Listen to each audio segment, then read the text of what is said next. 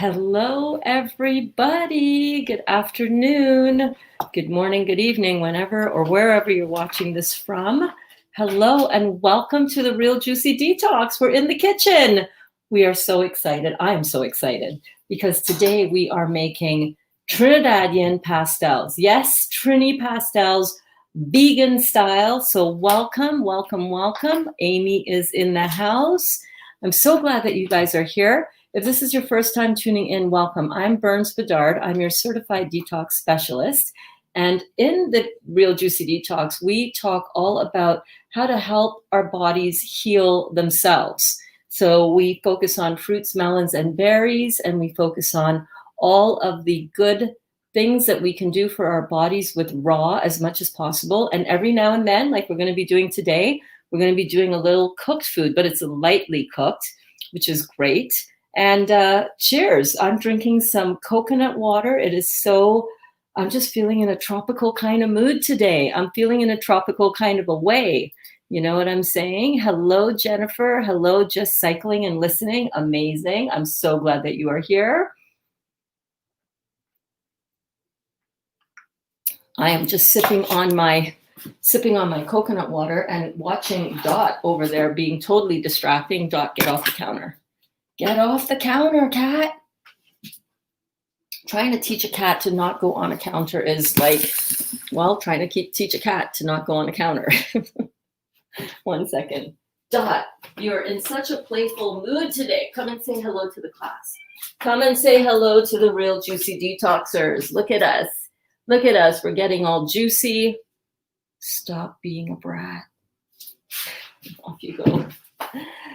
So come on in, welcome to class, pop in, say hello, let us know that you are here. And in the meantime, I'm going to do what I usually do at the beginning of every single class, which is share this out to our communities. So let's do that. But today we're making pastels. Do you guys know what pastels are?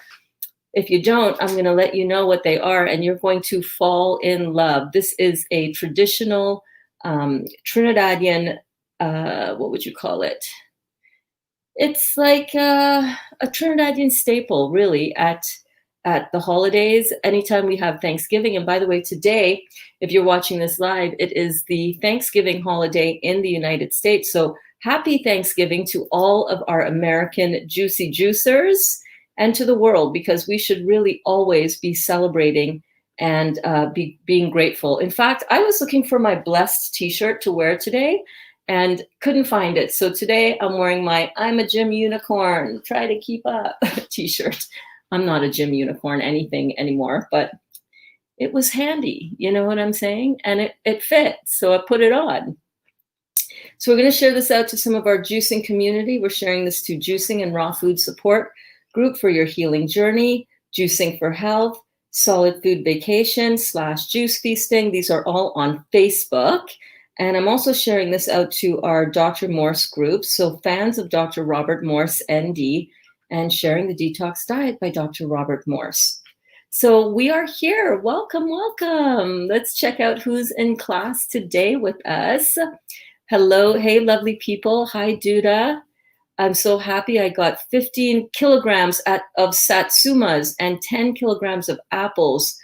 Such a great deal. Wow, that is amazing. Happy Thanksgiving. Yes, indeed. Yes, indeed. So how are you guys doing? I want to show you as well the burgers that we made yesterday, which came out so good. And I hate where this light is right now because it's like, it's doing something funny on my face. 1 second. 1 second.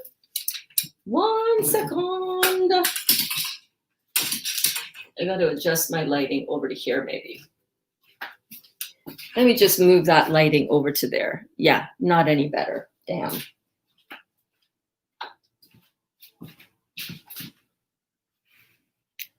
Oh, well. Oh, well. Oh, well.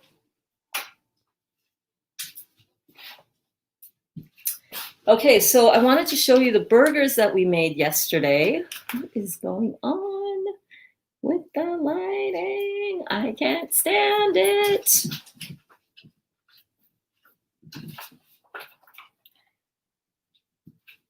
It's all good. It's all good. At least we are.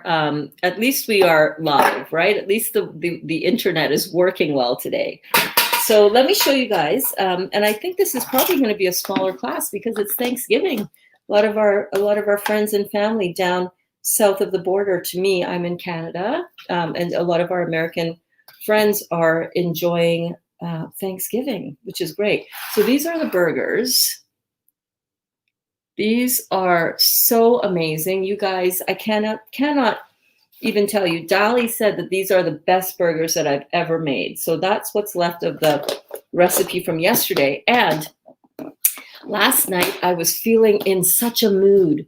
You know, I had that headache all day and I was feeling the feels of a little bit of like real concern about what's going on and what's coming down the pike. Holy moly. That I said, you know what? I need to make some pastels. I need to have some food and comfort from my home country, Trinidad and Tobago. And I decided last night I was going to try mashing up the, chopping up the burgers that we made and making it into a pastel. And I did some last night and they came out pretty good. I'm not unhappy with it. I'm not totally thrilled with it as yet, but I'm not 100% unhappy with it. And I'm going to remake them again today. I remade another quick version. I wasn't 100% happy with how the dough came out, but I think I've fixed that. And this is basically what a pastel is. It is like, if you think of, in the Mexican cuisine, they have tamales, which is a cornmeal or like a polenta type of wrapping or dough that's wrapped around a meat type filling. And this is what a pastel looks like. We would serve this for at Christmas time during the Christmas holidays. And when I grew up in Trinidad, my family and my mom and dad, my mom was a beautiful caterer, God rest her soul, and my dad. And we made these by the hundreds, you guys. My mom would take orders of people who wanted to purchase pastels beforehand, and we would sit down and we would make hundreds and sometimes thousands of these pastels for ourselves, for our family, and for sale. And inside, I'm just going to break it open. These are cold, so it's not really wanting to break open on me. Okay. These are cold. I had them in the fridge. So when you cut into them, you see that it's got that filling inside, right? Really beautiful. And these are traditionally and typically stuffed with meat, usually beef or pork or chicken even. Some people even use turkey. But I've never had one that tastes really good that is vegan or vegetarian. It's always, and everybody makes them a little bit differently. And today what I would like to do is I would like to make these with you because, oh my goodness, they are so, so good. Taste of home, taste of Trinidad, but we're going to be making them healthy. Dali took these to work today as well, and he sent me pictures of him eating these out on the job site, cold, freezing cold out there, and he was enjoying his pastels. And Duda, we put, there's one in here that we used Ivar. We put a little smear of Ivar before we put the burger filling on top of it, and he loved it. So this you can adjust and you can customize for yourself in a variety of ways. We have pastels in Brazil too, usually deep fried or baked in the oven. Yes. So pastels are very much a Latin influence, right, from the Spanish side of the world. And we have a very strong Spanish influence, as you do as well, Gabriella, in Trinidad and Tobago. So usually as well, these are wrapped in a banana leaf. So, they're so beautiful, isn't it? How in traditional cultures, we use whatever is around. And in Trinidad and Tobago, everybody has banana trees growing outside. Well, not everybody, that's not true. But a lot of people have banana trees growing outside, also called fig trees. I want one, Renee. Oh my God, girl. I'm bringing one for you. Here you go. Better yet, Let me taste this just to double check that it's really good. Oh yeah. Mm. Mm, mm, mm, mm, mm, mm. And this wasn't even the good one as yet. Mm. So good. So you've got the meat filling inside, but these are vegan with the burger filling that we made yesterday. But we're going to even make it even more Trini today with some addition of some green seasoning and some pimento peppers and some Trinidadian pepper sauce. And in addition to the meat filling, there are, I don't know if you can see it in there, but there are capers and raisins and sliced almonds and olives in there as well. So you get the sweet, you get the tangy, the savory, you get the sour from a little bit of the sour element, the pickled element from the olives, and it is really mm, mm, mm. Oh my God.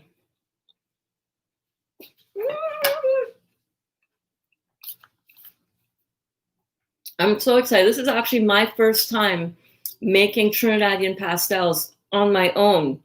Yes, I know it's like crazy and shameful that it's taken me 55 years to make my own pastel. So I want to show you again. In Trinidad, we would typically see it wrapped, instead of in parchment paper like this, we would see it wrapped in a banana leaf. It is so yummy. You have to try these, guys. That's why I wanted to show you how to make them ourselves so that, you know, we always have them. So in Trinidad, so as I said, these would be wrapped in like a banana fig leaf, as we call it in Trinidad. But if you don't have banana leaves, you can use foil to wrap it in foil. But I don't want to use foil right next to my food. I don't want to use aluminum foil right next to my food at all. So I thought, let me wrap it in some parchment paper and see if that works. And you know what? It worked perfectly. And then all I do is steam them. Hang on one second. I steam them over a pot of boiling water. I just put them all, I put them all into my bamboo steamer, just like so. And you just steam them for 15 minutes and then they're done. And they're so delicious. So I thought, you know what? Those burgers, they came out so good that why don't we make it again? But instead of just chopping up the burger, because what I found was, here's the thing. I found that when I used just the burger to do this, it was a bit dry. The pastel was a little bit dry. And you want a little bit of moisture in there so that it's juicy and so good. Yes, Renee, girl, for real, these are so good. And hello, everybody. If you're just tuning in, thank you so much for joining us. I'm Burns. I'm your certified detox specialist. And we are in the Real Juicy Detox kitchen today. Yes, we are. We are cooking up a storm. Most of the food that I prepare for my family is raw vegan. But I do have a couple of things that I allow myself and my family, I allow myself to enjoy. They can enjoy whatever they want. But I allow about 20% cooked food into my diet occasionally, not every single day. My main focus for my food supply and my fuel is fruits, melons, and berries. And right now I'm drinking the fruit of the coconut tree. Yes, man. Put a little lime in the coconut. You know what I'm saying? So if you are just tuning in right now, welcome. If you've never been here before, welcome, welcome, welcome. I love having new people in the class. And if you are returning, if you are a regular in the class, welcome back. Oh my God, it's so great to have you.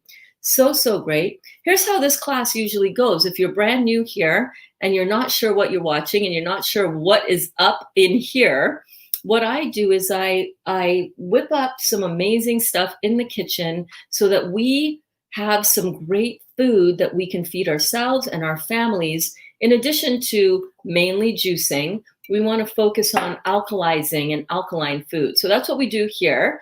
We hang out for like 2 to 4 hours every day in the kitchen. and we just hang out and we chill out and we relax. We ask detox. You guys ask me detox questions. I answer them to the best of my ability as a certified detox specialist with Dr. Robert Morse. And we have fun and we learn and we come together and we inspire each other. Oh my God. If you have been inspired by this class, type I'm inspired. If you are inspired right now and it's your first time, it's a great opportunity. Just type I'm inspired. Just I'm inspired in the comments, and let's get this party started. Duda, you were saying made some Ivar crackers last night. Almost all gone. Ollie loves it. Perfect. Perfect. Renee says, I'm coming to Canada when this COVID shit is done. Come, girl. Come on over. There's always a spot here for you. Come. Patties, yes, one of my favorites. Yes, girl, yes. Funny stories, I always have heartburn when I have bell peppers. Well, then don't eat bell peppers. I know, sometimes it's weird, right? Duda, where do you get all that fruit from so cheap, right? Duda, give us the details. Duda always has the good, plentiful, bountiful fruit in her beautiful diet. Lana, seriously. Totally mouth-watering. Girl, I got you. We are always inspired by you, Burns. Yes, Lana is inspired. Amy, wait, it moves so quick. Amy, so inspired. Way to go, Amy. Rachel, hey, Rachel. Oh my God, so great to see you. I'm inspired. Ronnie says, I'm inspired. Yes, look at all these beautiful people being inspired. How amazing. You know I'm inspired. Yes, I do, Jen. Yes, I do. Your Trinidadian green seasoning is of a wet texture, right? I will show you, actually. Here I have some right here.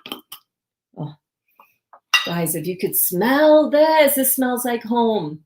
So mine is kind of like a paste. Mine is like a thick paste. I don't like putting too much water in mine. Oh, it smells so good. It smells so good. So the recipes for everything that we are doing here today, I went ahead before the class and I put them in the description of this video. Also in the description of this video, if you are watching and you're like, where is this?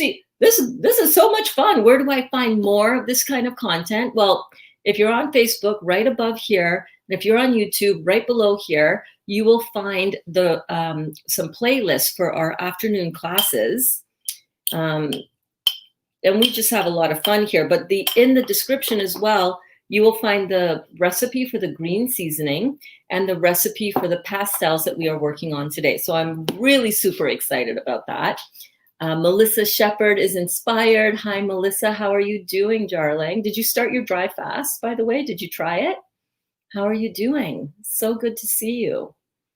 Beverly Kirby is here. Definitely inspired. Thanks for all you do. Oh, my God. Thank you for being here and for being inspired. Jennifer says, hey, Rachel. Do you know Rachel, Jennifer? That is so cool, isn't it?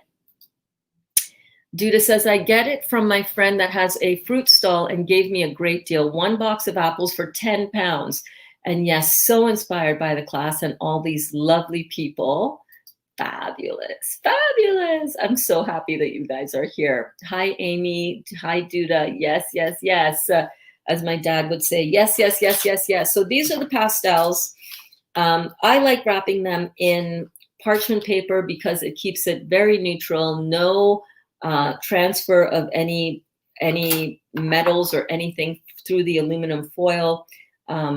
These are a taste of Trinidad. And if you have never made these before, like I've never made these before yesterday myself personally, and you're from Trinidad, I feel you, I get it. It's time to get on this because these are so good. So let's put these to the side over here. Let's wrap up this one because I don't want it to dry out. These are so much easier to make than you guys would think. And they are so good. They're a great snack that you can travel with, that you can prepare these ahead of time. I want to make a disclaimer about these though, okay? These are made with corn flour. Now, Dr. Morse, who I love and respect and have changed my life with his work, does say that if you're going to cheat on something that is at least still alkaline. You know what I mean? And in his book, corn flour and cornmeal and corn in general is a cheat food. So I will have that disclaimer here. I know that it is alkaline and alkalizing, but it is harder on the body to digest. What I think, if you're using it in flour form, and if your kidneys are filtering, and if you are healing and you're on further along on your healing journey, you don't have any chronic intense symptoms, your life isn't in jeopardy right now. It's not like, oh my God, you need to get on a great fast and stay on a great fast and get this condition out of your body, which I have been doing literally since June the 1st.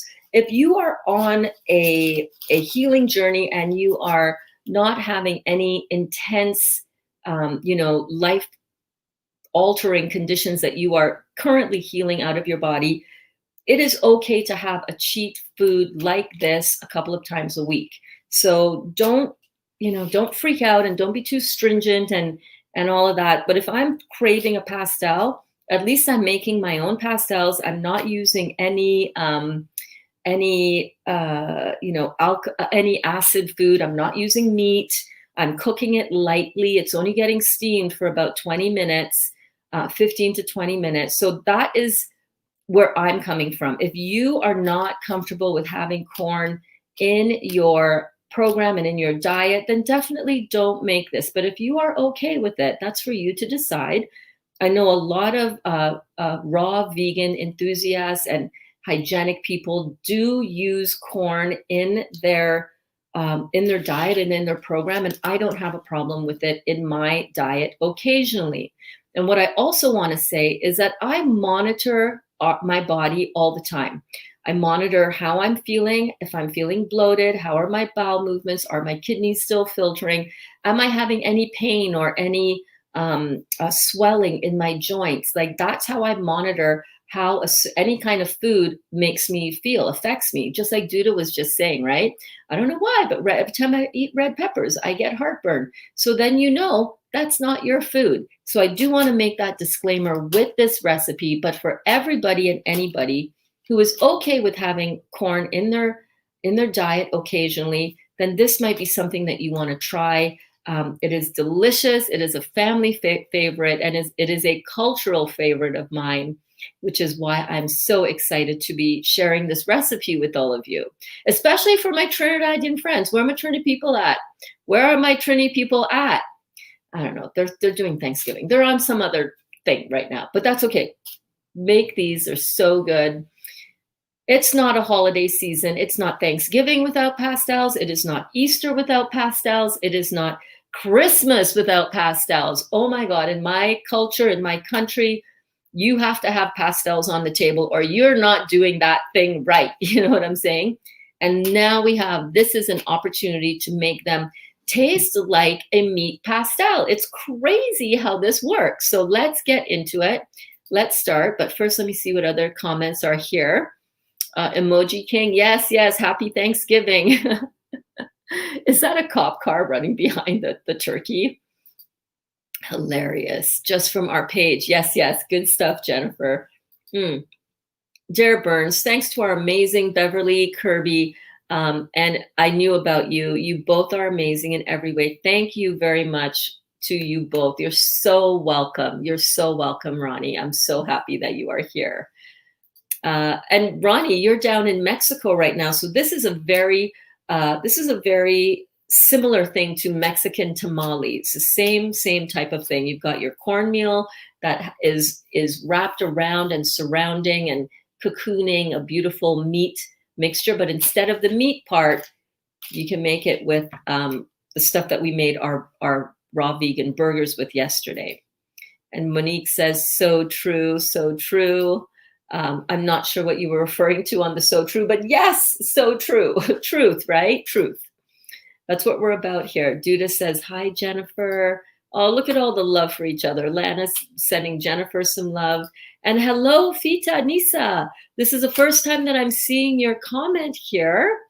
Are you from Japan? I see your banner, your profile picture says we are Tokyo. Welcome so much to to what we are. Welcome so much. Welcome, welcome, welcome to the Real Juicy Detox. And thank you so much for dropping an emoji in there. I'm so glad that you guys are here. And by the way, how about my energy today? Remember yesterday? Oh, Lord. You guys are troopers for putting up with low energy burns. I don't know how you do it. Yesterday was a hell of a ride. I was having a seriously detoxy day, and it was crazy. Let me put these to the side, and let's start getting our stuff done. So if you're following along, the ingredients and the instructions, well, the ingredients are above if you're watching on Facebook and below if you're watching on the YouTube. If I see a lot of you are just popping in now. You guys are always popping in. I love it. What we're making today are these beautiful pastels, right? A Trinidadian favorite at Christmas time. I put a little raisin on here because Dali doesn't, my boyfriend, my beautiful, delicious lover, does not like raisins. And I put extra raisins in some of these for me because I love raisins. And this is what we're making today. So if you're interested in hanging out with us and enjoying a nice relaxing day, then welcome. Fita says, hi. Yes, first time commenting, but been following you for a while. Oh my God. I'm from Hawaii. Aloha, and happy Thanksgiving. Do you guys have a similar Hawaiian type dish like this with the cornmeal? A lot of similarities between the Hawaiian culture and Trinidadian. It's all within that whole tropical band, right? The tropics, man, the tropics. I love how the banner looks. What is this? Or always on, what is this? Or always on live? Well, the banner, Monique, the banner that you see here, by the way, cutest picture. Look at your profile picture. How cute is that? This is, I do this through StreamYard, through a streaming app where I can put the comments and the banners up here so that we have, it's like it's like we're hanging out, or as we say in Trinidad, since we're on a Trinidadian theme, we lime in. Liming, Liming, means we're hanging out. We lime in. It does look so good. Yes, you do. What is it? Tell me about it. Jennifer says, aloha. Oh my God, you guys are amazing. So let me put these to the side. I'll be right back.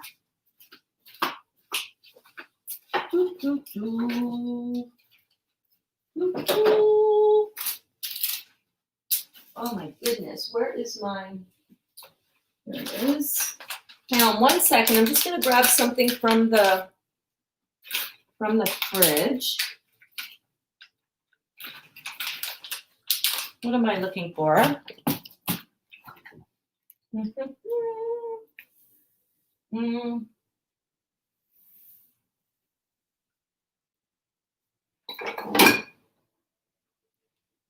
Oh yes, my pepper sauce. My pepper sauce and some garlic. Okay. All right. Let's do this. I am so excited, you guys. I'm so excited. You know what? You're so welcome. You're such a cutie. Chata in the house. Hi, family. Food is life. Yes, girl. How are you doing? I've been thinking about you. You've been on my mind. I hope you are well. All right, so what we're going to do here, I'm kind of a little bit running out of olives. I don't have that many left for this recipe, so I'm going to add in some of the pickled jalapenos. So I'm just getting that out so I don't forget.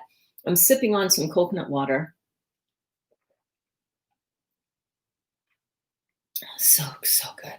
I think I might have to switch over to grape juice after this because I don't have any other juices pressed right now, but that is okay. All good. So what we're going to do, let me move some of these things off to the side here. Get my stool out of the way. So what we're going to do is we're going to be making the base for our filling. And I'm just going to lightly chop up these mushrooms. I don't usually buy mushrooms every day sliced like this, but That was all that they had in the grocery store when I went last night. So that's what I got. Chata says, getting stronger every day, hun. Thank you. That is amazing. You're doing an incredible job, babe. I want to let you know. I'm so proud of you. I'm so inspired by you. You want to talk about inspiration? Damn. You guys inspire me all the time. All the time, all the time.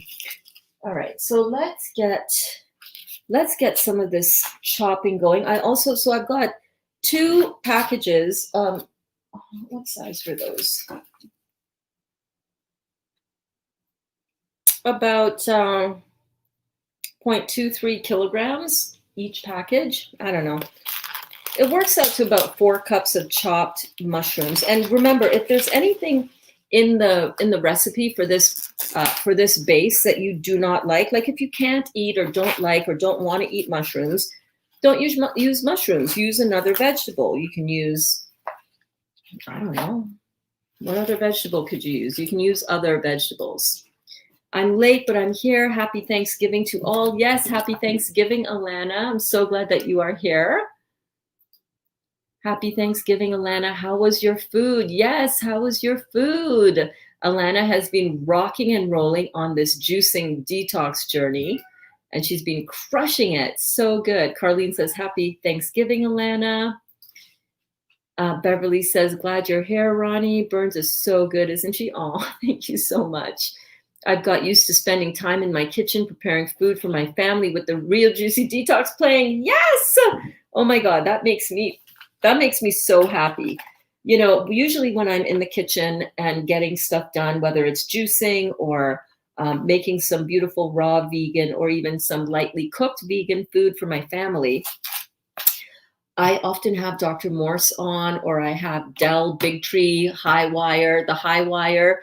Have you guys seen Del Big Tree lately? Oh my God, you guys got to check him out. He is such a good, he's got good info. He's got the info. Haven't eaten yet. I just want juice. Probably won't eat the chewing food till tonight. Okay, so if you're going to eat the chewing food, and it's your first chewing food, really, aside from a salad here or there in almost 40 days, Alana, take it slow, take it gently. I would have fruit at first. Get your body something nice and hydrating and very gentle on the digestive system, or you might not have a good reaction to heavy food right now. So just a bite here or there, okay? Only up to 18-hour dry fast, but working on going more. That is amazing. An 18-hour dry fast, that is incredible, especially if you switch out. That's what a lot of people do with intermittent fasting, right? I don't do intermittent fasting because I just don't. I've done it before in the past. I've done it quite a bit, actually, and it's just not something that I do anymore. But if you want to do it, 18 hours is amazing. Oh, Alana, it's already night here. I keep forgetting. Yes. It's nighttime for some of you who are across the pond, or in Australia, it's the middle of the night for all of our Australian people. I'm so sorry, but this is the best time that I can come to do the live classes at noon. And if you guys are new to the channel and you haven't seen what we're doing here before, I want you to know that I go live 3 times a day, every day, unless I need a break like I needed last night. I didn't do the live evening check-in, but I go live 3 times a day. Yes, I do. I don't know where I get the energy from, but when my energy is flowing like it is today, come on now. I can talk about this detox thing and cook and have fun with you guys for a long time. So yeah. So I go live 8 a.m. Eastern Standard Time, noon Eastern Standard Time, and 8 p.m. Eastern Standard Time. So pick a time, anytime, and we will connect and we will inspire each other and we will get healthy together. So what I've got here, check it out. I've got my little mini chopper. I don't feel like taking out my big electric chopper, so sometimes I just prefer using this. So we're starting.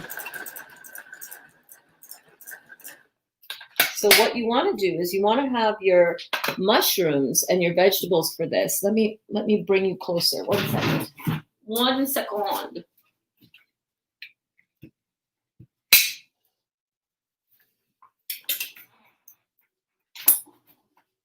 Okay. I'm sorry if I'm making you dizzy. Hang on 1 second. Hang on. So you want to have your, that's not working. Why don't I just go like this? So you want to have your mushrooms and pretty much all of your veggies for this. Nice and lightly chopped. You see that? Really lovely. Really, really lovely. Oh yeah, Alana says, yeah, I'm only going to have a couple of bites, all raw for me. Good girl. Good job. So you want to just start chopping up all your stuff.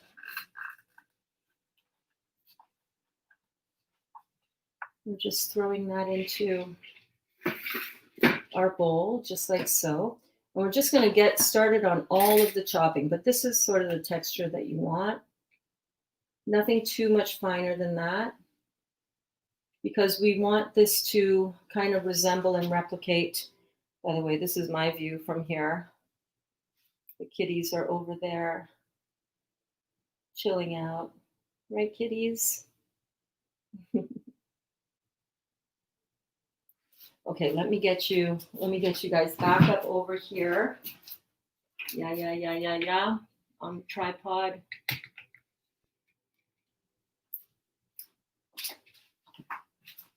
And where is my spatula? So we're just going to get this into the bowl. And we're just going to chat. Let me know if you have any questions about the recipe. Do you have any questions about detox? That's what we love to cover here as well. Let me know. Let's see. Mushrooms, yes. So these are mushrooms. So these ones, this package I just opened here was Trini mushrooms. These are just white button mushrooms. So I'm just going to rough chop all of these nicely. Not rough chop. These are, I would say this is like a fine chop. Yeah. Do you like mushrooms? Yes, mushrooms. Yes, mushrooms. We're backwards, LOL. You were backwards. And Jennifer says, thanks, Alana. You guys are so awesome, so helpful. Alana, I just got to say thank you again for all that you are doing in the juicing group. You're an amazing part of the community. And thank you for encouraging me to get my butt together, get my act together with the group and getting it all set up. And just clean the bottom of my counter here. You know what? There was a little drop of oil on my counter from when I was practicing the new, slightly different version of the dough today. And now my my thingy doesn't want to stick. Come on. There we go. Still not sticking. Shit. Shite! Give me a minute. Give me a minute.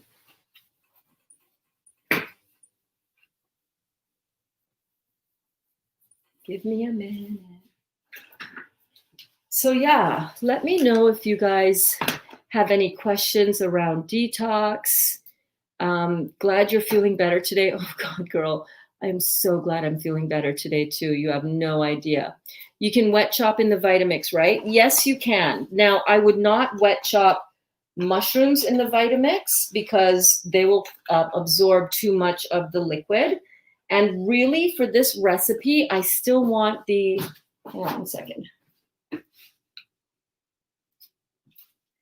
I still want the ingredients fairly dry. So I'm actually not wet chopping for this recipe, but you could. I've done it.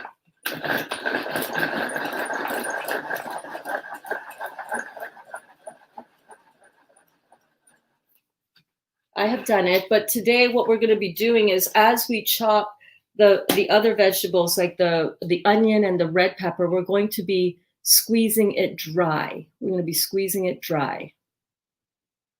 I am backwards now, aren't I? Am I backwards? 1 second.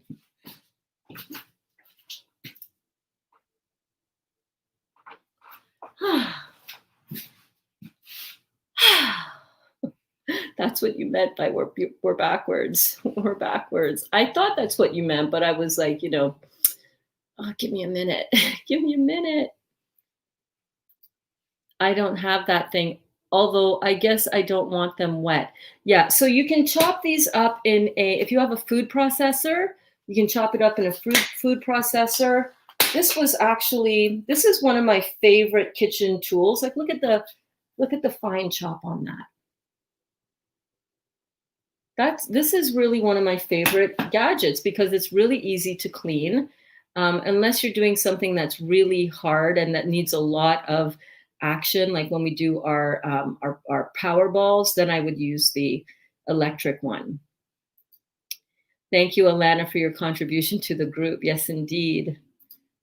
Your kitchen is awesome, says Kristen. Kristen Leah, thank you so much, darling. We renovated and did this kitchen a couple of years or a few years ago. It was so much fun. Kelly, if you're watching, Grand Chess, who is in the class as well. My dear darling girlfriend, Kelly Cox, helped us hang the wallpaper. I've had other friends who came to help us with all, oh my God, painting these kitchen cabinets. That was no easy task, let me tell you. So I love that you love the kitchen. So do I. Let's see here. Alana says, my pleasure. Glad I could help in any way possible. You're so amazing, Alana. Thank you so much for all you do. Like, seriously. Burns, you have so many gadgets. I know, I do have so many gadgets because in the kitchen, you want to be efficient and you want to have good gadgets, right? Alana says, thank you. It felt weird. I know. I know. Thank you, Ronnie. You're so kind and a great support. Thank you for being you. Yeah, Ronnie is amazing, isn't she? Oh my God, I'm getting your OCD. You have every gadget girl. I would love to have more gadgets, to be honest with you. I don't have room for any more. You know what's funny? Last night I was standing here after we made the pastels. I was standing here and I was like, and Dali was like, you ran out of room, didn't you? I'm like, yes, I did. I need that whole room. That's our bedroom. Actually, that technically speaking should be a walk-in pantry. You know what I'm saying? That would be so much fun. Yeah, I don't have room anymore either. Oh my God. Oh my God. What is your favorite kitchen gadget? I would love to know. Aside from not talking appliances, okay? Like, so my favorite appliance obviously is my dehydrator now, but I want to know, what is your favorite kitchen gadget? Let me know in the comments. What do you have that you love? I love my garlic press as well. Just a simple little gadget, right? Garlic press. Oh yeah, goes a long way. What is your favorite kitchen gadget? Hey, Dali, my delicious lover is here. Lots of work on the kitchen. It all started because we wanted to paint I hated the color in here. I mean, I love you, baby, but the color in here was like really bad. And I was like, okay, let's just paint that one wall, just that wall. We'll just paint that wall. Let's paint that wall. And then before we knew it, we were painting everything and tearing things out. It was so much fun, wasn't it? Where's your profile picture, baby? What's going on? There we go. Your picture of your dad. Oh, your beloved dad. May he rest in peace. Yes, we are doing it. We are doing it. We are doing it. There was so much work in this kitchen to get it done, but we did it all by ourselves with a lot of help from our friends. Brookie's home. Come here. Show the people how cute you are. Show my people. Show my people how cute. Look at how cute this lady is. Oh, machines are fun. Just what? So the machines are fun. I forgot my duffel bag. Oh, your duffel bag. I love cloves. Yep. Oh, you forgot the thing you were going to do. Yep. Okay, you forgot everything about what you were going to do. That's hilarious. Okay, so we have a lot of mushroom here, and I want to measure it out to really see how much this mushroom actually, how many cups these 3 packages of mushroom actually yielded. Oh, awesome, Dali. I'm here. Move to YouTube. Nice, nice. Flexible cutting boards are awesome. Yeah, I love my flexible cutting boards too. So handy, aren't they? Such a handy tool.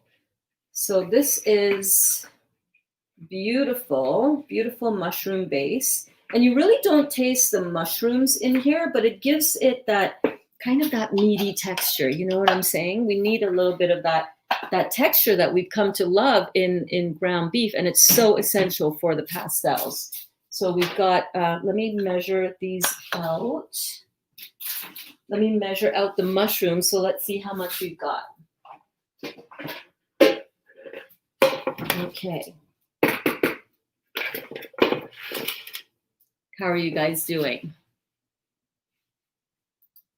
I had to clear out my cupboards yesterday to fit my haul from Duda's Ivar and Carob and buckwheat flour shop the other day. Excuse me. Yeah, you guys, filling up our pantries with alkalizing food and food that is going to support our detox is so incredibly important to do. Not that long ago, I cleaned out this cupboard underneath here, and I was pulling out all kinds of crap, and I showed that to you, right? I should really start saving some of those YouTube, some of those Facebook lives that I have done, and start uploading them to the YouTube channel here, because there's some good shit that I've done on Facebook. My Yulu knife and board, use it for everything. Oh, cool, cool, cool. Spiralizer. See you, babe. Have fun. Bye. Love you. Jennifer says spiralizer, dehydrator, juicer, and Vitamix. Yeah, my dehydrator, my juicer, and my Vitamix are 3 staples in the house. So I've got my Vitamix blender here, my juicer over here, and my dehydrator in the other room in the front. Duda says, oh, I'm sorry, Jennifer. Sorry, hashtag sorry, not sorry, right? Okay, let's measure out and see how many cups of mushrooms I got from those 3 packages. So that's 1, 2, 3, 4. It's funny. 5. I was going to make a guess before I did this. And in my head, I was like, I bet you there's 6 cups of mushrooms here. And sure enough, 6 cups of mushrooms. Very cool, very cool. So what did I have written in there? 2 cups. Did I leave out mushrooms? No, I put 4 cups of mushrooms finely chopped. Well, we can change that to 6. What's important to remember is that when you're doing this recipe, you don't have to have exactly the measurement. You know, you could have a little bit more, a little bit less. Adjust it. See how it goes for you. And Jennifer says, Duda, it needed doing, feels more organized now. Yeah, I highly recommend cleaning out your pantries. Clean out the pantry. Make room for the good stuff. And even then, oh my God, my pantry's a little bit of a mess. I got to clean out. I got to get that cleaned out. Now what I'm going to do, you know, yesterday when we did this recipe, I took my my organic roasted chestnuts, and I get these at Dollarama, my local people. Yes, in the food section at Dollarama, they have these organic roasted chestnuts, and the only ingredient on there, can you see that? Right here. Can you read that? Ingredients, organic chestnuts. That's it. Well, I'm sold. Oh, my cats are going to start going crazy because they think that it's a snack.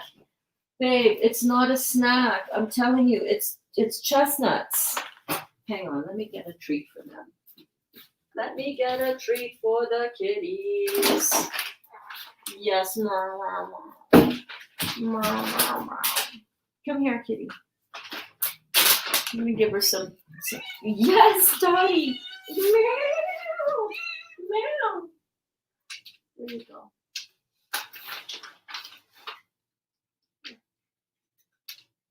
Oh my God, they are so cute. Here. Kitty, come here.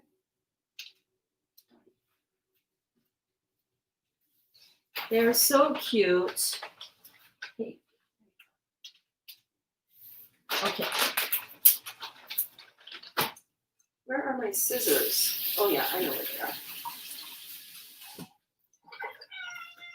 That's it. You're done. Just a little snack.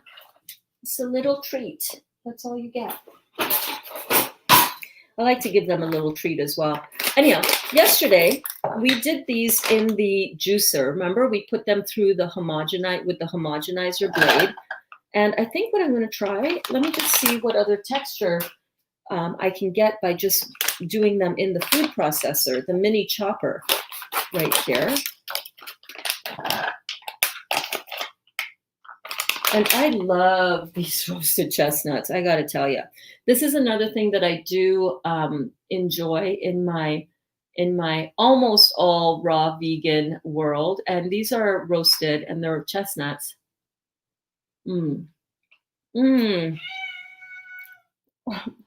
funny enough, Dot enjoys chestnuts. Dot, you want a chestnut?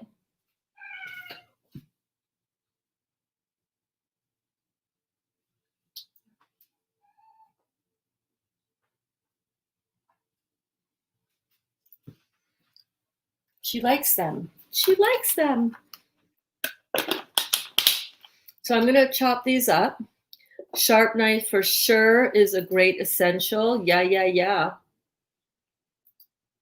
Great set of sharp knives and a good chopping board. I know, those are my favorite cooking utensils, kitchen utensils as well. Gotta have good knives for sure. So let's just give this a rough chop.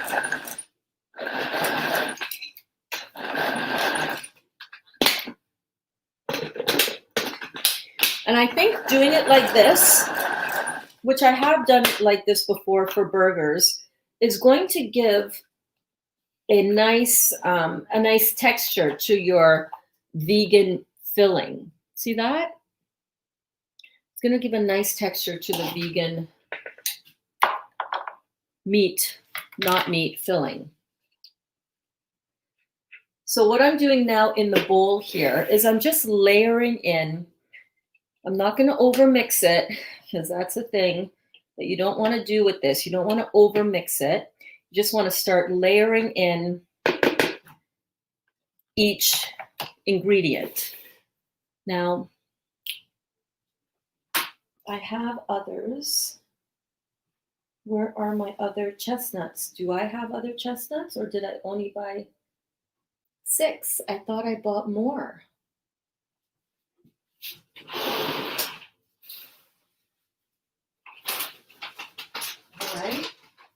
All right.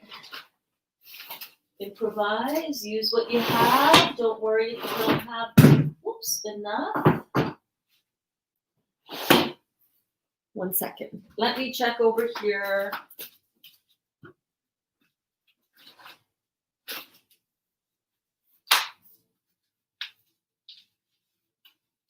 Huh. I see, said the blind man.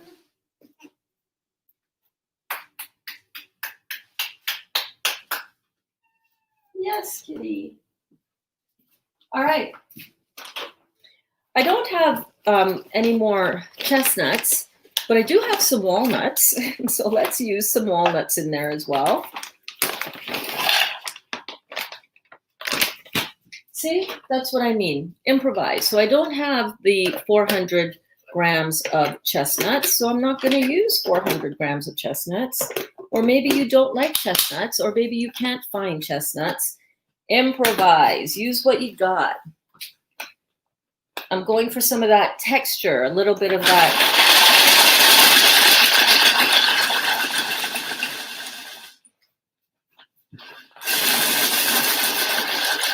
pretty.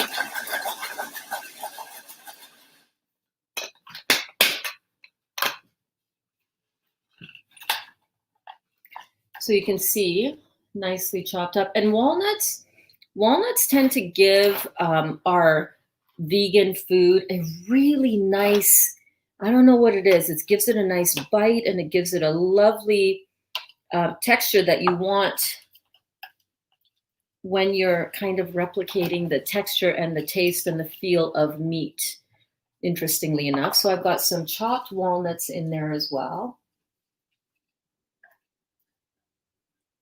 I'm just adding them to the top, like so. Are you guys having fun? Are you enjoying yourselves?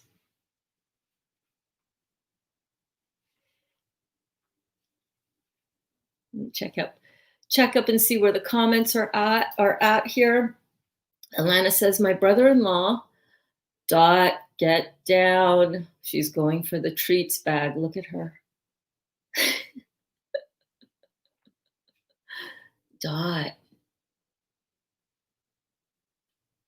She's going to fall off that chair too. Dot. Hey.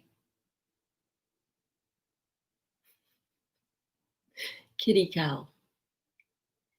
My brother-in-law bought me a set of knives a few months ago because I was using steak knives to cut everything. LOL. That's awesome. Hello, Sehar. Sehar says, hello, beautiful people. Jennifer says, hey, Sehar. Alana says, hello, Sehar. Jennifer says, lucky you, Alana, kind family. Yeah. How many will this make? So this made an entire tray of that are still in the trays that I used for the burgers yesterday, and the meatballs are still in the sink. I soaked them last night. Oh my God, Dot. What are you looking for? There's nothing there for you. There's nothing there for you. It made a fair bit. This is going to make way more of the vegan meat filling than I need for the pastels, but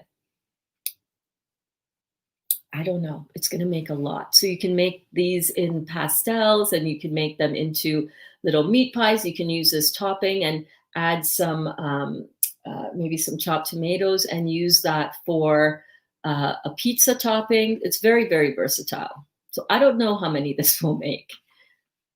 I'm the baby, so they spoil me rotten. Well, hey, you take it, girl. You are blessed, babe. Hey, Dazzy, how are you doing? I have a mohawk also. Do you? Oh my goodness, that is so cool. I'm growing it back now. It makes me feel so good. I miss it.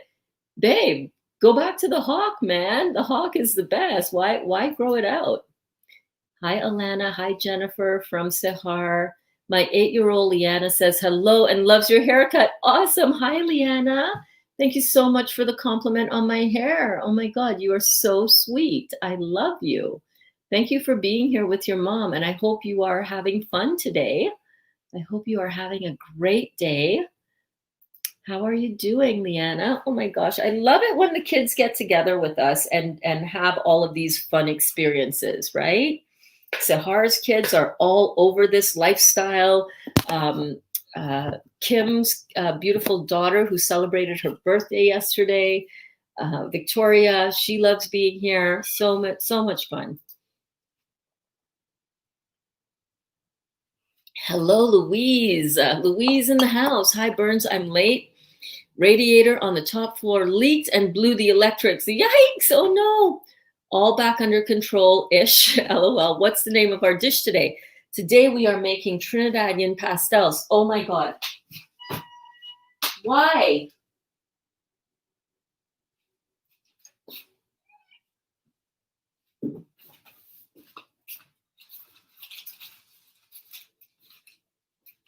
Oh, let me bring the other one over. I'm bringing one over to show you what we're doing, Louise. We are making these Trinidadian pastels. Dot is cracking me up too. She's in a mood today. She's been very playful. She's been finding, stray things on the kitchen floor like garlic cloves, and she's been playing with them. And she'll be up on the counter again, I'm sure. And I should kind of wash my hands because I probably have dot hair on them. Dot. Dottie McDottie. I'm gonna feed them in a minute, and then after they have their lunch, they will go and have a little nap. That's Dot stealing the show. I know, it's like Dot. Oh my God! If her brother Cleo was still alive, we lost him this spring. He got hit by a car and right outside of our house. Really sad. But Cleo was. There's such. I love our fur babies. I'm telling you. Okay, so this is what we are making today. We are making Trinidadian Pastelles. They're like a cornmeal patty or pie filled with usually chicken, usually beef or pork or a combination of that, sometimes chicken, sometimes vegetarian, but I've never tasted a vegetarian pastel like these ones. And when you cut them inside, this is like what they look like.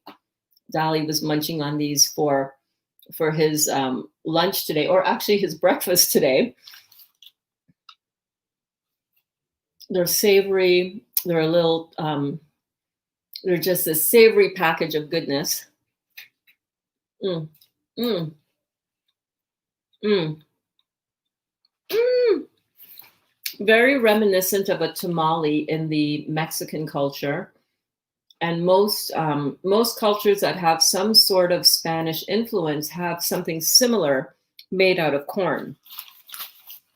Okay, one more bite. Mm.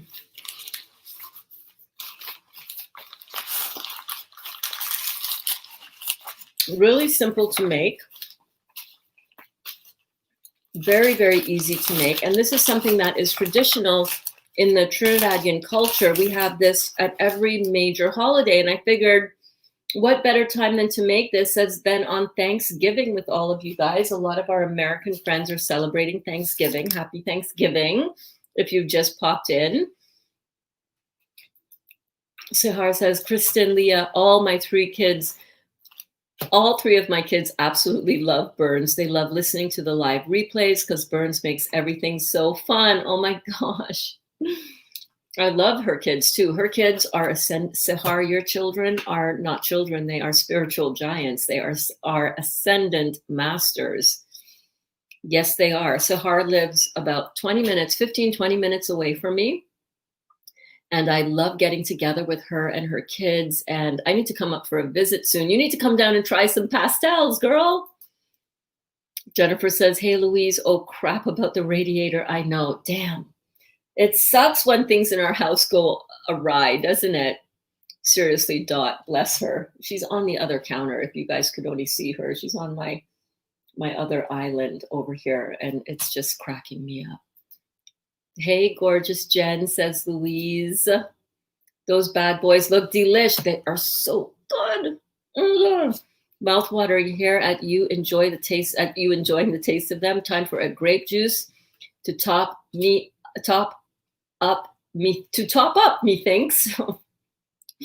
I'm going to be into some grape juice as well because I only have this much of my coconut water left and I am loving it. Duda says, hi, Louise. Yes, we are soul sisters, 100%, girl. Time to make some more heel all tea because you know I messed up my heel all tea that you made for me, right? Put too much chaparral herb in it. Totally threw the taste way into the bitter zone. Ugh. Okay, so where are we? So far we have 6 cups of mushrooms. The description and the ingredients for all of this are listed up above if you're watching on Facebook in the description of this video, and they're down below in the description of the video if you're watching this on YouTube. But there are a couple of changes that I obviously have to make because I just measured out 4 cups, not 4 cups of mushrooms, but 6 cups of mushrooms. So let me adjust that here on the Facebook. And I only used 200 grams of organic roasted chestnuts. And also I used let me go back up here. I used about half a cup of chopped walnuts. Half a cup chopped walnuts. And I'm just doing that here right in the Facebook post on this. So, okay, so let's keep going because I'm reading this right off of here. Okay. The next thing that we're going to do is we're going to chop, I'm going to do this, the seeds and the juicing the carrots and the celery in a minute in the juicer. But I want to finish up doing what I need to do in this mini chopper first. So I'm going to get some red pepper in there. My bell. You can ring my bell. Ring my bell, my bell.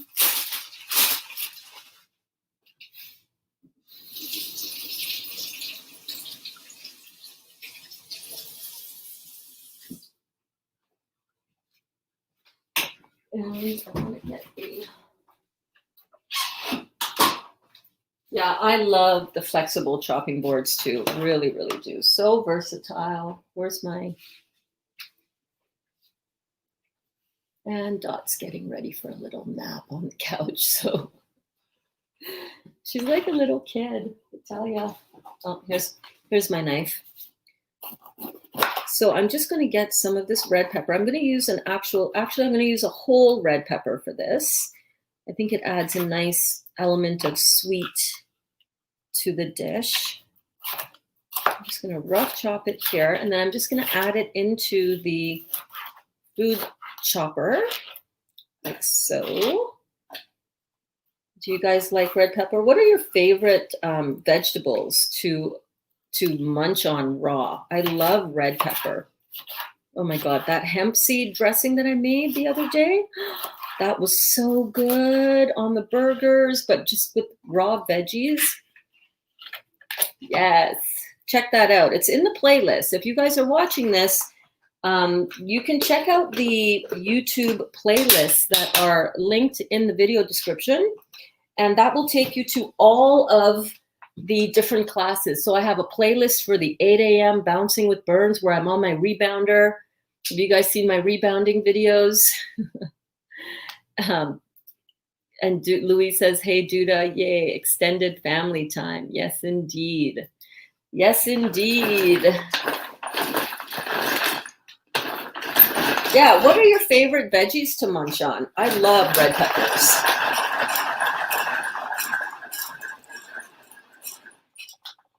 So here we've got a nicely, finely chopped red pepper. Look at this. Ooh, baby. Now, I'm just problem solving something here. In this recipe, we are using, for this recipe, remember yesterday I squeezed out all of the juice from the peppers in order to have our burgers be really dry and really dehydrate nicely and have that texture. Ooh, avocado and sweet peppers, yes. Yes, I love avocados too, one of my favorites. Lots of good, healthy plant fats in that. So I'm just looking at this now and I'm thinking, I need the mixture for today's pastels to have a little bit more moisture. That was the one thing that I didn't love about yesterday's recipe for the pastels is that, number one, of course, I had it dehydrated. So that was a thing too. So I don't want to really add in more moisture, but I don't want to take out any moisture either. Here's what I'm trying to problem solve. Do I squeeze out the moisture from the sweet peppers, or do I leave that little bit of moisture in so that when I do this recipe for the pastels, there's a little bit more moisture in the filling? You know what I'm saying? And we actually squeezed out a fair bit of moisture from this. You know what I'm going to do? I'm going to follow my instincts. I'm going to put this in without squeezing out the moisture, because for this pastel recipe, I want the filling to have a little bit of juiciness, you know? So let's just put that in without straining it. Oh my God, and my finger is so sore.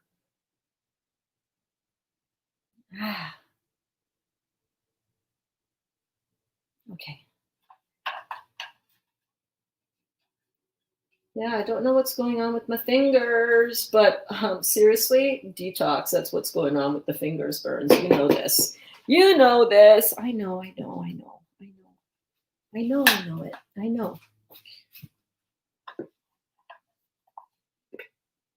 The thing about this, it's got a great little suction base on the bottom, right here, to keep it suctioned onto the counter. But sometimes it might have a little something underneath there that prevents it from sticking. You know, it could be a little bit of oil or a little, this one was a little, one of the pepper seeds. Okay, so the next thing I want to do is I want to get the, my finger is really hurting me. You know when you poke yourself with a pin or something and you get that little bit of inflammation and pain, or you get a little paper cut? My thumb is like, my thumb is hurting. My thumb is hurting. My thumb is hurting, but that's okay because we got stuff to do. I don't have time to be complaining about my thumb hurting. So we're going to put a chopped onion, one chopped onion. And I'm certain that my finger, not just my finger, my fingers have been hurting because I used to get my nails done. You know, I used to get the whole, you know, fake nails and everything. And it feels just like how my fingers would feel every time I would get my nails done. Like for the next day, I would have to take painkillers so that the pain on my nail bed would subside. Yeah, crazy, right? You would think that would be a clue to me to, hey, yo, Burns, stop wrecking your body like that. But no, needed to do that because, you know, needed the fingernails, right? Where is that bowl? So into this bowl, I'm just going to put all of the composting stuff. We compost everything, all the vegetable matter here. All of the vegetable matter gets composted because we use way too much vegetable matter and have all the peels and all the pulp and all that stuff that need to get composted. So I always put my stuff in a composter bowl. So I'm just going to roughly chop these onions. And as I do this, I'm thinking in my head too, you might want to squeeze out the juice from the onions, Burns, just because it just might, I don't want it to be wet. I don't want it to be wet, but I want it to have a little bit of moisture inside, you know, so the little bit of moisture from the red pepper will be, I think, just enough. So I'm going to squeeze the water out of the onion as well.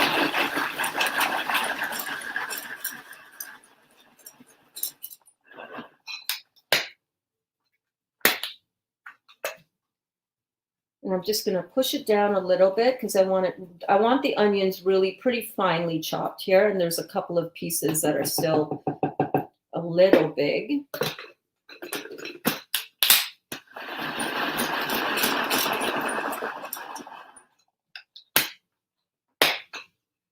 What about you? What vegetables do you love to eat and like eat raw? I'm talking about like just munch on veggies. Do you guys have any favorites?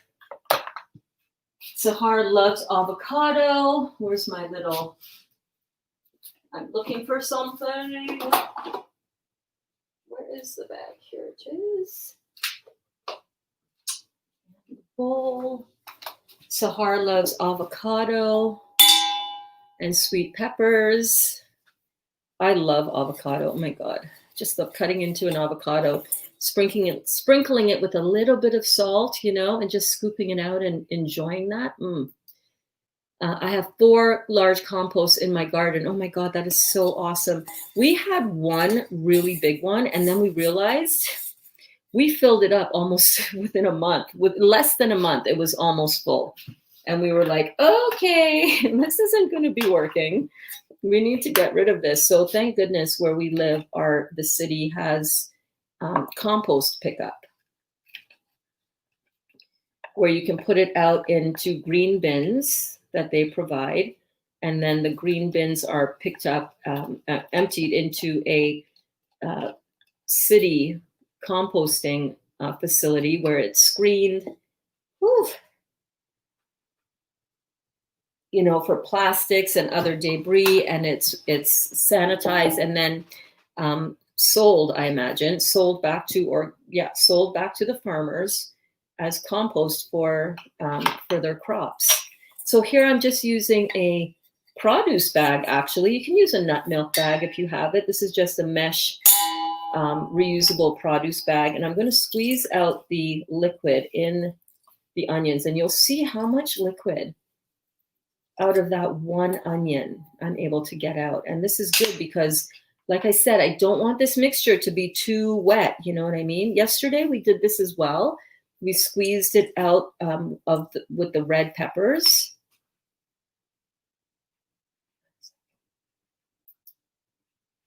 Sharon says, I love cucumbers. Oh my God, cucumbers are so good, aren't they? Yeah. I love cucumbers. I love red peppers. I'm not a big fan of the cruciferous vegetables, you know, the broccoli and the cauliflower and such, but so I'm just squeezing out as much of that moisture as I can out of the onions. Okay, and I'm just going to add that nicely chopped, dry as possible onions.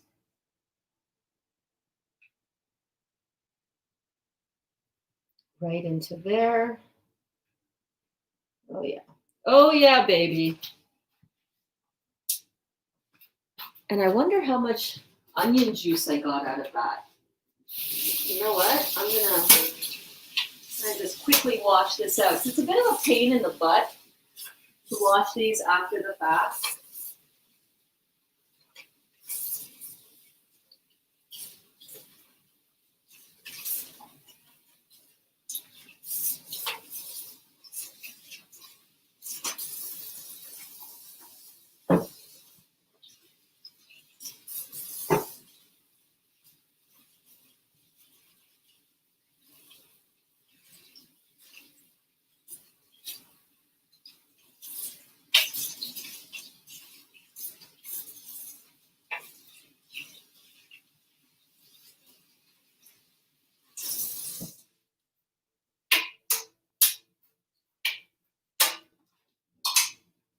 There we go.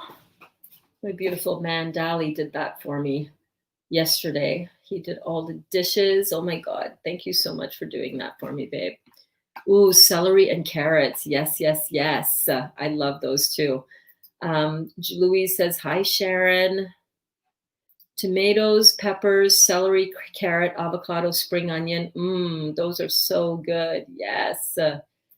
Isn't it amazing how much beautiful food that we have? We're so fortunate. I want to see how much liquid I got out. I bet you it's like half a cup. Let's see.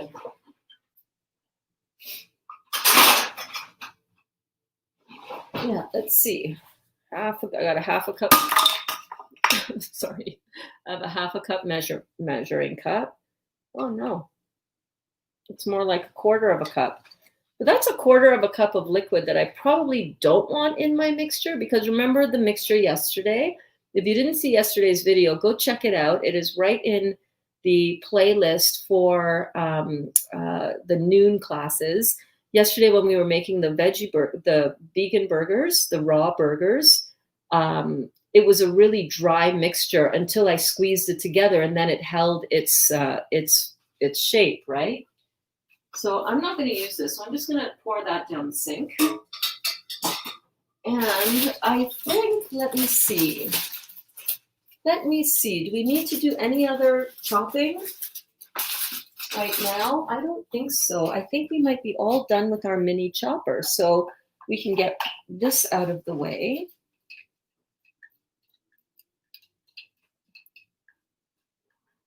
How's everybody doing? Are you guys doing well? What is up? What is up? Gabriella says, during spring and summer, we made our first garden at home. Wow, that is so cool. At one point, we had about 30 cucumbers harvested. We were having cucumbers 24 hours a day, and I was giving it away to neighbors too. That is amazing. That fresh cucumbers, when they're grown in your garden, I remember a couple years ago, Dolly's mom had some come up in the garden, and they are so good. So much better than what you buy in stores, aren't they? They're like crunchier and just so much more vibrant. I miss not having a garden. Actually, a friend of mine, Nina, sent me we were chatting today about some of the proposed stuff that is probably coming down the pike soon for Ontario and Canada with this whole COVID thing. And she was asking me if I have a tower garden. And I said, no, but let me look into that right now and see what that's all about. Tower gardens, that might be the way to go for, for sustainability, true sustainability. I'm going to rinse this out.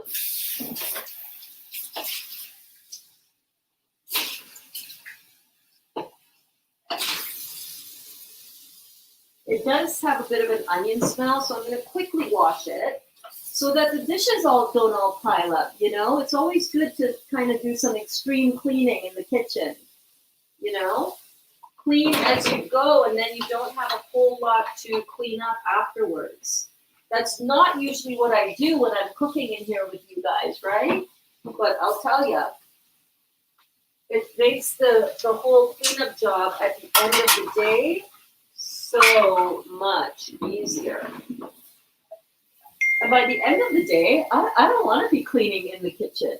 You know, I'm like, no, thank you.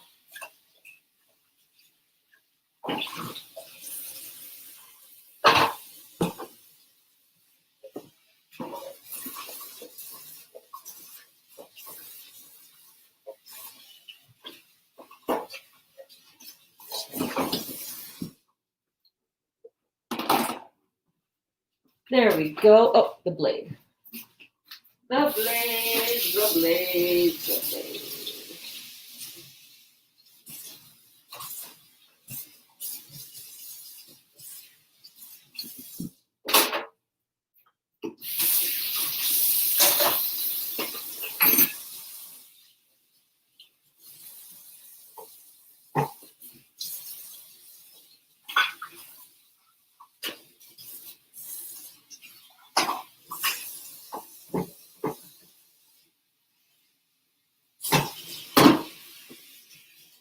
Okay. So next, what we want to do is we want to be juicing our carrots and our celery. Let's see, what does Louise love? I love fresh yellow, orange, and red peppers, cucumber, a mange tout. What is mange tout? I don't know what that is. Green peas, soya peas and beans, carrots, cherry tomatoes. I could go on. Gabriella, we started our own home garden this past spring too. Amazing. Yes, people were coming to me saying our cucumber was way better than the grocery store. I miss that moment of taking care of the garden, spending the time outside, connecting with our plants and veggies. We might want to be starting to look into indoor gardens for our live food. Like, seriously, we need to be looking at that. You know what I'm saying? We cannot be dependent on our external sources anymore for our food. I'm just getting rid of a notification from my girl Danielle. Let me see what Danielle has to say. Oh,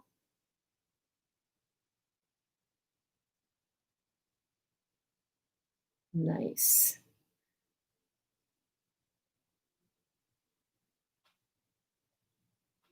Okay, let me go back to my Facebook app. So what we're going to do now is we're going to get ready our carrots and our celery. So yesterday I used 2 carrots, I think. Today I'm going to use 3. I don't know why. It was just calling to me when I was grabbing them out of the fridge, you know? And I like to listen to food when it speaks to me. I like to listen to food when it speaks to me. Oh, there's my peeler.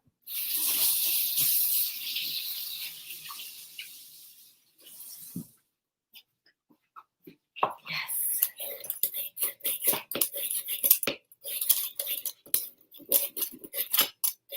It's a really cool way to peel carrots. Have you ever seen this? Just up and down as you rotate it around. Bam, done. Check it out.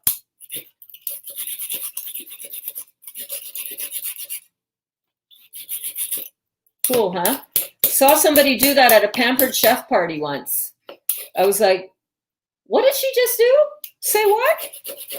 And of course she was selling the, Pampered Chef peeler as if that was the amazing thing that made it all happen. No, it works with any peeler. Fell for it though, bought the Pampered Chef peeler, so it worked.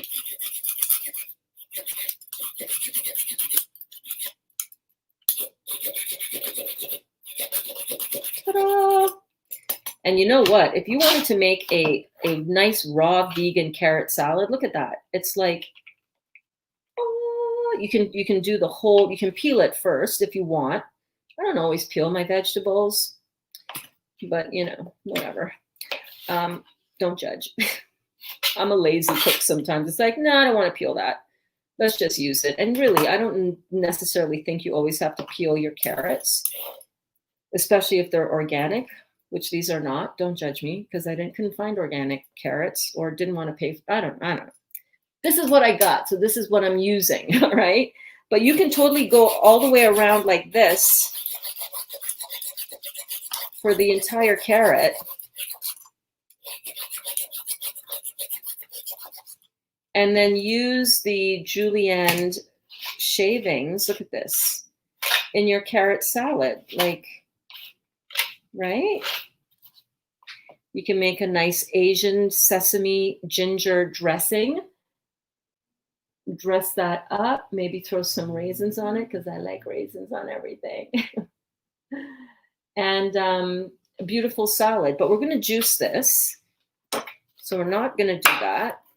I don't need to cut it either because carrots will go through and will pulverize beautifully, as opposed to celery, which I like to chop into thin slices for the celery, so that when it goes through the juicer and it comes out on the other side, it doesn't have these long strands of celery fiber. Otherwise, your stuffing, your filling, your burgers, whatever you're making, this as a component of, it'll have like fibers in it. You'll be like, is that hair? Why is there fibers in my thing? Not good. Let me get the celery. I forgot to bring out the celery.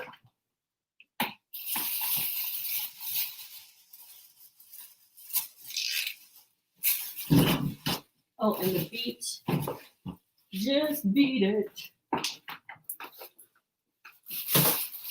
So I'm also going to be doing one beet.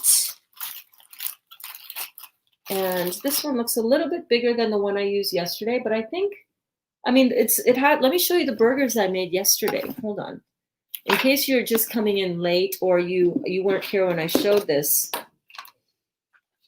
the smell through this is so good. So there are the burgers that we made yesterday. This was the hexagonal shaped burger out of my handy dandy burger press. These were the little meatball size ones, or the little mini patties, individual serving sizes, right? And the color inside of these, you guys, look at that. Does that not have the visual of an actual patty, an actual burger? And they taste incredible. Honestly, it's a party in your mouth, I'm telling you. It's a party in your mouth. And the beets is what gave it that nice rich color that looks like beef. So I'm going to juice that as well, but I'm not going to juice this. I'm not going to remove the juice from it. I'm going to use I'm going to use the fiber as well as the juice. Actually, I might put this through first so that I don't have to change the masticating blade but I still need the masticating blade for that. Okay. Thinking out loud. I'm thinking out loud. Bear with. Bear with. Okay, so I'm going to grab the juice. Oh, no, I'm going to get the celery prepared.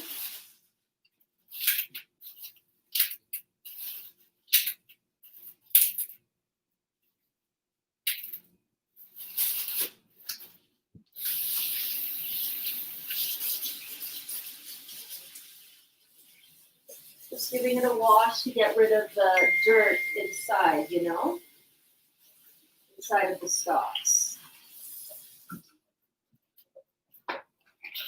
And what I want to do here, as I mentioned, oh my God, I totally forgot to turn off my notifications on my phone. And that is driving me crazy. Hang on 1 second, you guys.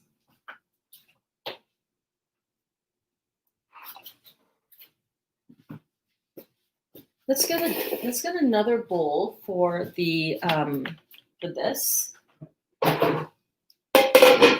So I like to, if I don't slice my celery before I put it into the juicer, and I just put it into the juicer like this, because it can handle that very easily. But what's going to happen is all of these long, look at this, all of these long fibers. You see all that? That's not going to do well in my filling. I don't want to be like doing that when I'm eating my food. You know what I mean? That drives me crazy. Crazy. So I'm going to slice it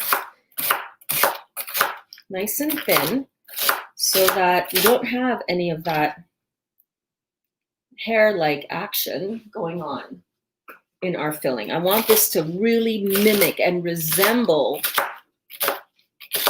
meat, right? Because we're making a vegan stuffing for something that traditionally is stuffed with ground beef or pork or chicken or turkey or meat. We're not eating meat, but hey, I like the texture of that stuff. That's why I want that.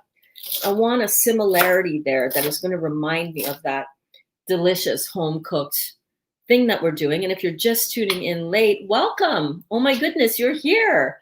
You're with Burns. I'm your certified detox specialist, and I am cooking up pastels in the Real Juicy Detox kitchen today. Yes, I am, and we are having fun. We're having fun.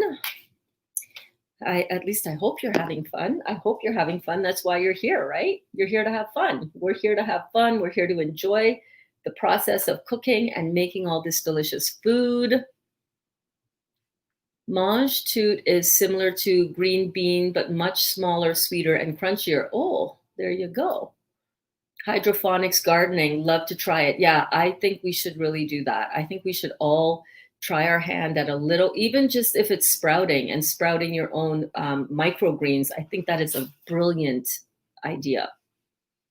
Gets a ton of nutrients into you. And, if ever we're in a position, God, I hope not, but if ever we're in a position where we do not have the same access that we need and have enjoyed to fresh food, we need to start growing our own. I love these raw vegetables, peppers, radish, cucumber. Let me move this out of the way a little bit. And actually, I'm going to move this to the other counter. I'm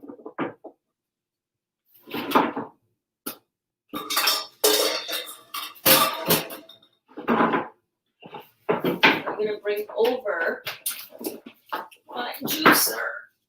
I'm going to bring my beautiful Omega 800 juicer over to here.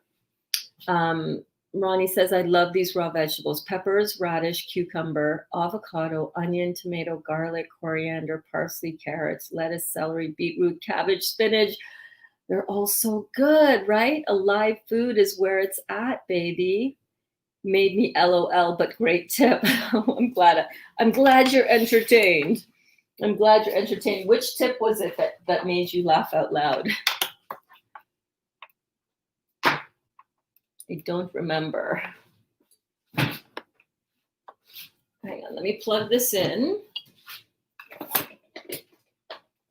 There we go. I have hydroponic lights for my microgreens. That is so cool. Jennifer, if you can post which lights you're using in the group page, that would be amazing. And if you guys are not in the Facebook group, I highly encourage you to come. We share a ton of stuff there. It's like our before and after school place hangout right here at the Real Juicy Detox on Facebook. The link is in the description of this video, so easy to get to. My coconut water is almost finished. The lights are amazing. My microgreens and trays are way better. Oh yeah. Raw red cabbage. Raw red cabbage juice is so good if you have irritable bowel syndrome or have any digestive issues like cramping, diarrhea, constipation. Beets, red cabbage juice. Yeah, amazing. And you can put some green apple in that as well. And it makes it kind of taste like a coleslaw. Really, really, really good. Okay, so let's get the other containers for this. And let's get juicing the next part of the recipe. The good thing about this recipe is that once we have it all assembled and put together in a pastel, it's only going to take 15 minutes. And in that 15 minutes, I can answer some more of your questions at the end, after we've done all the prep work. So stick around because we can have a really good chat and wait for the pastels to come off of the steamer and enjoy it. You guys can enjoy it. We can do a live taste test. Oh my God, in the same class. How awesome is that? I think I did post them. I'll post again. Just tag me in it. If you posted it already in the group, just tag me in it. Say, Burns Bedard, or just tag my name in it and I will see it. You don't have to post it again. Okay, so what we're going to do now is we're going to juice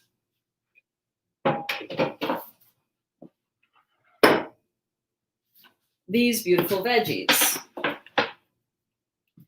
So I'm going to juice them, and I'm not going to be using the juice, but I'm going to be using the pulp. If you want to drink this juice, and actually I am going to drink the celery juice because I actually love celery juice. So let me get all this celery over here. And actually I could probably go ahead and drink all the juice, but I'm not a huge fan of carrot juice, to be honest with you. So I'm not going to really have something that I'm not excited and crazy about the taste of. So let's get started. Here we go.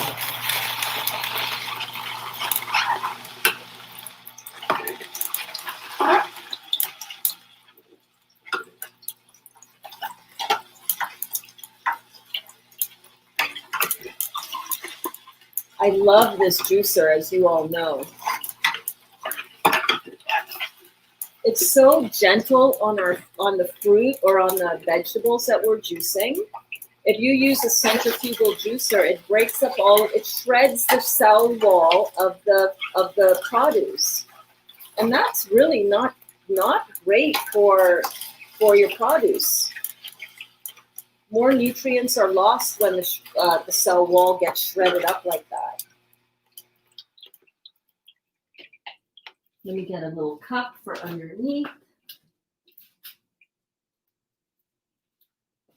So here's my little trick. I usually put a cup underneath here when I pull this part out, and I am going to drink that. Let me get another cup.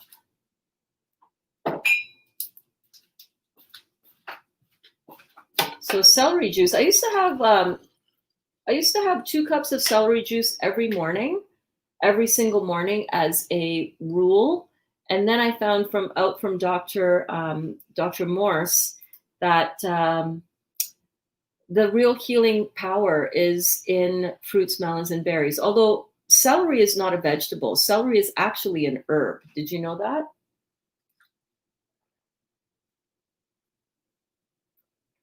Yeah, that's refreshing. I like it. I like it. Okay, I'm going to juice. Oh, and I wanted to show you, hold on.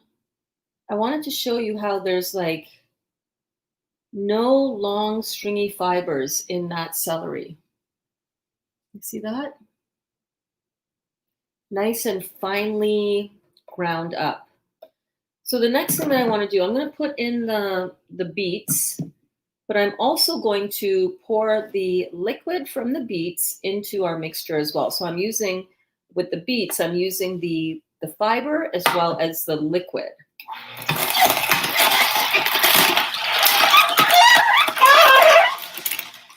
Oh, I just noticed my little number dial. I forgot to put that on here. It's okay. Doesn't matter.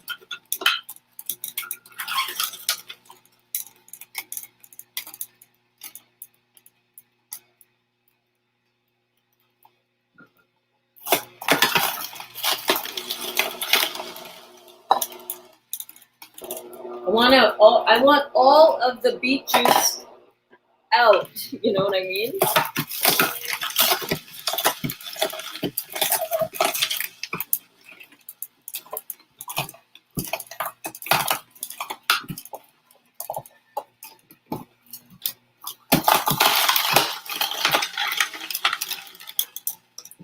All right, and the carrots that we shredded, right? Those are going back in too. So I just want to get the juice out of this.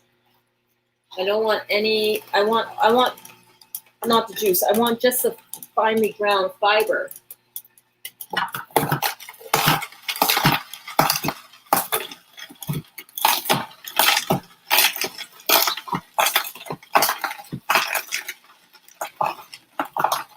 Sorry.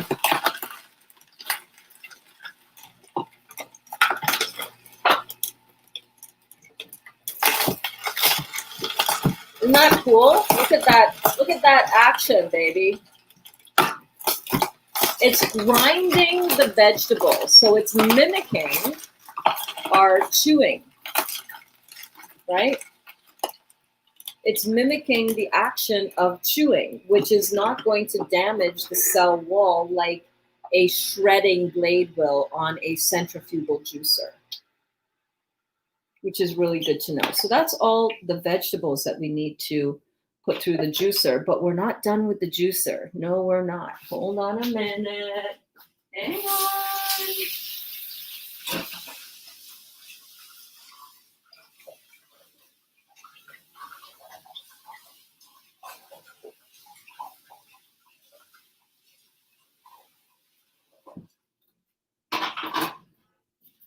And by the way, for anyone who is interested, at 2 p.m. in a little while, you know, finish watching the show here, if you will. But this afternoon, Del Bigtree is doing a special Thanksgiving live. I'm just going to pour this into here, and then I'm going to pour it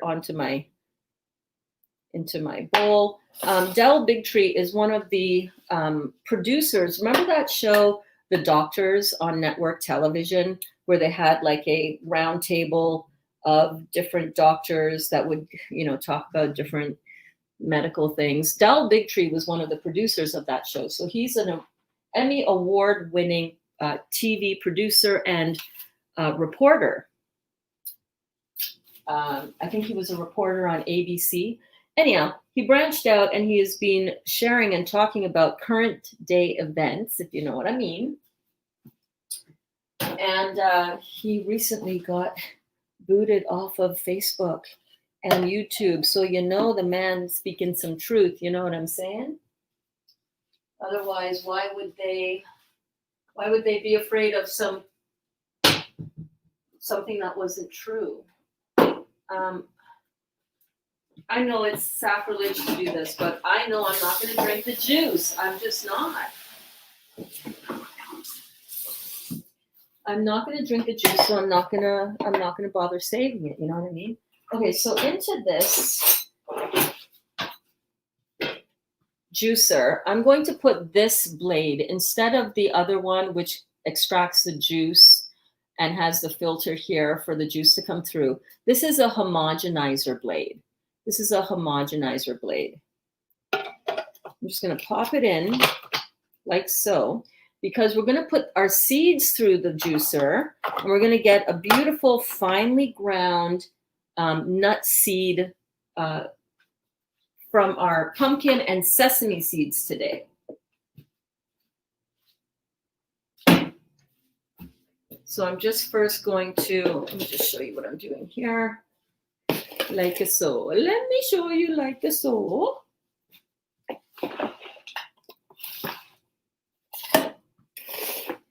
So here is the carrot pulp with the beet juice, with the ground beets and the celery. And I'm not squeezing out the extra moisture from this, although I'm sure there is a little bit of moisture in that pulp. It doesn't matter. We want a little bit of moisture in this meat filling, right? Remember, we're making these delicious Trinidadian pastelles. Oh my God. They are, let me know if you are from Trinidad. I know I got some of my Trini people watching on the side. They don't want to say anything because it's like, no, oh my God, I just want to be quiet and anonymous over here. Hey, but if you're from Trinidad and Tobago like me, drop me a comment. Drop the Trinidad and Tobago flag. Come on now. Or if you're from the Caribbean, how about we all just drop a flag from where you're from? Let's see if Burns can guess. Let's play guess that flag, that origin flag. Let me know in the comments. Type your country and then post the picture of the country flag, and I'll pop them up on the screen. Jennifer says, I love celery juice too. Jennifer, you also said you could have put orange juice with that juice. You might have liked it. I know, I probably would have, okay? But I just know, I know me. I know me. And you're right, I shouldn't waste juice, but at the same time, I really am not a fan of carrot juice. I'm really not a fan. Not a fan of the carrot juice. I don't mind it, but I'm just not a fan. You know what I'm saying? Yeah, carrot goes really well with, you can do a carrot, apple, ginger. That would be really, really delicious. But here's the celery juice. I'm gonna be enjoying this. How's that? Mm-hmm.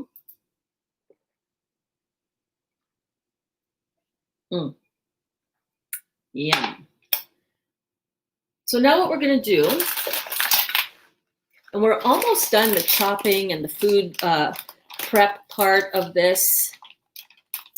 So what we're gonna do, let me just see, where are we at next? Do I have everything in here so far? I have to go grab the pimento peppers, but right now we're gonna do, okay. Yesterday we did pumpkin seeds in this recipe. And I don't have enough pumpkin seeds. And as I was getting my things ready this morning, I was like, you know what? We can just we can do half pumpkin seeds and half sesame seeds. So let's do that. These bags are always so hard to open. Anybody else have problems getting the... So this bag was about yay full yesterday. Well, not this bag. I used the whole bag in yesterday's recipe.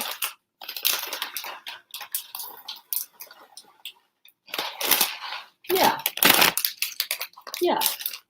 Look, a mix of sunflower and sesame. And this was like 300 grams. So this is about, all right. We'll measure it out.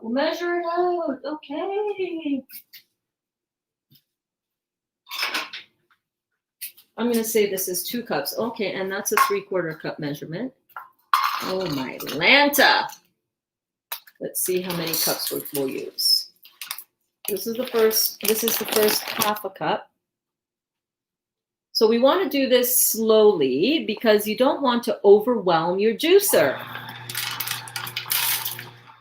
It's going to come out through here. Check it out. Like, obviously it's going to come out through there, Burns. Where else would it come out? Look at it. And it's all finely ground. It's like perfect. I want to bring you over. Come with me.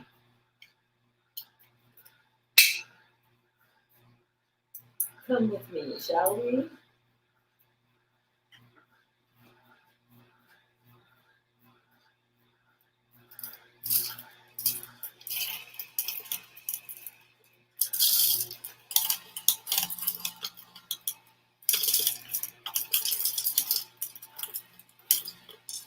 And I'm pouring it very slowly. I usually put it up here and just let it fall with the, just gently let it in. But if I were to put all this in here, it would jam it up. It would stop. I just want to do it very gently, little bit at a time. Look at how nicely finely ground that is. Right? So I'm just going really gently. Let me just set you down right here.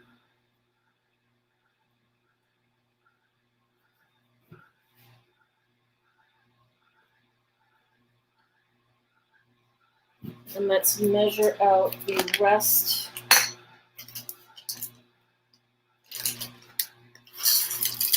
This is another half a cup.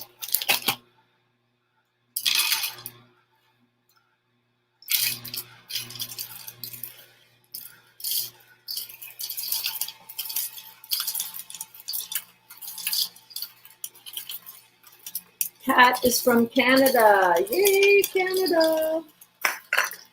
Where else are you guys from? Kat is from Canada.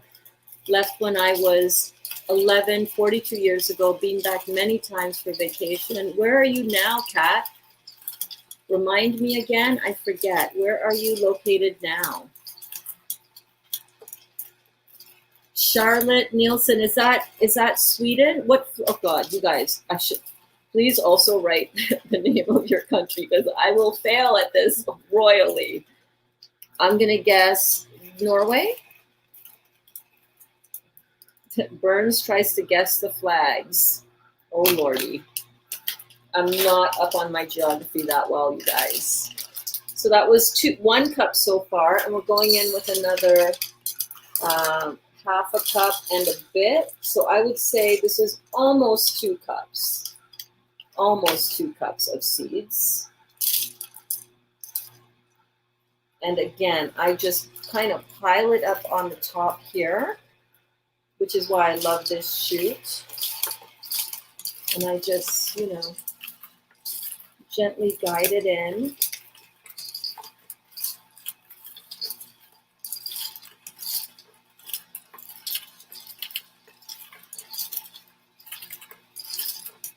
Just like so.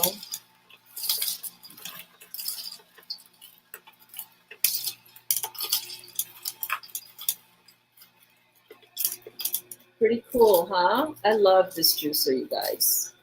This is, by the way, in my Amazon shop if anyone is interested, and the link is in the description of this video. It's Denmark! Sahara's laughing at me. Guess that flag. She's like, oh God, Burns is going to fail royally. And you would be right, my friend. You would be so right. You would be so right. How are you guys doing? Oh.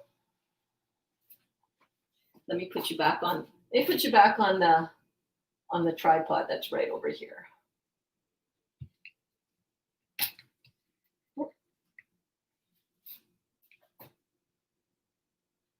Yep, that looks good. Okay, so I think we are done with the juicer part of this. Put that broom back there. Why is that? Can anybody in the house please put away the broom so I don't have to, pretend like my house is clean by moving the camera? Oh, Lord. Oh, Burns. Oh, Burns. Pull this out so it really comes apart beautifully. And I'm going to clean it because this is one of those things that if you just clean it, rinse it out right away, you save yourself having to come back and touch it. This is called extreme cleaning.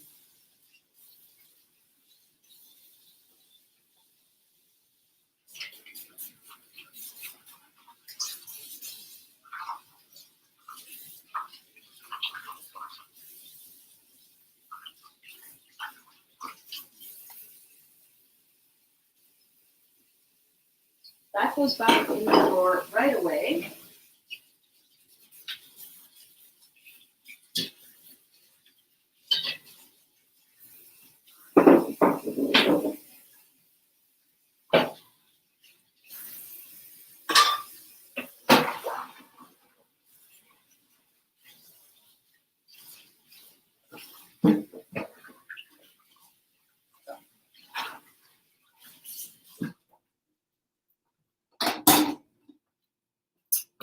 And I thank you so much for your patience, because listen, it is not the funnest thing in the world when I turn off my camera for when class is over, and then I look at my kitchen and I'm like, Jesus, it's like a tornado or bomb went off in here.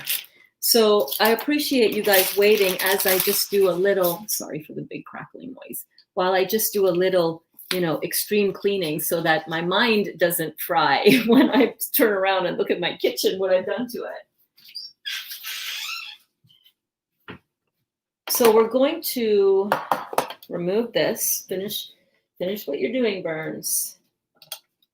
And this just gets rinsed out. And you know what? The dial here sometimes gets really stiff when I haven't rinsed it off after doing juices, because it gets sticky and the dial kind of wants to jam a little bit. So I like to just take it over to the sink and just run a little bit of hot water right here. And that really loosens it up nicely. If any of you have the omega and you have that happen,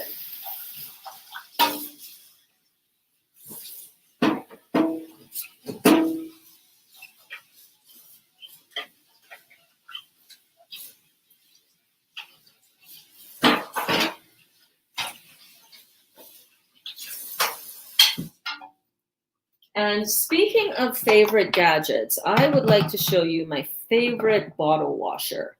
And this is really cool. I was in Dollarama where I bought it.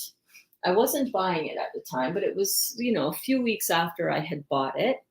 And I saw a woman pass by me, and she stopped with her child, and she was speaking to her daughter or her son or whoever. And she said, "Oh my God, they have those bottle washers here. I can't believe I just paid $10 for that." And I said to her, isn't it amazing what you can find in Dollarama? So this is a really amazing bottle washer. It is all silicone, and it is so handy and so useful. I'll tell you, 99 cents a Dollarama, or maybe $1.25, because nothing's ever $1 there anymore. Why is it called Dollarama if nothing in the store is $1? It's $1.25 or more. But yeah, this is my favorite, one of my favorite and most used parts of my kitchen. Hardly ever seen. So useful for getting into bottles and thermoses and down here, so good. So I'm just going to move this juicer back to its spot on the counter.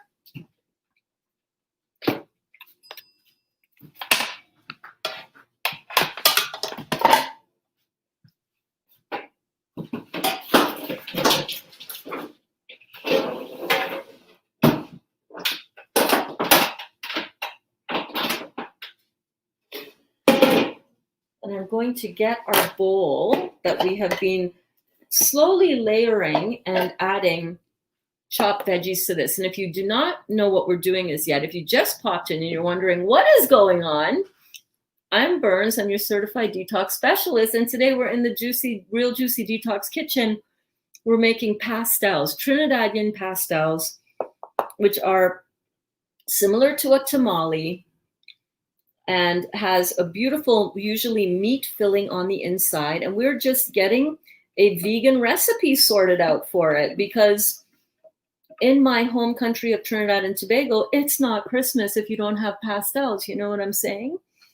When I was growing up, my mom used to, and my dad and the whole family, we used to make these together.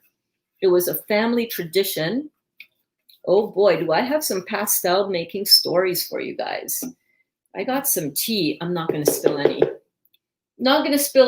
I'm only going to tell the positive side of this pastel experience with my family.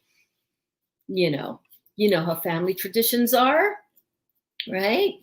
We're in the middle of a Thanksgiving Day. In the American friends are celebrating Thanksgiving. And you know how it goes. There's usually some kind of drama that happens with a lot of family get-togethers because everybody brings themselves, right? And it's like, oh, okay. So what we're doing right now is we're making a mixture to replicate and replace the meat portion of these pastels. And so far I have in here, and the description and the ingredients are all listed above if you're watching on Facebook. Hi, so good that you're watching here. And they're in the description on the bottom of this video if you're watching on YouTube. So far I have 200 grams of organic roasted chestnuts finely chopped in my little mini chopper, my little mini food processor. I've got half a cup of chopped walnuts, 2 cups of raw seeds, which is where it wasn't 2 cups. It was almost 2 cups. We'll call it 2 cups. 2 cups of raw seeds, which were a combination of pumpkin seeds and sunflower seeds. I'm just reading them here from my recipe. 2 large carrots plus 4 stalks of celery, thinly sliced. I juiced it, and then I just used the pulp of that. 1 small red beet, finely ground. So I juiced that, and I added the pulp, but I also added the juice of 1 small red beet. 1 red bell pepper, finely chopped, and I did not squeeze that dry, but I'll leave that. 6 garlic cloves pressed in a garlic press. 6 cups of mushrooms, finely chopped. Half a cup of raisins, finely chopped, which I need to do next. 1 cup of dehydrated tomatoes, not in oil, finely chopped, which I need to do next. 2 tablespoons of capers, finely chopped, need to do next.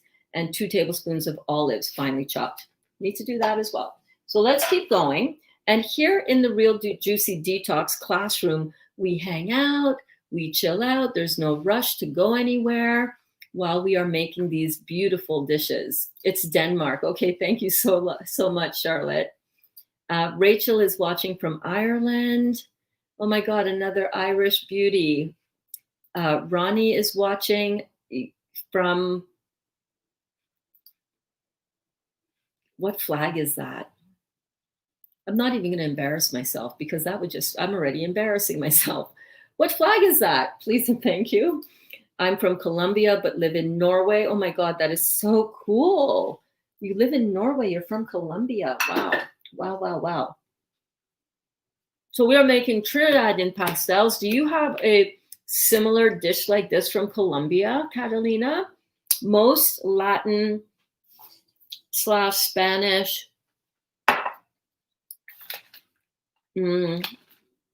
type of cuisines tend to have a similar cornmeal patty that's stuffed with some kind of meat. That's what we're doing here with these pastels. Let me rinse out the rest of my juicer.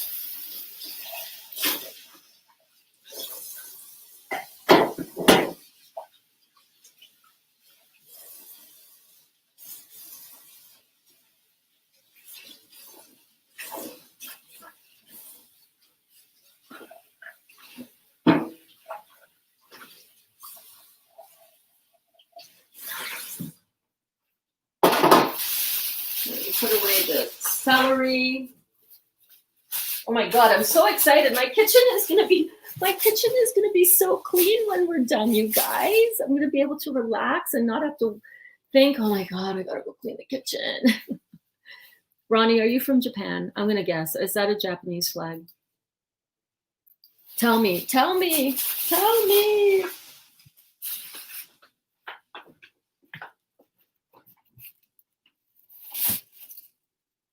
Okay. I'm gonna run downstairs. I'll be right back. I need to get some pimento peppers out of the freezer downstairs. So I'll be right back.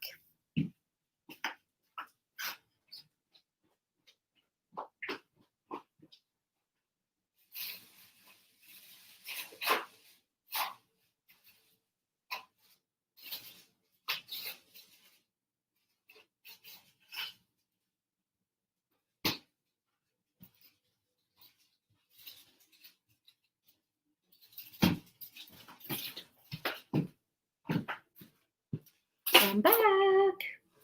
Welcome back.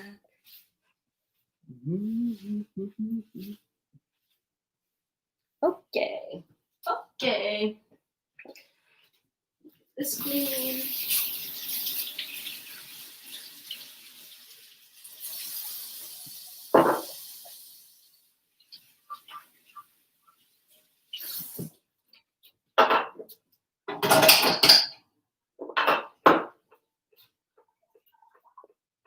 is my juicing filter.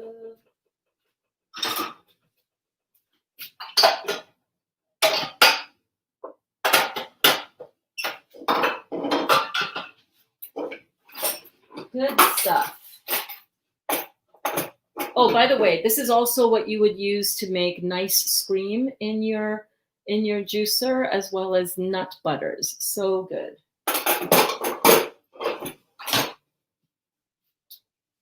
All right, how we doing? How you doing? Are you guys having fun?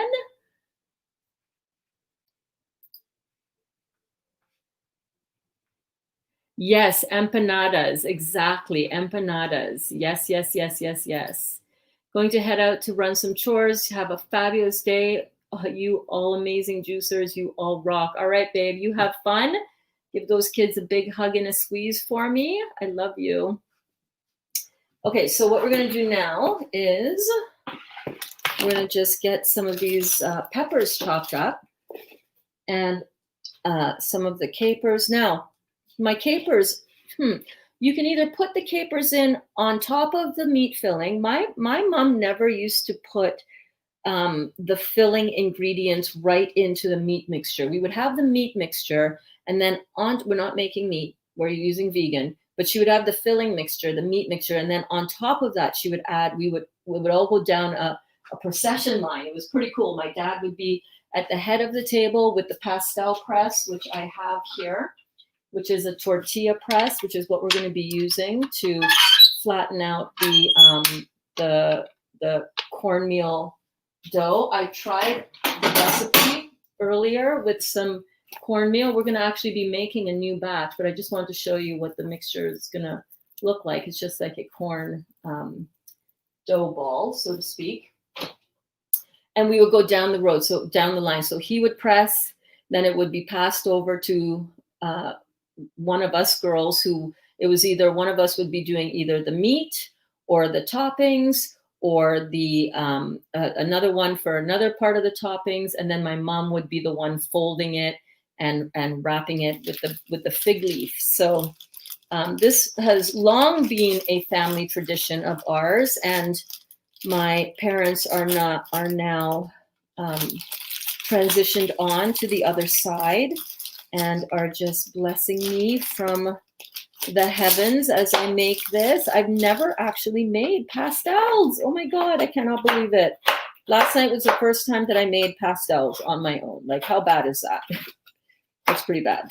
But at least I'm doing it, right? So I've got these pimento seasoning peppers and I'm just slicing up here. And I'm going to show you what they look like. Now, these are unique to Trinidad and Tobago, and they're not spicy at all, right? They're not spicy at all.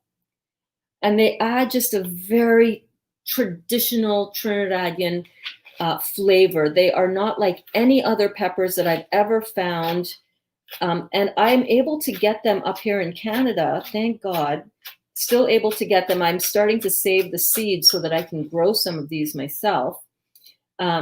But I get them in these bags, frozen. Look at this much for $3. Can you believe that? $3 for that little bit of pimento peppers. Oh, how we used to take things for granted when we can just grow them in our backyard, right? So what I'm going to do is I'm going to, and they come there. This red is when they get really ripe. Green is the unripe, but also still powerful for its seasoning flavor. So what I do is that I buy these at the West Indian grocery stores up here that carry them. And since this whole COVID thing, y'all, I'm telling you, I'm not even kidding. The amount of when you see these and you can find them, I bought 10 of these bags one day and I have them in the freezer because it's like, oh my God, frozen, yes. Because I would freeze them anyhow, right? As soon as I would get home, I would freeze the pimento peppers because I know they would go bad before I could use them. And I didn't want them to go bad. So I would just pop them in the freezer and then take them out and chop them up like I'm doing right here. And it adds exactly the flavoring that is uniquely TNT, uniquely Trinidadian. right here in these pimento peppers. Now, this is also what I use in my green seasoning recipe, which is also in the description of this video. You're so welcome. I got my shit together today. Oh, the pimentos. Yes. Oh. Guys, this pastel recipe is going to blow your mind. If any of my Trinidadian friends are going to watch this later on and want to know how to make our favorite food, but taste so good, but not have any of the acid forming part of the food in it, right? The meat. I want you to let me know if you tried this recipe, because I am telling you, you're going to have your mind blown when you taste how close to, I think that was 4, but I kind of want to put in another one because, you know, I like to flavor it up in the Real Juicy Detox kitchen. I want my food to be frigging amazing. You know what I mean? I want it to taste like it's a party in your mouth. And I'm not afraid of spices, and I'm not afraid of seasoning, and I'm not afraid of flavor. I don't know. I find so many of the raw vegan recipes that I have been inspired to try all lack a depth and breadth of flavor that, I don't know. I'm like, why aren't you seasoning up your food? Season up your food, right? So I like to put a lot of my seasonings that are familiar to me from back home, all of the comfort food, but without all of the acid forming nature of the food. You know what I mean? So I love the pimento pepper. So that is going in. I think I used, I don't know, somebody will be able to tell me, somebody who viewed this live, if you saw how many I put in. Trick question, bonus question. How many pimento peppers did I chop up? I'm kidding. It doesn't matter. I put in however much to my taste, to my sensibilities, as it were. There's usually 10 in here. I'll tell you how many I used. 2, 4, 6, 7. No, there was more than 10 in here because I did not use 3. I'm going to pop these back into the fridge. I'll be right back.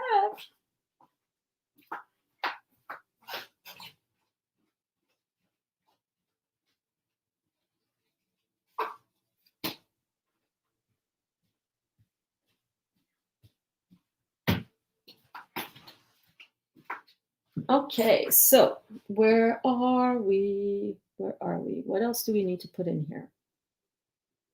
I'm going to chop up the raisins next. So the raisins are great. This is a 3/4 cup measurement, but it actually fits into half a cup. So I'm going to take half a cup of Thompson raisins. And I really like these because they don't have any added sugar in them. And I find that almost every other raisin, when you read the ingredients, it's got added sugar. I'm like, why? I don't understand. Stop doing that. And hydrogenated oil. I'm like, what are you doing, man? Don't need to put that stuff in. Just give me the dried fruit. And dried fruit is an excellent addition to your diet and your protocol as a vegan or as a raw vegan. And I prefer the term raw vegan because you can eat a lot of shit if you're vegan. You can eat a lot of really acid forming food as a vegan, right? Rice, pasta, beans, all the grains. And I love that I have been able to smoothly transition to this raw lifestyle in a way that has just been really easy.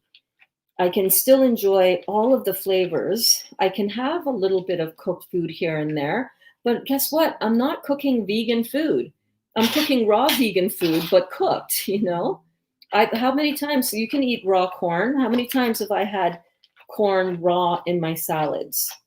Now, I know corn does not digest. You know, sometimes it's really easy to see, right? It's not easily digestible by the body. Dr. Moore says it's not digestible at all because you can see it in your bowel movements. If you've had corn, right? Corn on the cob. Oh yeah, you're seeing that. It's coming out the other end whole. In this recipe, we're using corn flour. So it's being ground pretty well. If you don't want to have corn in your diet, if you really want to be sticking as close to the letter of the thing as possible, well, there's a couple things to remember. Number one, corn is a vegetable. Corn is alkaline. And especially if you can find really good organic corn or corn flour, which I haven't, but I'm being very transparent with you guys. I'm letting you know how I'm choosing to apply the insight and the wisdom from all of what we are learning about with Dr. Morse, as well as, just understanding what food is, understanding how food affects me when I eat it. How do I feel, right? How do I feel in my body? Is it making me feel inflamed? Am I gaining any weight? Am I feeling bloated? Now that I'm fairly, I'm how many days now? Almost 179 days on this juicing journey. And I feel like I have a really good understanding from an internal perspective of how my body is feeling on a day-to-day basis. I check my urine every single day to make sure that it is filtering. And for me, as long as I'm really conscientious and leaving out acid-forming food. Somebody's knocking at my door. Somebody's knocking at your door. Well, I'll be right back.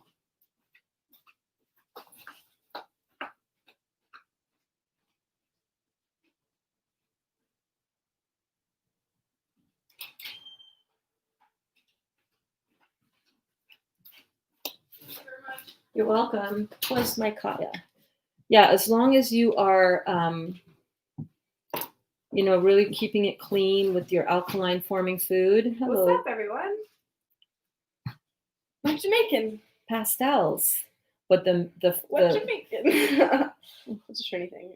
Is it? I don't know. What are pastels? Yes, pastels. What do you mean? Okay. You know that we have pastels every Christmas, and that is like the big thing in I know that. Right, that's what I'm making.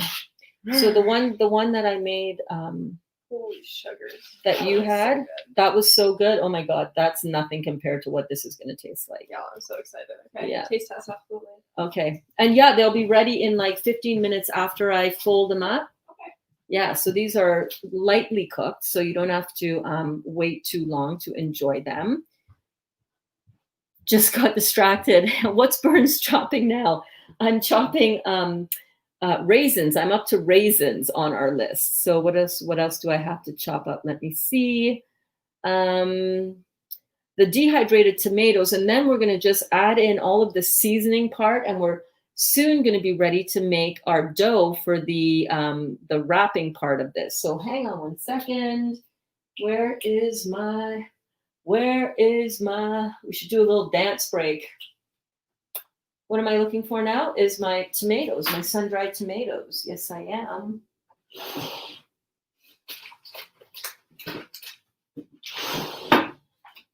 Okay, so these are the sun-dried tomatoes that I'm using.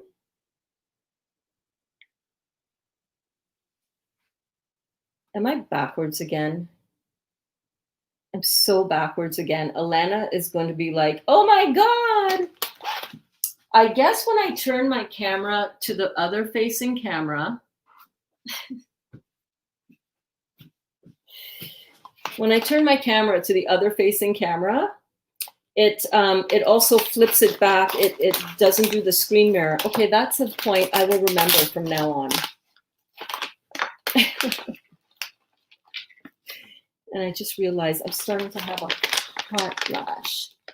My fan is over there in my room. Okay, it's all good. I'll be glistening in a minute. You guys want to see a girl glisten? It's about to happen. Oh, I love being on my healing journey though, right? I'm not so emotionally bothered by the hot flashes anymore, which is a huge relief because, yeah. Okay, let me pay attention and watch here so that I don't slice my finger off. How many raisins? So I used half of a cup of raisins, my love. And all of these amounts are in the description. Louise, you're watching on the YouTube. So these are in the description below the video. Yes, girl, I got my shit together today. I got organized and I wrote out the recipe quantities. Can you believe it? Yes. So I'm just roughly chopping this bag of sun-dried tomatoes. And this is this is 1 cup of sun-dried tomatoes. These are not in oil. These are sun-dried tomatoes that are just packed loosely. They're air dried. Well, they're sun dried, but I'm pretty sure they didn't dry them in the sun. But they're that kind of flavor and texture as if they were. They're packaged in the envelope and they do not have any oil. So I don't want too much extra oil in my diet from sun-dried tomatoes, because I really like these a lot. I use these in my cooking a lot. What I love about the sun-dried tomatoes too, you guys, is that they add a really rich depth of flavor and a little bit of that texture. Really, really good. And I have tried drying my own tomatoes to use like this. This brand that I'm using is just the best I find. It has a really rich flavor, and I can't get that with my own tomatoes that I've sun-dried here. Not sun-dried, dehydrated. Okay, so that goes in. And I believe we're on to the seasoning part of this, you guys. Yeah, we are. Yay! Applause. Yay!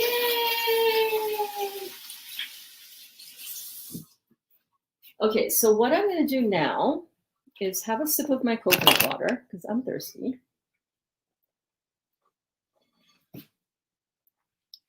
Aha, said the blind man, pissing into the wind. I believe you gave me the rest of that. What brand of tomatoes? So yes, let me show you that. Thank you for asking. So this is Dairy Foods sun-dried tomatoes. And I get this at Walmart, believe it or not. I get these at Walmart and in other grocery stores like Sobeys Groceries. Jennifer, do you have these where you live, hon? Sun-dried tomatoes? They're good. Okay, so what I'm going to do next, is I'm going to add in some seasoning. So this is the Trini green seasoning, the Trinidadian green seasoning. It is so beautifully aromatic. And I think I put, how many did I put up here? 1 tablespoon? Dude, I so know I'm going to put more than 1 tablespoon, but I think I'm just going to put 1 tablespoon because I don't want to overwhelm it, you know what I mean? And I'm not cooking this down. So the flavors of the green seasoning are going to be pretty strong in this, but that's what I want. I want a real Trini, authentic Trini tasting pastel. You know what I mean? I'm not going for no, Canadian kind of thing. I'm going for a real Trini thing. I did 4 pimento peppers chopped, but I have a feeling I did more like 5. I'm going to get the oregano. The oregano. Where did I have that oregano? I know I popped it out. Here we go. Okay. I still have to chop more stuff, right? I need to chop up some... No, I'm not chopping up the capers. I just need to chop up some olives. So I'm just going to keep that chopping board to the side there. And I really love using a chopping board on top of my chopping board so that it's easy to clean. It's a lot lighter and easier to clean. I found the same sun-dried tomatoes at Freshco. Yes, Freshco has them as well. Yeah. Sobeys has them as well. Oh, right. Probably not in the UK. No, but I bet you can find them because the UK, you can find these in the UK for sure.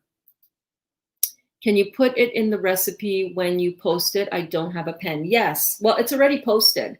So any sun-dried tomato, even if you have to use a sun-dried tomato packed in oil, that is totally fine. I might actually add a little bit of oil to this. So how much am I using here? Oregano, 2 teaspoons of oregano. I'm so excited. We're close to being able to stir this around.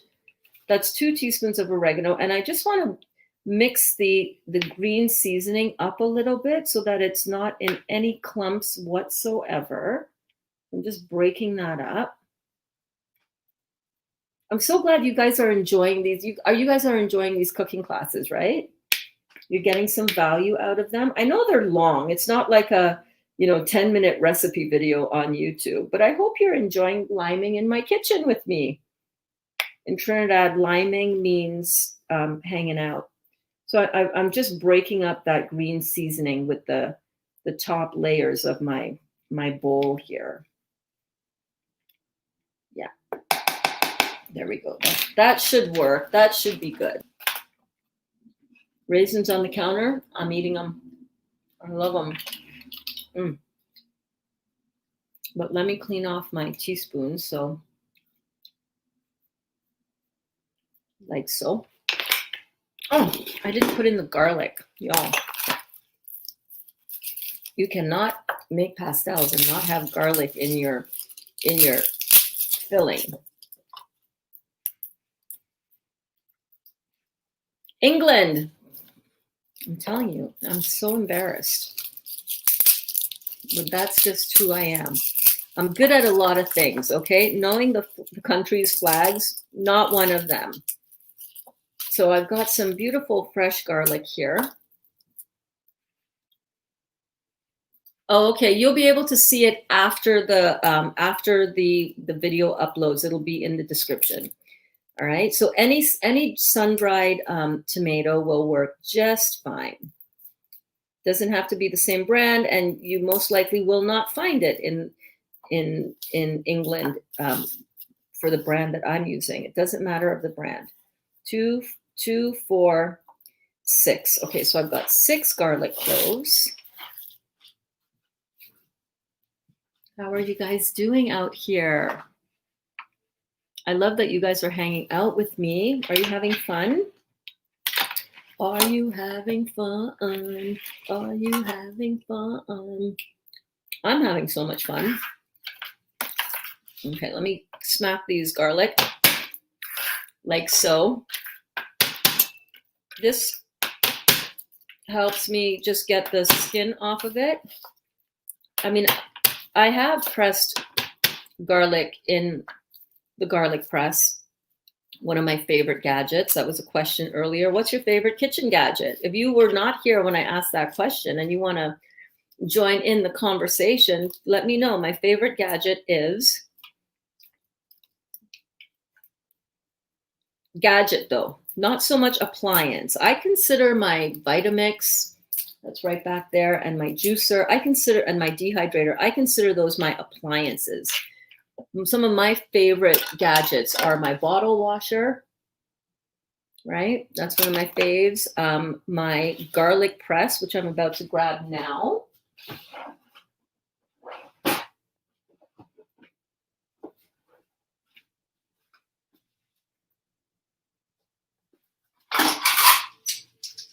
Found it. It's over there still. I haven't cleaned off all the dishes from our dinner time dishes yesterday, from our class time dishes, actually. So I'm just gonna press the garlic through the garlic. I love this. This is one of the Pampered Chef things that I did pick up in that Pampered Chef party that I told you about. When I was showing how to grate the carrot, how to peel the carrot really quickly. That Pampered Chef party was at my house. I wasn't a Pampered Chef distributor, but somebody asked me, hey, I went to Dee, my girlfriend Dee Verlin. We're still great friends to this day. Hi, Deeds, if you ever happen to be maybe watching this. But Deeds and I went to the Faculty of Education together back in 1991. Still great friends. She invited me to a Pampered Chef party. She's like, "Do you want to come to a Pampered Chef party?" I'm like, "Sure. What is that?" And she was like, "I don't know. It's just this thing. You come and you eat food, and they show you, these kitchen things, kitchen gadgets." And I went, "Kitchen gadgets? I'm in." Sold. So I went to her Pampered Chef party, and the hostess talked about, as a great marketer would do, "Hey, if you would like me to host a similar party in your home, here's what you can how you can benefit from that." And I went, "Yes, please do come to my home and talk about food." And I cooked up a bunch of recipes that she was demonstrating. Oh my God, the pizza, the ranch, broccoli ranch. Have any of you ever been to a Pampered Chef party? Let me know in the comments. Let me know in the comments. But her, so she was great. So I was like, yeah, definitely come to my house. I had a bunch of my friends over, and networking, enjoying, sharing the deliciousness of what she was doing. But this is my Pampered Chef garlic press that I've had since then. And I tell you what, I've gotten other garlic presses over time because it's like, oh, let me try that garlic press. And it's like, this one is the go-to one in my house. And I've had it for at least 20 years. Oh my God, I feel old. I've had this for 20 years. Your food processor. Yes, I love my food processor. I need a better one though. I like my little mini chopper. My kitchen gadgets, I know, right? I love them. I love them. I love them. Okay, so we've got, let me recap in case you're just tuning in now and you're like, what is this girl making? And who is this chick anyhow? Rocking a mohawk? What? Yes, I'm Burns. I'm your certified detox specialist. And today we are in the Real Juicy Detox kitchen where we explore all different kinds of food to help us continue our detox. Our bodies need to be detoxed. Now more than ever, we have got to make sure that we are going into these times, these very challenging times, these very uncertain times at the top of our health game. And that's what we are doing here. We're learning how to do that. We're learning how to make and eat and enjoy and serve to our families delicious food that is going to help our bodies stay as healthy as possible. Because good God, with the stress of everything going on nowadays, we really need to get on our game when it comes to our physical health, because the last thing you want when you are stressed out and there's uncertain times is to be worrying about, oh my God, I'm sick. You know what I mean? Oh my gosh, the flu. Oh my gosh, COVID, it's going to get me. I'm going to die. No, it's not. Cold and flu-like symptoms. Believe me, cold and flu-like symptoms are your body trying to get rid of the toxic stuff that you've been putting in your body for fill in the blank number of years, as many years as you've been alive. So there's nothing to be afraid of. As when you have the right information of how to turn your health around and how to heal your body, you're not afraid. You're not afraid. But that's not to say that times aren't freaking scary out there right now. You know what I mean? For a lot of people, it's just the reality. So if we can, whatever we can do to help our body get healthy and to stay healthy, that's what we got to do. That's what this is all about. So let me go ahead and, so I think I've got everything in here that's in the recipe, that's in the description. Yes, I do. Now, I'm going to be leaving out the capers and the olives from this base, although it's written in here. I could change that, but I'm going to leave it in. I'm working now on getting the seasoning part in. So I've got the 1 tablespoon of Trini green seasoning. I need 1 teaspoon of Trini pepper sauce. You can use any hot sauce that you like. I just love this pepper sauce that my girlfriend made for me. She's Trinidadian and she lives near me. Sherry. That smells so good. Makes my mouth water. So I'm just putting in a teaspoon of this. And this is going to add a little bit of heat, but there's a lot of mixture here, so you don't have to be afraid of it.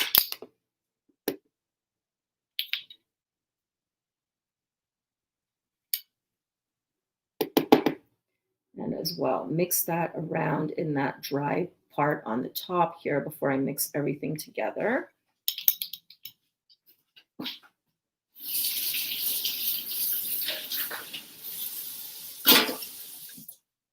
I'm going to get a clean set of measuring spoons because that one had pepper sauce on it. So I've got the oregano in here. I've got the pimento peppers. I've got the Trini pepper sauce, and I've got the green seasoning. I'm going in with 2 teaspoons of thyme. Oh my gosh. And wouldn't you know? Oh, that would be right here.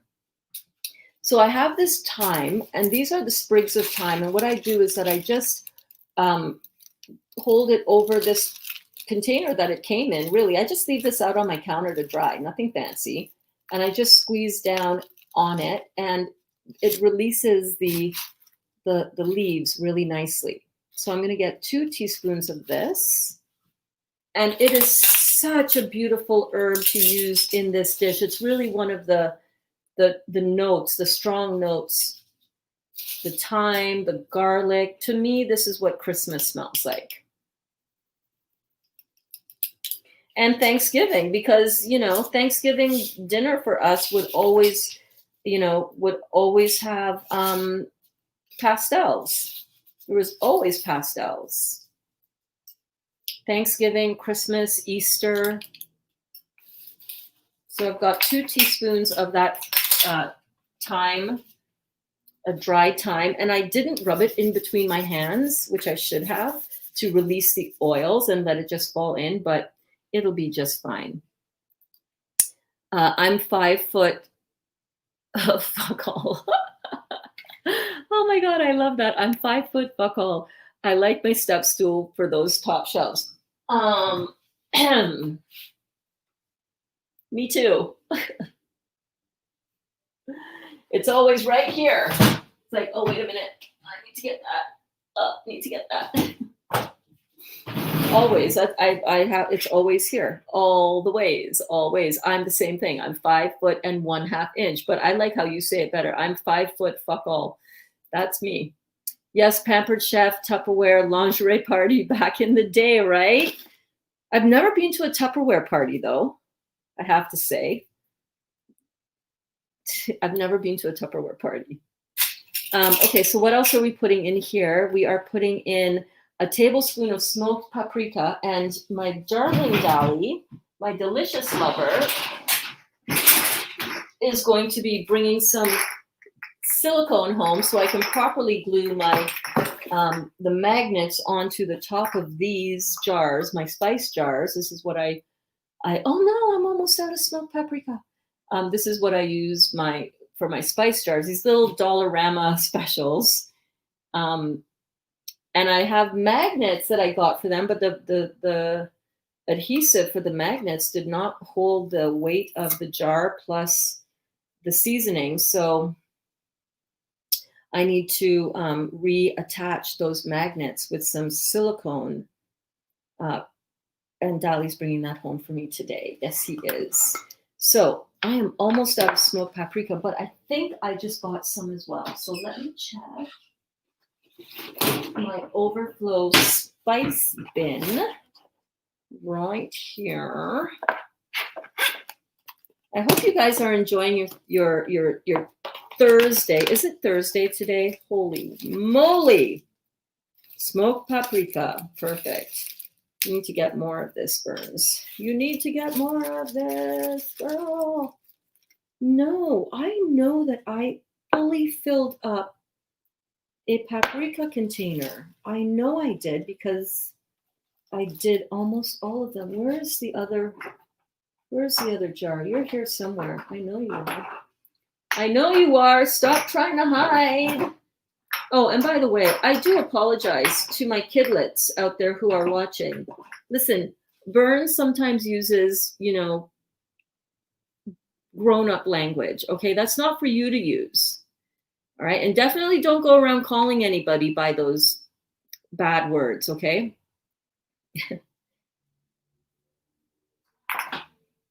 But I'm not also saying it out of anger, and I'm not swearing just for, I'm sorry.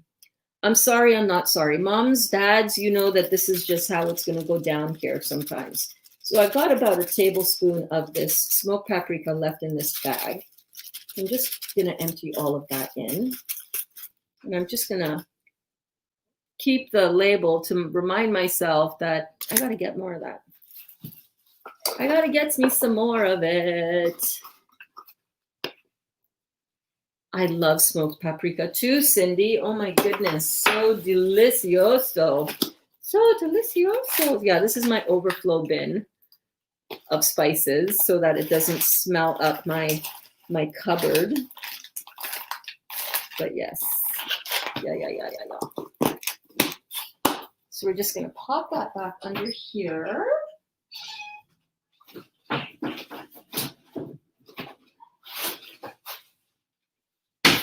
Out of curiosity, it just popped into my head, this question, so I'm going to ask it.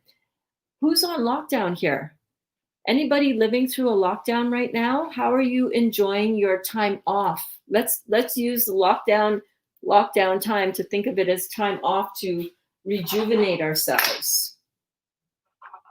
So yeah, so these are all my spices. I'm going to put these back in the cupboard down here. Do I need anything else? I need chili powder.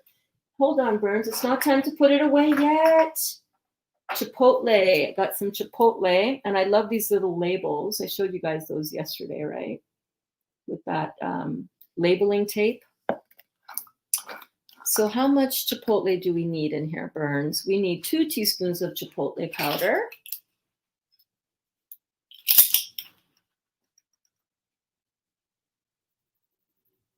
One. 2. Guys, if you could only smell this. I wish I had smell-o-vision. Canada is not on lockdown, no, but parts of Toronto, the greater Toronto area are. Yeah, I was just wondering, because I know like some of our people here are from Australia, although the Australians are in bed sleeping right now. And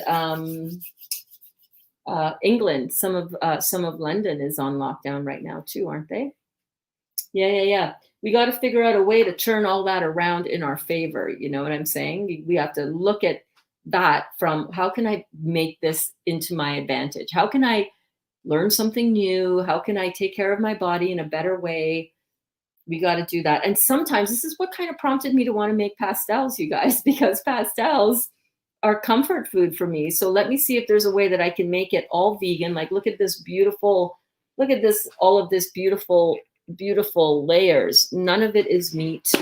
We're going to be mixing this all up shortly. So chipotle and then cumin. So I need 1 teaspoon of cumin.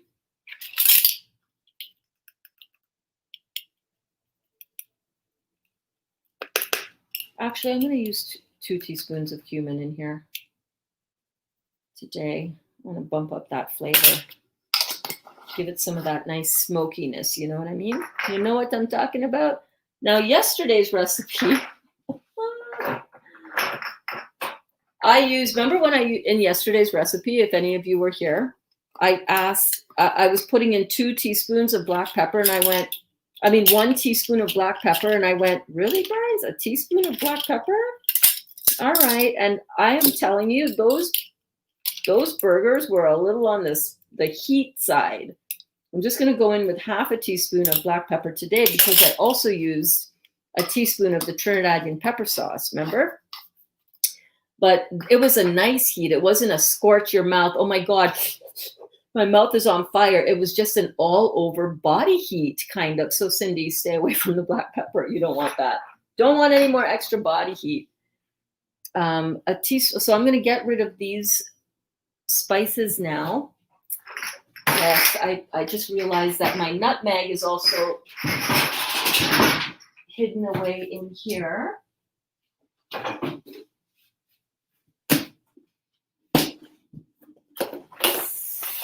Where are those little balls? Where are those little balls?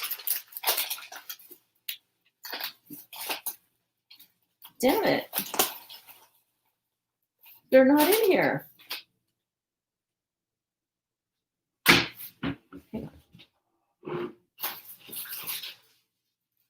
Found them.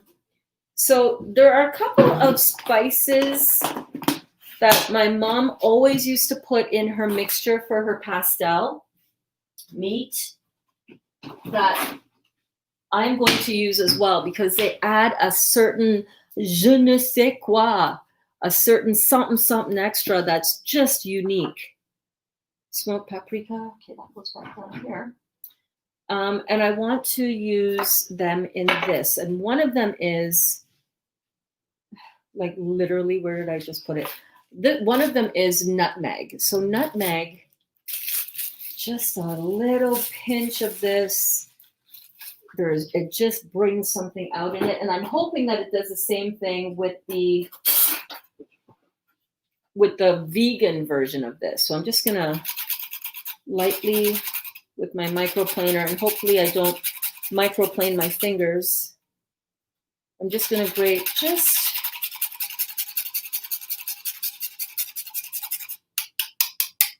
just a little bit of that nutmeg. And then the other thing that she always added in was a couple of dashes of Angostura bitters. Now this is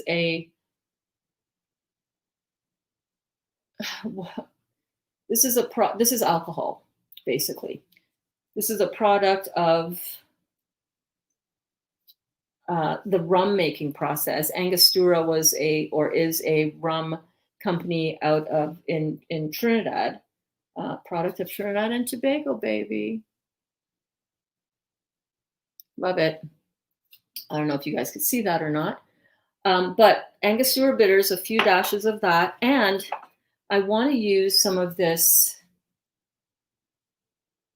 teriyaki. Let's go like that. Some of this teriyaki sauce. This is a soy-free seasoning, and it adds a little bit of that that salty component, but it is made with, what are the ingredients? Coconut sap, sea salt, organic ginger, organic onion, organic garlic, and organic cayenne pepper. And it just adds a really nice body and flavor to what you're doing. So we're going to use 3 tablespoons of this. And we're going to mix it up and taste it soon, you guys. I'm so excited. So 3 tablespoons of that. And that is it. Now, this is the kind of thing that you can just shape into your burgers and have a really nice a burger that you can put in the dehydrator. Because I like to have as many things in my diet raw as possible. The thing with the pastels that we're making right now is that the cornmeal needs to be cooked. I actually might keep one out and see how it does in the dehydrator, but I kind of think it's not going to do well. It's going to be too dry. You know what I mean? So we're just going to mix up this whole bowl. Look at this. Look at this deliciousness come together. Just going to keep on going around and lifting and just stirring it, lifting from the bottom. We've got a huge bowl here. So this is going to make way more than we need for our pastels. So I will definitely be converting these into burgers because the burgers are so awesome. You can just grab and go and enjoy those on the road. Let's say your kids want something really easy to have for lunch, finger food, hors d'oeuvres. You're going to a Thanksgiving event, a Christmas potluck, anything like that. you can bring this along and it would be a smashing hit. Oh yeah, look at that.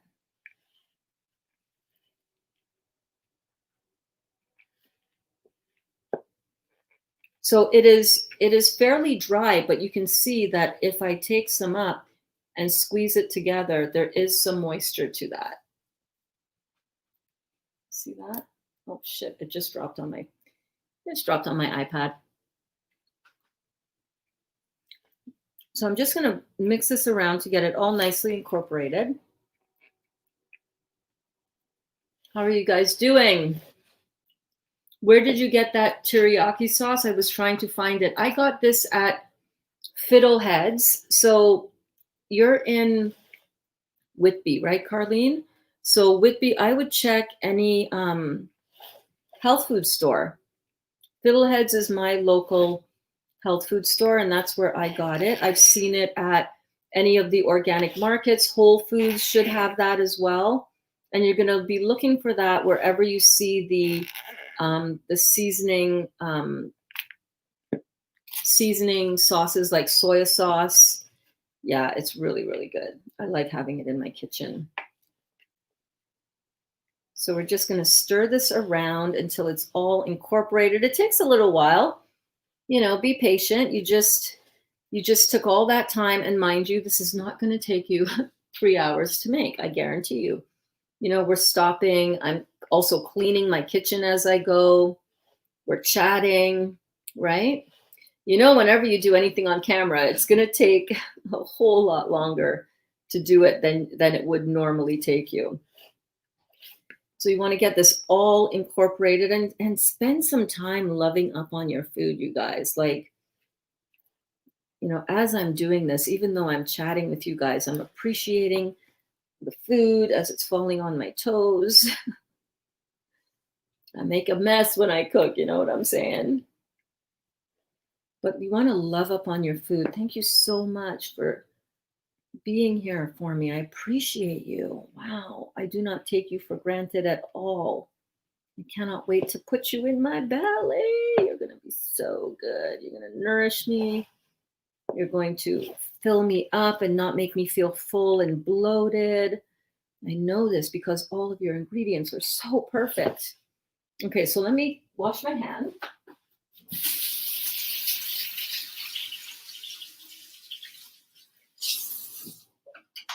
And let me get a spoon and let's taste this. Let's taste this and see how we're doing.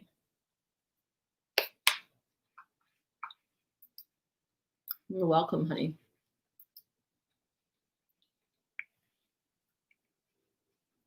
Mm-hmm.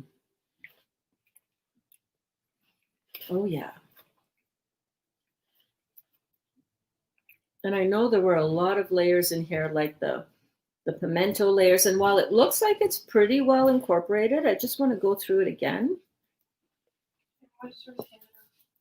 Okay, honey.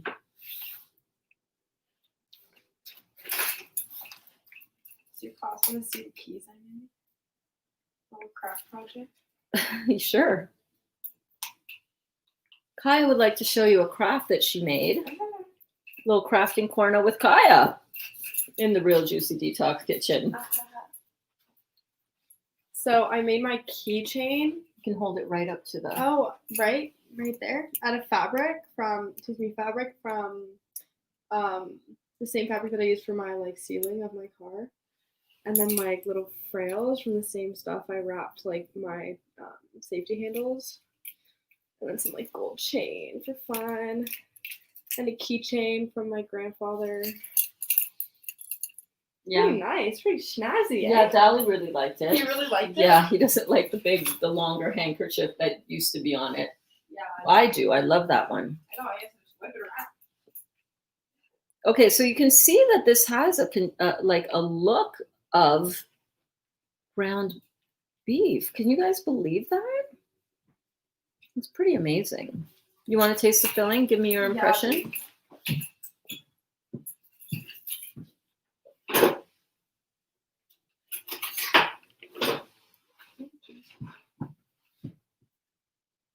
Yeah, oh, I just know it's gonna be so good. Mmm.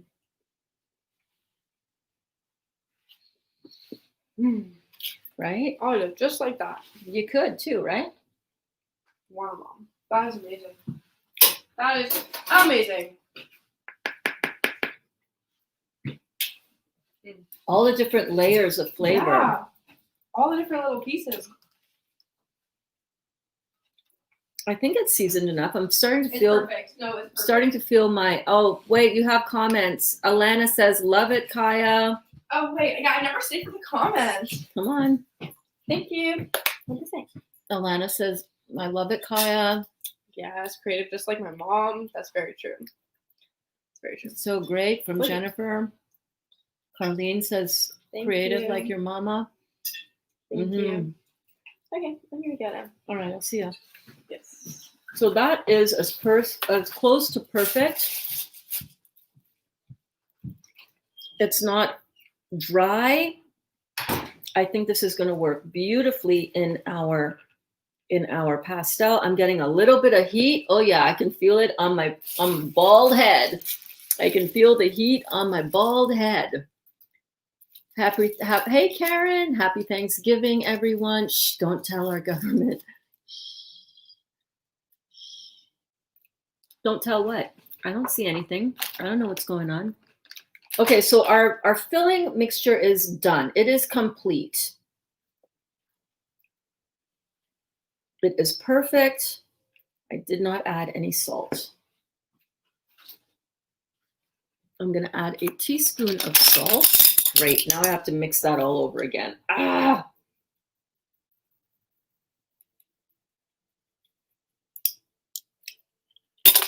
A teaspoon of salt.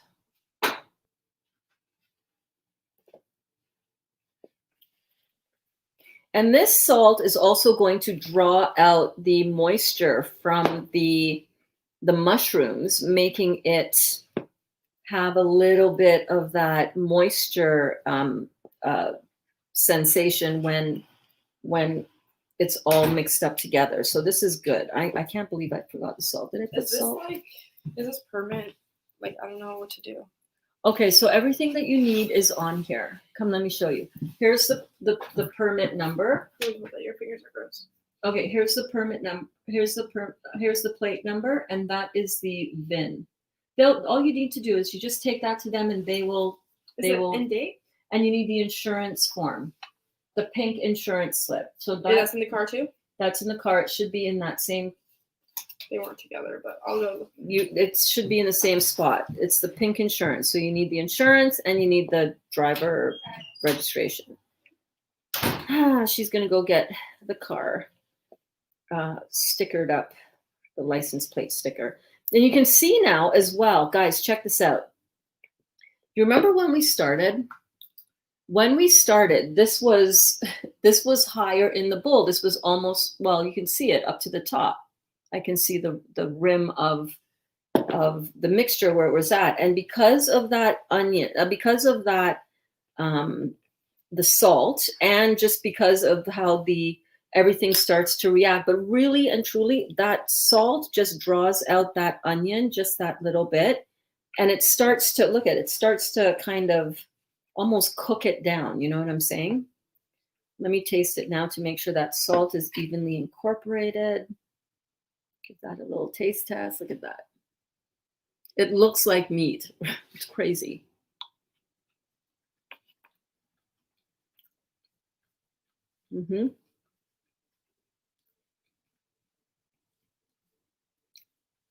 Flavor is on point. Little bit of heat coming up. Every time I have a little bite, I feel a little bit of that heat, which is great. It's got a nice texture. It's got a little bit of a bite. It's not mushy, you know?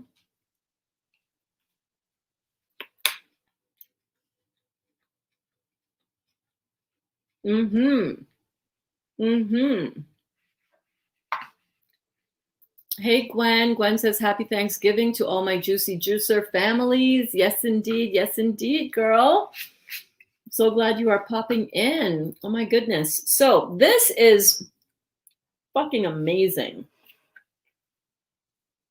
Amazing, man. I am so freaking happy with that. In the pastel, it's going to be stellar. So what we're going to do now, before we get the dough ready. It's not there. So I probably threw it out or something. Okay, we'll have to have this conversation later because there's another insurance slip somewhere. It always comes in a copy. I can't deal with that now. Okay. And you absolutely need the insurance form slip, and it's not anywhere in the pop-up thing. Okay, well, I can't deal with that now, babe. Dolly will have to help you. You can also call the insurance company and ask them for another copy of it, but I can't help you with that now. Okay, so now we're going to get our capers. We're just going to drain these out. I think we're going to, well, let me see. Maybe I don't want to lose all the water from it. So let me put it into a bowl. Hold on.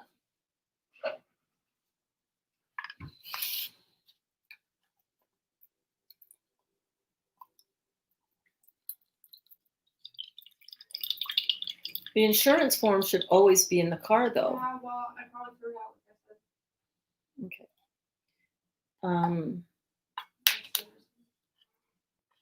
Okay, so I'm going to put these capers, oops, in a little bowl. Because what I've got now, so I've got my meat / vegan meat, meat substitute topping. I've got some capers, and these are just little flowers that are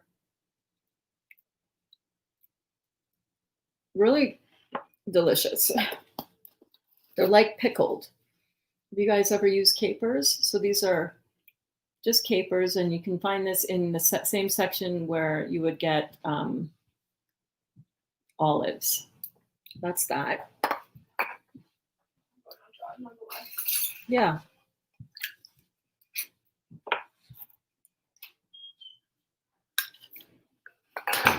So that's the capers. And then I've got the olives. We're going to do the same thing. Just going to drain out the liquid from the olives. And these are going to get sliced.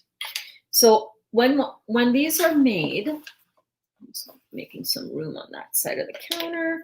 So when you make these up, you're going to do the vegan meat layer. And then you're just going to add a couple of these extra condiments, toppings, as it were, before you fold up the corn tortilla for the pastel. So we're just going to slice this up. So usually people will use, the way that my family, and again, every family does it a little bit differently. Everybody's pastel, everybody thinks they make the pastel, the best pastel, and everybody thinks everybody else's pastel. It's like, oh, that's really nice. Yeah, you made that. Oh, did you? Okay. That's not my pastel, though. My pastel is the best pastel. You know what I'm saying? And a lot of it has to do with how you season the meat, how you cook the meat, the dough, how you make the dough, the toppings that you put on it. But in my family, we traditionally have olives, capers, raisins, and sliced almonds. The one I made for Dali last night, I also put in the Ivar, the roasted red pepper spread that he loves, the Croatian spread. So you do whatever you want, man. Fill these however you want. But this is how we traditionally would do it in my family. And since I'm making pastels, I may as well make it like my family makes it. You know what I'm saying? Okay, let's get a couple more of these containers. So we've got olives, we've got capers. Put the olive juice back in here, although I do not think I would be saving that for anything. But hey, you never know.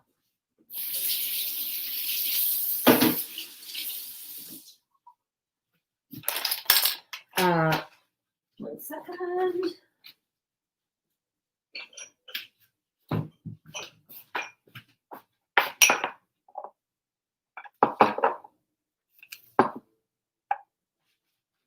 A little extreme cleaning going on over here.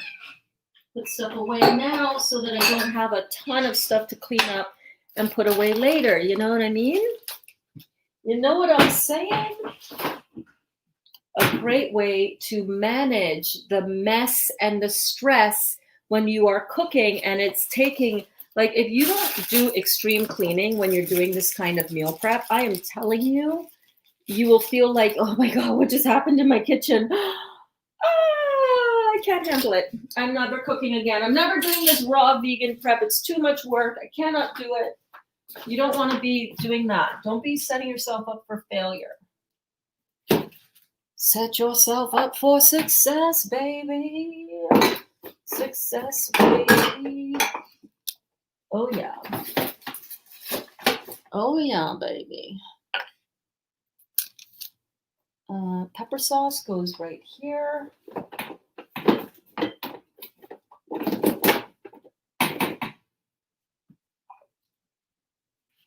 Caper liquid, I probably will not use all of those capers, so I will need that.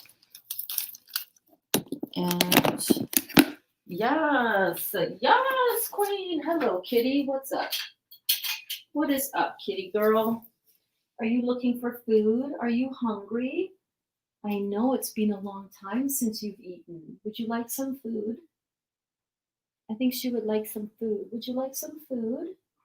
Yes, there you go. Okay, I'll get you some food.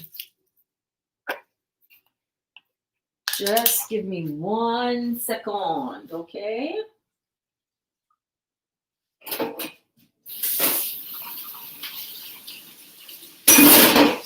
Take it easy, take it easy. That was your fork from your food, so let me get your food for you, kitty. What about Dottie? Is Dottie hungry?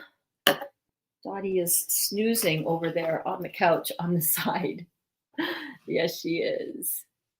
Hey, Mike, how are you doing, my friend? Thank you so much for popping in. Mike says happy Thanksgiving to all our friends south of the border. Yes, indeed. Yes, indeed. Yeah, it's Thanksgiving. Did they have a Thanksgiving Day parade? Probably not. That was probably squashed. Yeah, I hope all of our American friends are out there enjoying this day with their families, every damn one of you. That's right.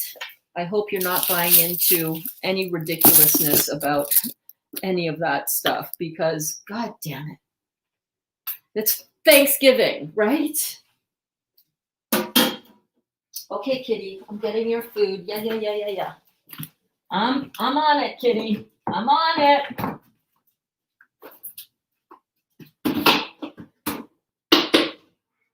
I'm coming.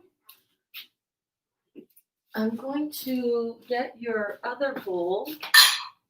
I'm giving you a clean bowl, kitty. We've got the cats on their own raw carnivore diet. Yes. Species specific to the cat is not the pre-packaged crap that we've been feeding them. We've gotten them transitioned fully raw chicken and yeah. Here you go, kitty. Dottie. She'll get hers when she wakes up, won't she? Pull up my tights. Let me pull up my tights. Pull up your pants. Pull up your pants, girl.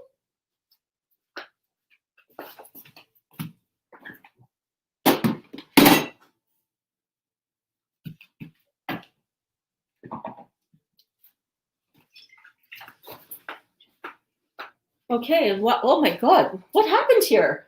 Burns, your kitchen got all clean. I know, girl. Can you imagine? Can you believe it? No, I cannot. Who did that? I don't know. It just happened all on its own today. Do you guys extreme clean when you cook? I don't often do it, but man, when I do it, it makes the whole cooking process just feel so much easier, so much better.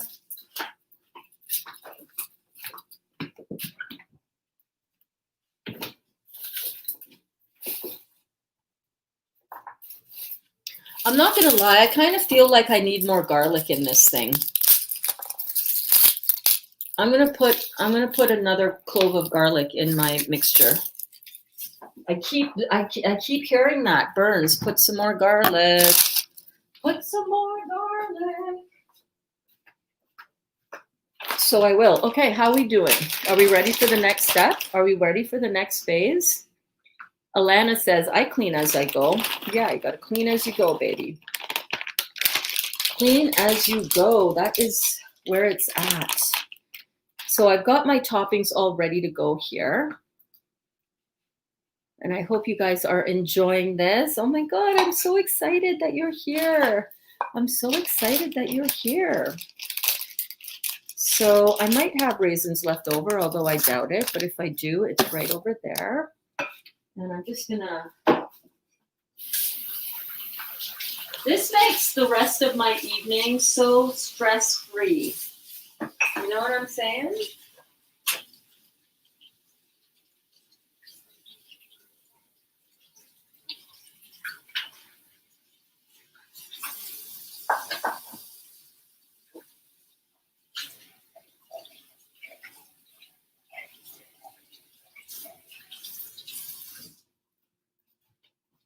So stress-free. You should see it from over here, you guys. It's like totally clean. Oh, you can see it from over there. Yes, you can. Yes, you can. Yes, you can. So I am going to put one more clove of garlic in there because I just feel like I need more of a I got the heat from the peppers. I got the flavorings from the seasonings. But I just feel like, honestly, why do I keep hearing put another clove of garlic, Burns?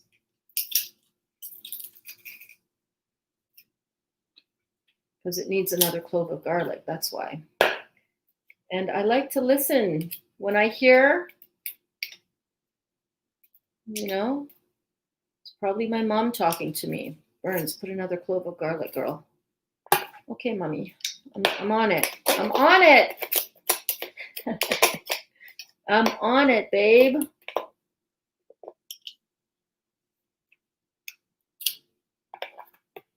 My mom has had a hand in everything creative that I have done in my life, including and especially since she has passed on. No, it is not a ceramic knife. It is a cheap Dollarama knife. I paid like $4 for it. It's pretty good though. Dali sharpens it every now and then for me, and it works really, really well. I have like zero counter space. I know. Before we got this island, that was it. Basically from here to here. Oh my God. Oh my God. What a game changer. Every time my ex-husband comes over, he's always like, oh my God, that island though. I'm like, right? It's so amazing, right? He's like, yeah, that's a game changer. I'm like, yeah, no shit. Hi, kitty. Where are you? Why are you crying? What do you need?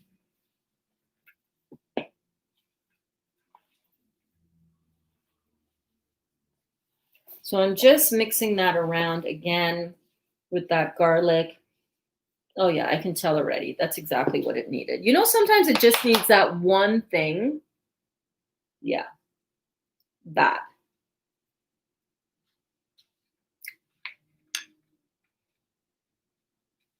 Mm-hmm. It's perfect. Oh my God. The different layers of flavor in this with the green seasoning and the garlic and all of the beautiful aromatics. Oh yes, I just need one more taste because, you know, let me make sure.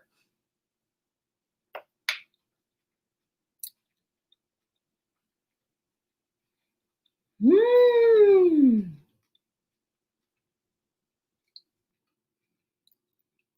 Layers and layers of flavors upon flavors. Oh my God. Okay, we can get rid of this now.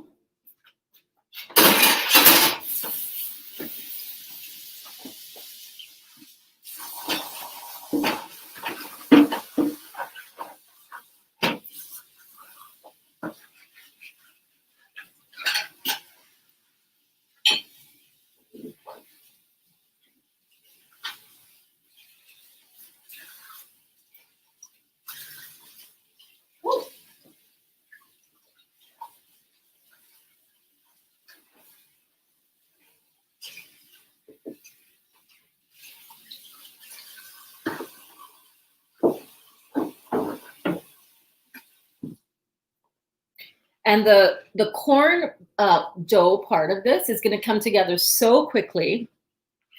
You're going to love it. Excusez-moi.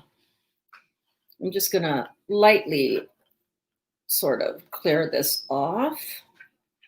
And I think I might actually remove this cutting board so I have a visually a much bigger space. Hold on one second.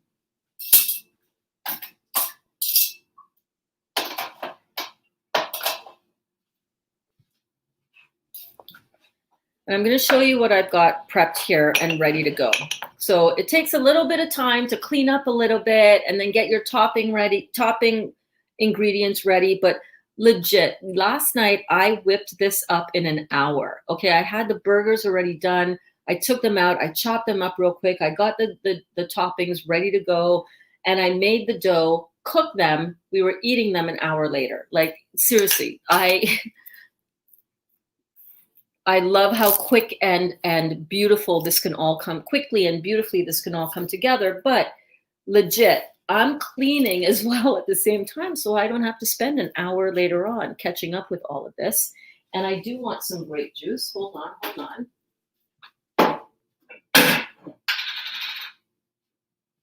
Our delicious Black River grape juice that we were, that I did a 21-day grape cleanse. I didn't go the whole 40 days like I had planned. Tomorrow's 40 days.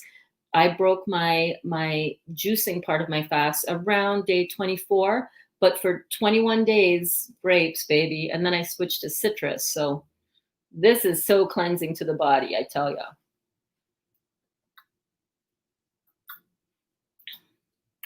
Hey, Mike. Mike says, Burns is a driving force in the kitchen. Speaking of driving, if your daughter can't find the envelope sent by the insurance company, they always include 4 copies of the insurance pink slips with each renewal in Ontario. Also, she can take a picture of the pink slip once she finds it. Smart man, as acceptable proof of insurance in Ontario. Watching all that crazy food prep without being there to taste it is driving me crazy. Come over. Thank you so much for that information. I will definitely let her know that. I actually have a picture of my driver's license on my phone as well, but I didn't think of the insurance, but we will do that. I also have a picture of the health insurance cards for the family. So yeah, that is a great idea. And she can also get it replaced.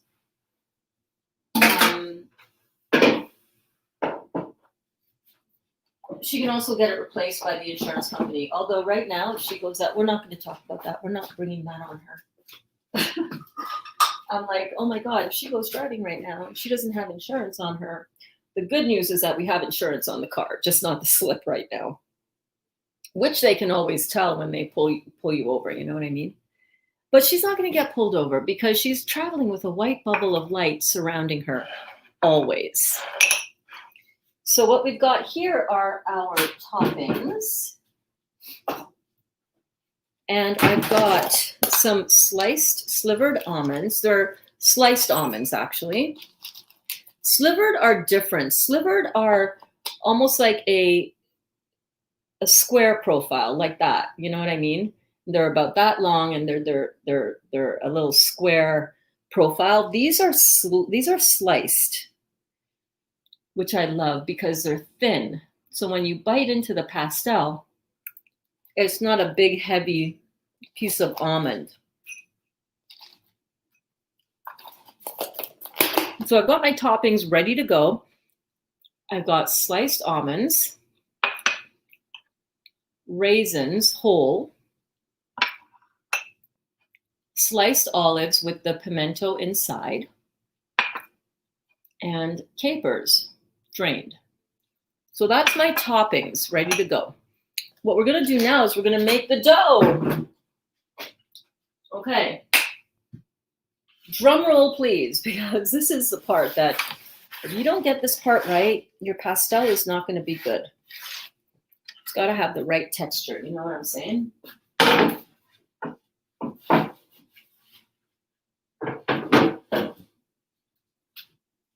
So we're going to use this counter. all nice and cleaned off. My floor, on the other hand, friggin' disaster. Nobody's seeing it, so it doesn't matter. Okay. Let me put this over here. Now, in order to make this dough, what we want is corn flour. Some people use cornmeal. I'm looking around for my bowl, which is over here. Oh, we'll use this one because it's see-through. You want to use either cornmeal or corn flour. Some people swear by the cornmeal. Some people swear by the corn flour. I'm using a combination of this because I couldn't find our regular Pro Masa, which is a pre-cooked cornmeal. And I actually did have pre-cooked cornmeal in my hand, and I didn't realize that that was the thing. But we are using this corn flour here. It's a little bit yellow. You can see that. And it's a flour, so it is finely ground corn. And I'm also using this corn flour, which is a whiter corn flour. And this is where I get nervous. This is where I overthink things. And I'm like, okay, which one should I do?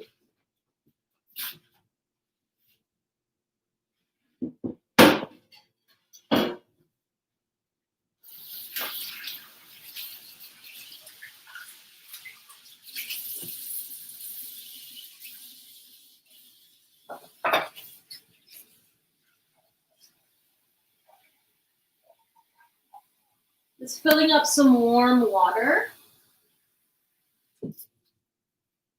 So I've got some warm water. I've got some corn flour. And I need some oil. And the recipe originally calls for butter. But y'all, I'm not eating no butter. Butter is dairy. Like, what the hell?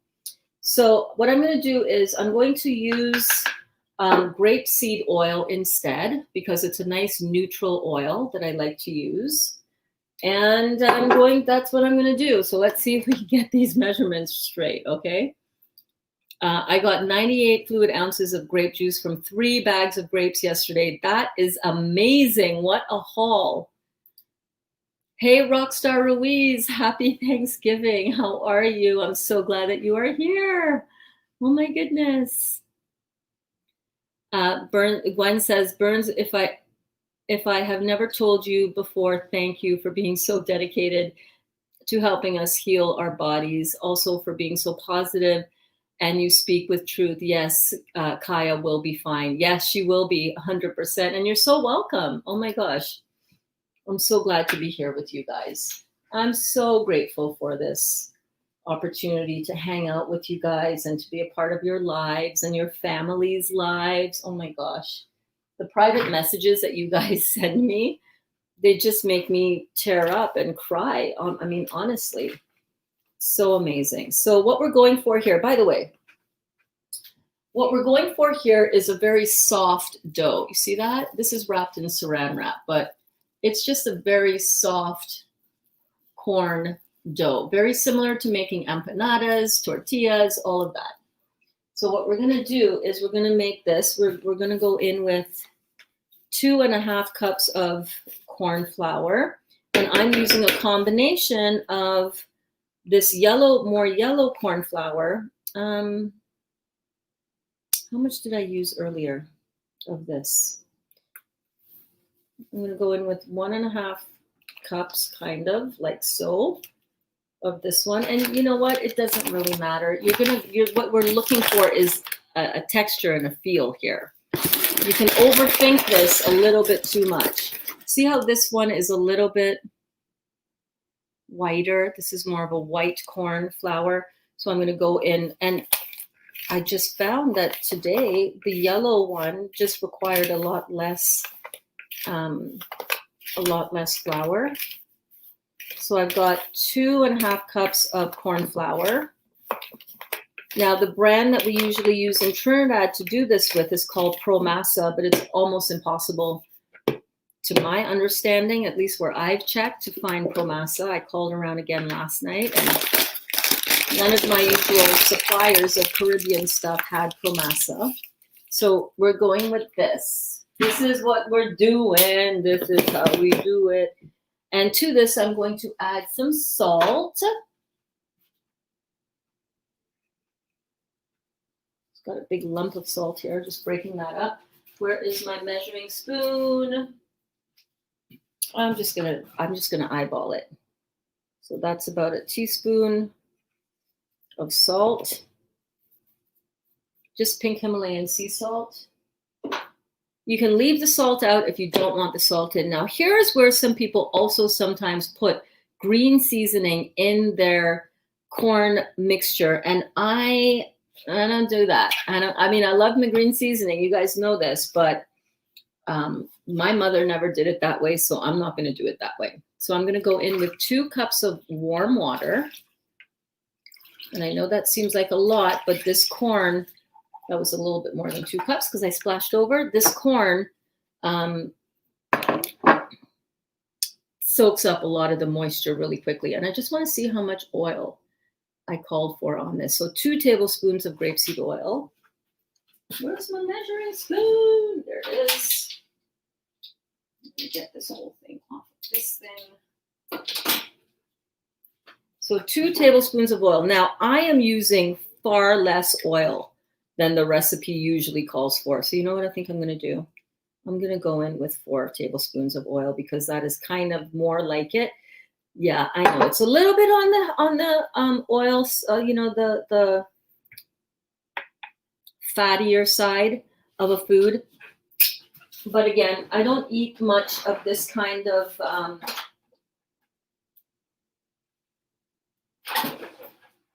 this much oil in my diet right now, so I'm okay with it as an occasional food.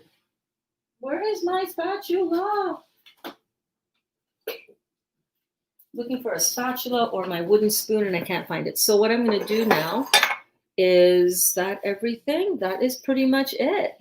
That's it. It's such a simple recipe, and I'm just going to stir this around, get it all mixed up and incorporated, and I'm going to look for the texture. And sure enough, it's too wet. You see that? So I'm just going to add in a little bit more cornmeal. So that is definitely too soft. That's more of a batter rather than a dough. But I am just going to mix this around so that it's all incorporated, the oil and the water and the dough. And then I'm just going to come back in with some more of that yellow corn flour, because pastels are traditionally yellow. You know what I'm saying? And we don't put anything else in that to make it more yellow. Like we don't add in turmeric or anything like that. We just rely on the color of the cornmeal, the corn flour itself. And like I said, some people use corn flour, some people use cornmeal. You figure out what texture you like and choose the way you want to do it.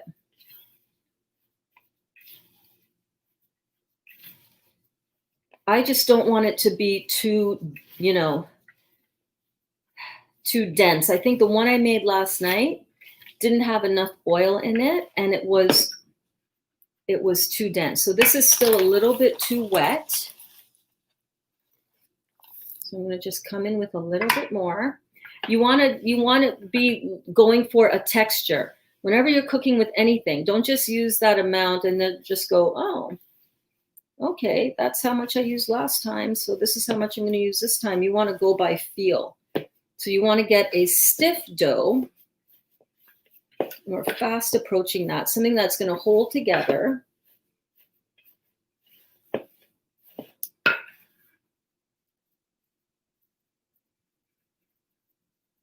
And that still feels a little soft. Guys, I remember every single time, every single season when we would be making pastels. This was obviously my mother's part of the job, right? And this part would be the most stressful for her. So I think that's kind of where I picked it up. Gabriella, I see your question. So those corn flour aren't mucus forming. What about almond flour? Is that good to use in some recipes? So I don't know if this is mucus forming or not. I just know that this is what I'm using for this recipe. Dr. Morse has been asked if you have to, is it okay to eat corn occasionally? And he has said, yeah, I mean, it's a cheap food. It's on the starchier side of food. Corn is not usually easily absorbed by the body. So you use it occasionally. This is one of those things that is, it's not an everyday food, you know what I mean? And I also want you guys to start learning to listen to your body. Hi, hon. Hi, how are you? Good. Good. So I want you to listen to your body. You can tell whether this food is mucus forming or not by how your body responds to it.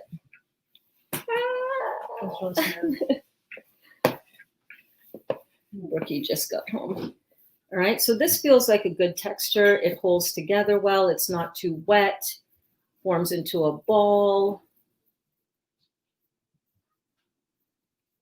Yeah, I like this. I like this texture. So I'm not sure if this is one of the foods listed in, in the mucus-less diet as something to avoid.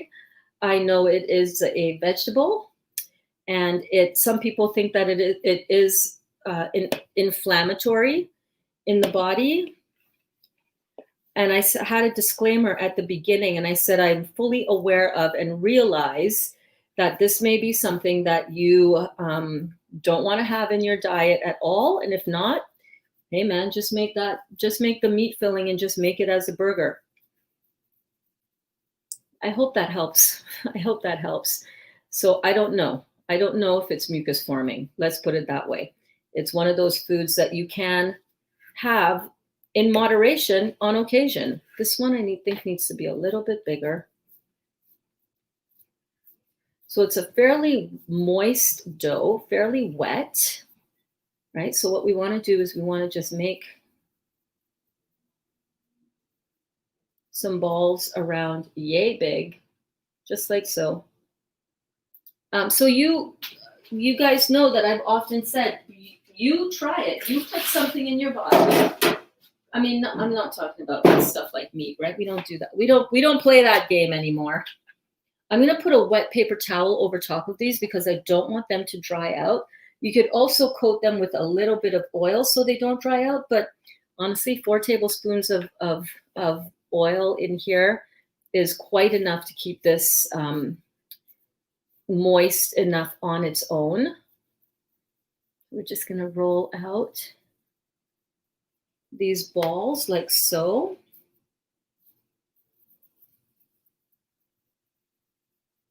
I hope this works. It should work. I'm keeping my fingers crossed that it works. And what I'm going to do is I'm going to get some paper towel. And I'm just going to roll out 4. I'm just going to roll out 4 for now so that we can get into filling this and cooking them and getting them ready for the kids to taste test it and for me to taste test it. And Dolly might be home early, so wouldn't it be fun if he were to bounce through the door at the same time? Okay, so I'm just going to do those 4 rolled out, and then this I'm going to just form together into a ball.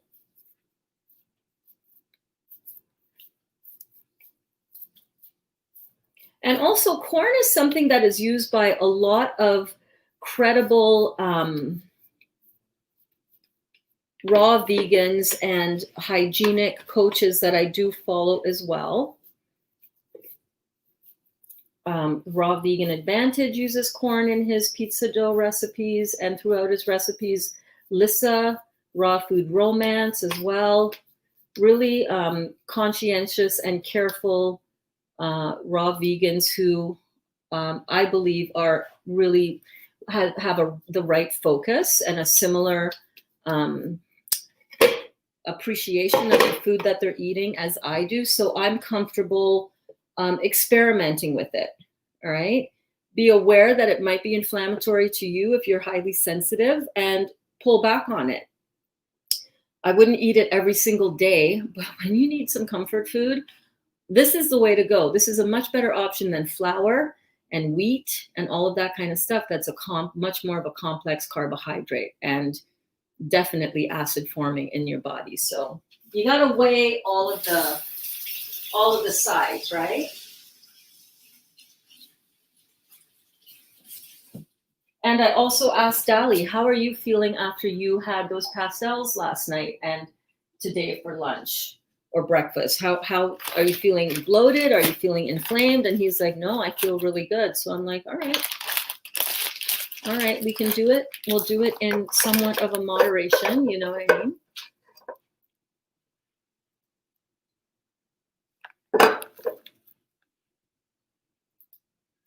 Cindy says, I think if you're healthy, it's okay to have occasionally, but if you're healing from any dis-ease, it's best to avoid. I would totally agree.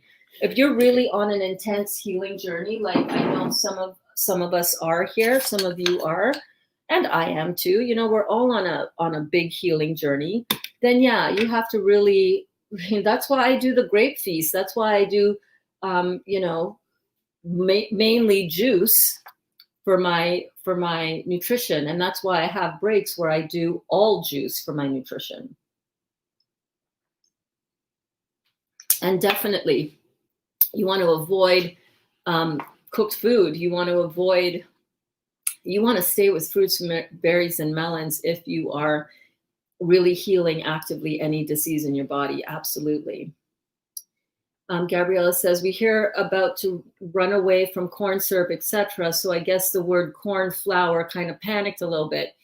High fructose corn syrup is a completely different game. Completely different game. The way they process the corn and strip down the chemical composition of corn in order to get high fructose corn syrup, completely different game. This is ground corn. So we're working with it as close to its natural state as possible. So I don't think I'm that worried about it.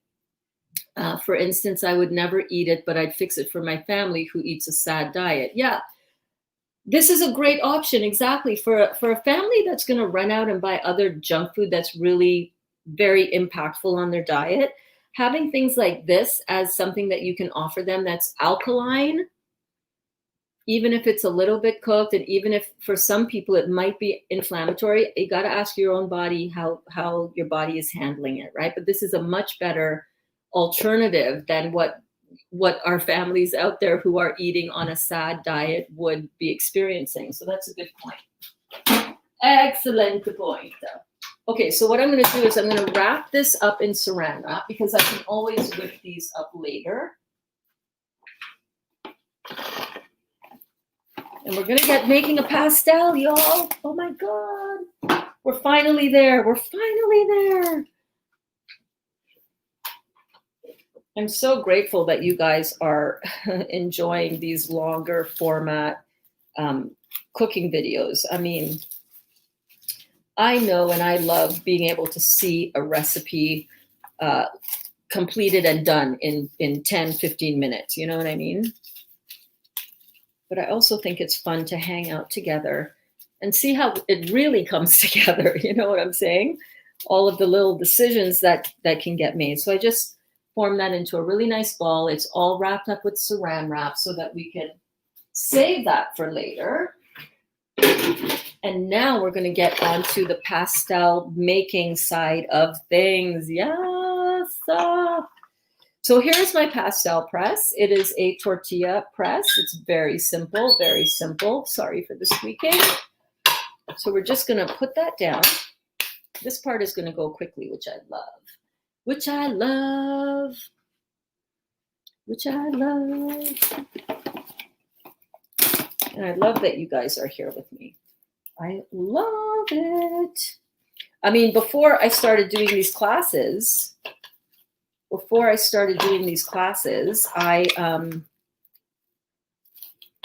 I absolutely loved doing these things in the kitchen, but I would just be doing them by myself. Maybe I'd throw them onto a Instagram or Facebook story here or there. But I love coming up with and thinking of, ooh, what should we do next in the kitchen? What are we experimenting with? What are we learning through? What are we growing from together in this kitchen?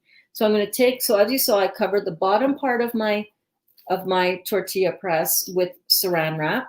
And if I was doing this in Trinidad and had access to banana leaves, I would be using this with a banana leaf on here. And actually, I was calling around to my West Indian grocery stores and markets in my area last night. Do you have any fig leaf? Anybody have any banana leaf? Nobody did. So that is the first one. And just like in my dad's experience, first one always comes out a little bit, interesting. But this one looks pretty good. So I've got it pressed out nice and thin. And I'm going to come in with the meat or the raw vegan meat portion of this, which we made in class here today. If you haven't seen it, go check it out. And I'm going to put it down in the middle, just like so. Isn't this cool? You know what? I should move that over. Let me see if I can't move my camera over for a better angle.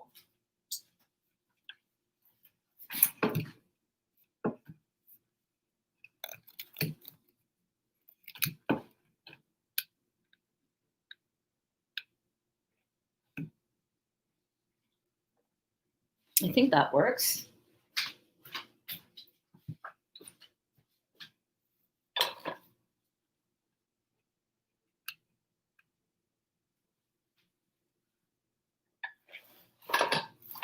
Okay, so we've got that done, right? So you want to put a good amount of meat here. You don't want it to be too, don't be cheap on the meat. This is not meat. If you're just tuning in and you're wondering what the hell happened to Burns, why is she talking about meat? This is a vegan, raw vegan, no meat, no animal was harmed in the making of this pastel. This is all vegan. See, look. And now I'm going to come in with my toppings. Let's see.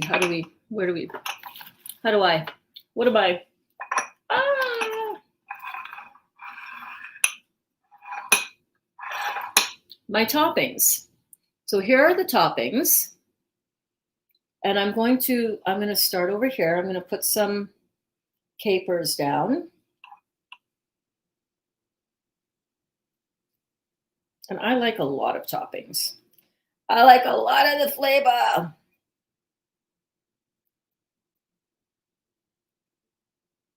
Right? You got some olives, you got some capers going in with the raisins. And then you're topping it off with the chopped almonds. Just like so. And then we're coming over here and we're just going to fold this over and just press it down. Just like so. Just making a little envelope, like so.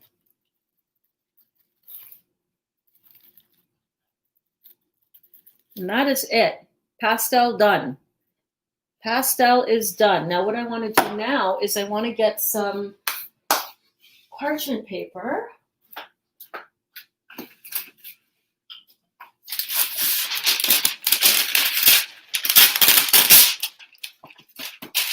So I'm wrapping these in parchment paper because I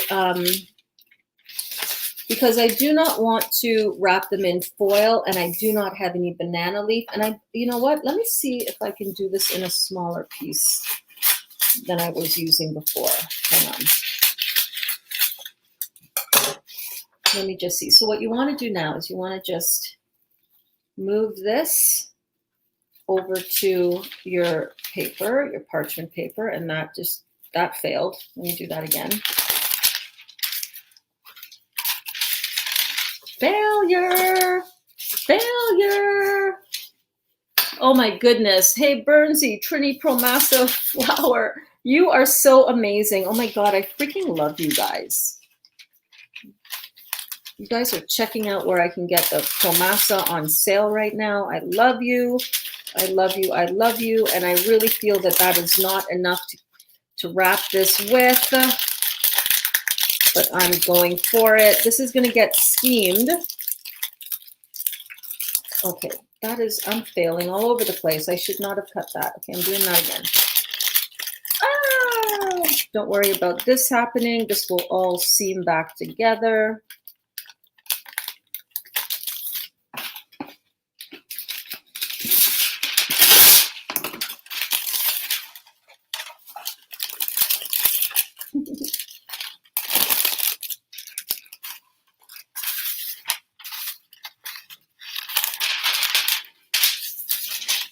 This is not the most professional way to show you how to do pastels the first time, okay? But bear with me.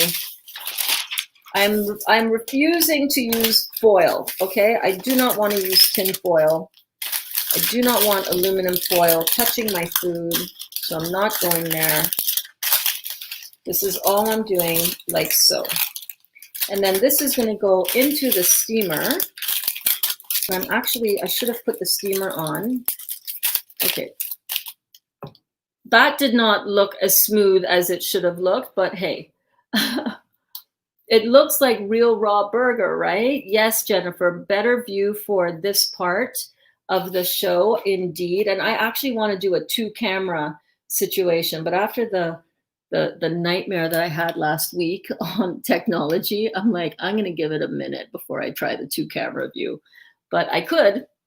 It looks like real raw burger. I know, right? Hey, Bernsey, Trini Promassa corn flour available. Black Friday sale. You're welcome. Thank you. I'm on it. I will be on it. Drooling. So that's the first one done. And I'm just going to be putting these into a bamboo steamer, but you can use any steamer situation that you have. And I'm going to get the water going.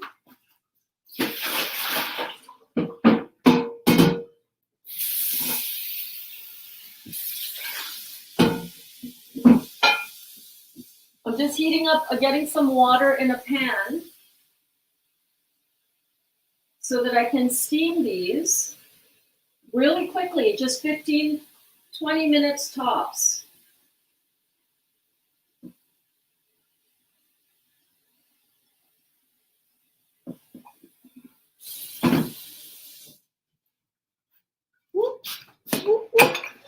Okay, so over here, I have a pot of water, which you can see, and I'm going to get this, I'm just going to put it on because I'm going to roll through the rest of these really quickly. And I'm just going to put this on the burner,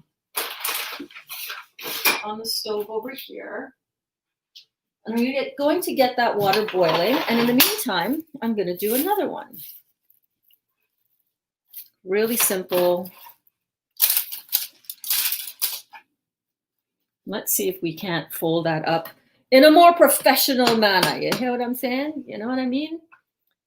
Yes, I am drooling too. Oh my gosh, these are going to be so great. I'm just going to press this down and holding down the saran wrap that was on the top plate onto the bottom. Et voila. Perfect. Perfection. Then I'm going to come in with my mixture here that is all beautifully seasoned. It tastes exactly like Mummy's pastels. You know what I'm saying? She would be proud. She would be proud, as would my dad. Let me take another taste. Oh, yeah. Oh, baby.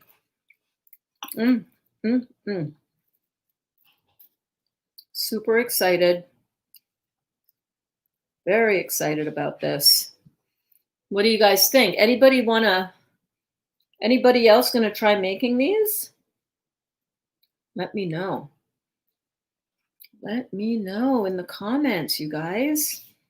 Have you ever had a pastel? Does your country have a similar meat type dish? Meat patty type of dish? Let me know. Oh, that was really cracked.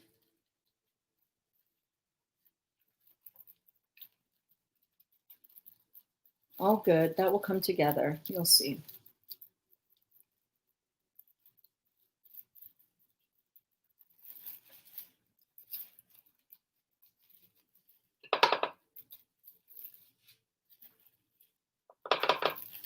Just like so. You just fold it up like a little envelope, just like so.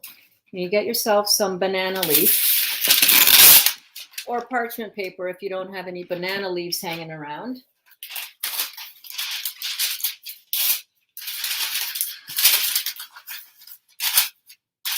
I'm going this way. I could go this way, couldn't I? Let's try it that way.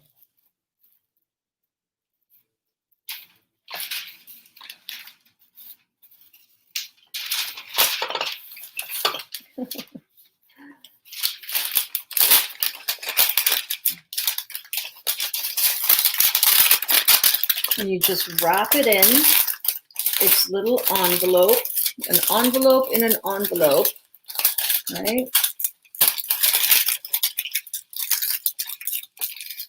And just fold it up like so. You can put a little triangle there, or you can just fold it like so.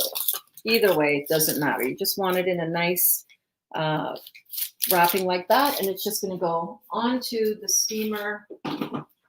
Let's do it again. Can you imagine us doing this? Sometimes we would get up. My parents would wake up early in the morning of pastel making day, and they would be doing this. My mom would be making all of these balls, all covered up with a wet rag on top by the hundreds, you guys.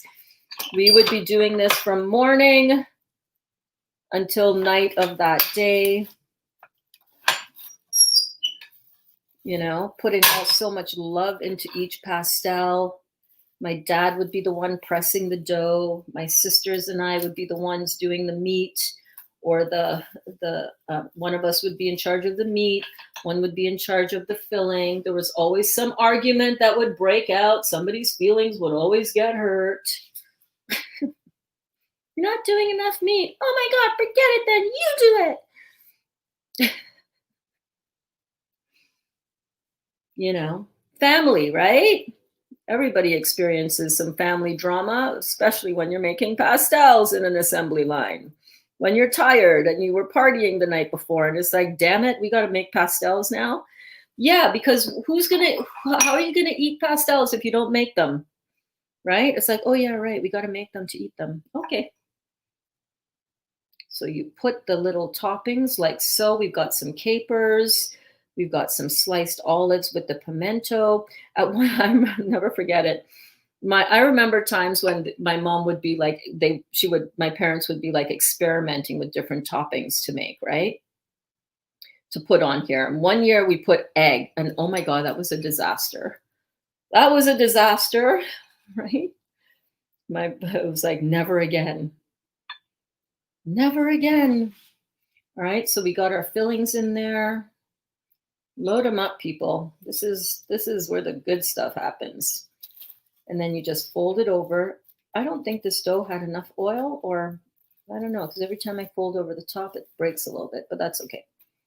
It's okay. It all comes together in the steamer. Ooh, I put too much in that one. It's okay. Just massage it back together. See, it all sticks. It'll all work out in the end. You'll see. But you want it in a nice, I think our pastel press was bigger too. We would make them like about that long, but this is a great size as well. Get another piece of parchment paper.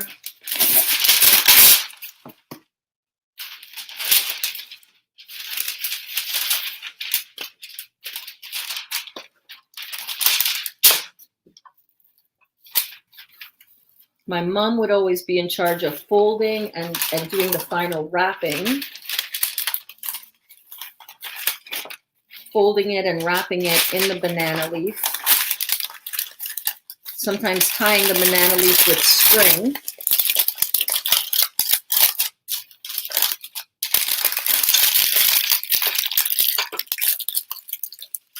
Oh shoot, I meant to do one with Ivar for Dali. Okay, hold on. So Dali really liked, last night we were experimenting with this and he decided to put some Ivar, the roasted red pepper dip on this. And he loved it. He messaged me this morning a picture of him eating his pastel for breakfast on the job site, out at the construction site.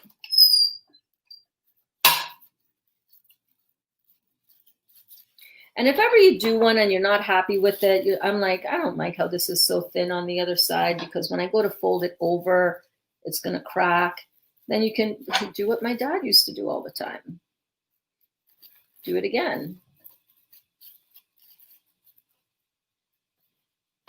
Just pick it up, make it into a ball.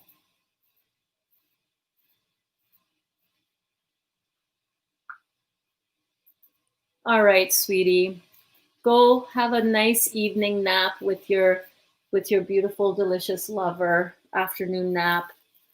Yes, indeed. You can just make it again. Maybe I don't press it down quite as hard. This one. Make it a little bit thicker, the dough. You know what I mean? My dad would always give it a nice little once over with his hand, you know? A little extra love. Get a little extra love in there. All right, babe, you go have a good lie down. Let me get that Ivar for my lover.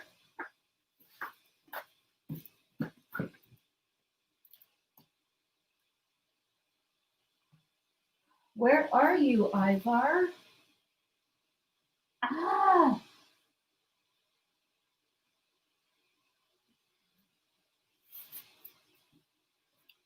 Well, that sucks. Can't find the opened one, so I will open a new one.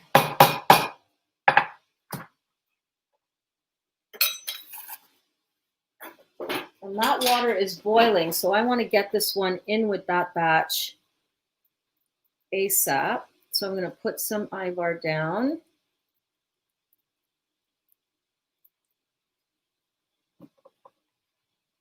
And this is a, oh, here we go. This is a beautiful roasted red pepper dip.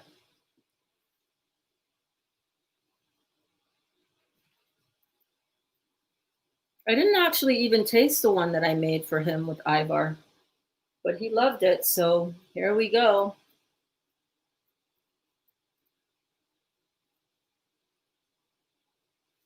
So again, the raw vegan, fake, faux, the vegetable filling, which is the ingredients of which are in the description above and below. Above if you're watching it on Facebook, below if you're watching it on the YouTube.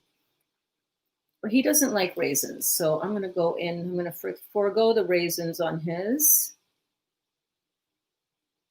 Get some slivered almonds on there. Oh my goodness. I'm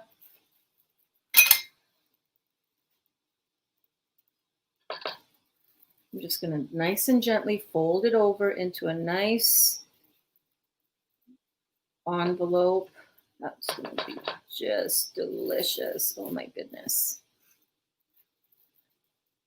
Fold it over, pat it down. It's okay if there's a little bit of, just massage it into the right shape. And we're going to get some parchment paper.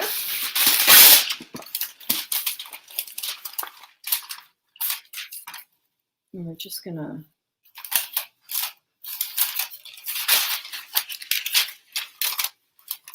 put that on there. Roll that up. See how easy that is? So easy, right? It's breaking in there a little bit, but that's okay. That will sort itself out, you'll see. I'm just gonna fold this over, like so, nothing fancy, and I'm gonna put it into that boiling steamer where it's going to steam for 15 minutes. So why don't we make the rest of the batch? May as well keep going, right? Once you're in the groove, you're in the groove. Did your daughters have a chance to meet their grandparents? Great question. Yes. Yes, they did. My mother died when my oldest daughter was 4 years old, and my youngest daughter, Kaya, who's now 18, was not born at that time, so she never met her grandmother.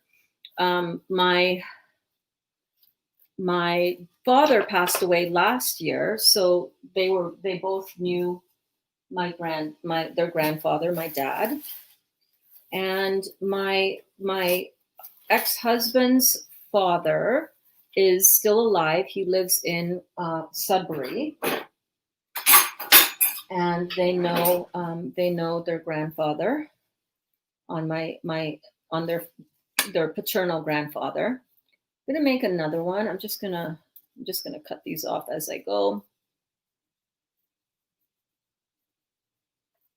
And their paternal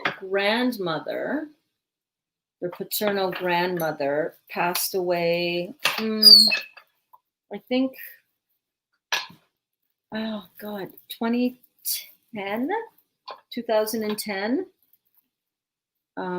The same day that Princess Diana's funeral was, actually. Never forget that. No, not Princess Diana's funeral. William and Kate's wedding, the royal wedding. That's right. Sorry. Princess Diana passed away when Danica was just born. Danica is 24 years old now. So yeah. So those pastels went into the boiling water at about 4 o'clock, which is crazy. We've been cooking and enjoying each other for 4 hours. This is crazy, you guys. I'm so excited. I'm so happy that you are here. We're making pastels. We're making Trini pastels, man. And having fun, enjoying our time in the kitchen together. I love it. I loves it. I'm getting some almonds, some capers, some olives. And these are, in case you missed it earlier, these are a traditional type of food that we enjoy at Christmas time all throughout Trinidad and Tobago, where I am from. And this is the second time I'm making them ever. I know, the first time was last night when I was trying out the recipe before doing this with all of you guys. So I'm just making this into a nice, that is a perfect pastel right there. That's a perfect size pastel. That's a perfect pastel if you ask me. Yes, it is. Yes, it is. I'm just gonna keep this under cover so that it doesn't dry out. And I'm gonna come in with some parchment paper. And the ones on the stove are going to be done in, I'm just steaming them over a pot of hot water for 15 to 20 minutes. That easy, that quick. Now, if you want to enjoy the flavor of this, but you don't want to have the corn part of it, you know, there's a couple different things you can do. You can just make this into the burger. Just make it with the same seasoning that we made. You can have it as a topping ingredient for a pizza. We've done some raw pizza here at the Real Juicy Detox. You can make it into just a burger, right? So this is the one that actually I didn't mark. Again, this is the one that has the eye bars. So let me put that into a special spot. Let's do another one. Great. I'm due to visit my grandparents in Brazil. Oh my God, that is amazing. When are you going, babe? When are you going to Brazil? That's amazing. When was the last time you were there?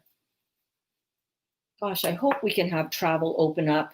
And by travel open up, I don't mean if you have had a vaccination, okay? Because that is going to be some crazy ass stuff. Vaccinations. Hell no. Hell to the no. Oh, hell to the no.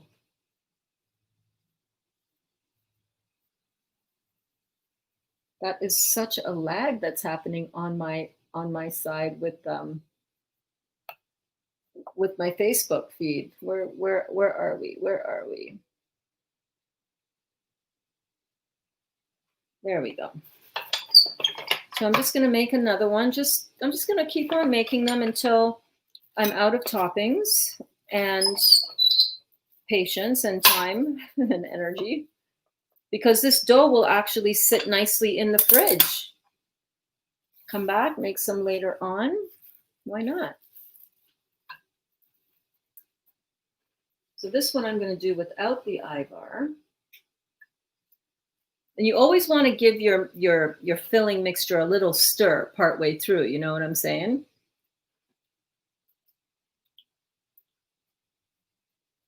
Give it a little stir partway through, because the juices and the seasonings will, the juices will settle down a little bit. So you want to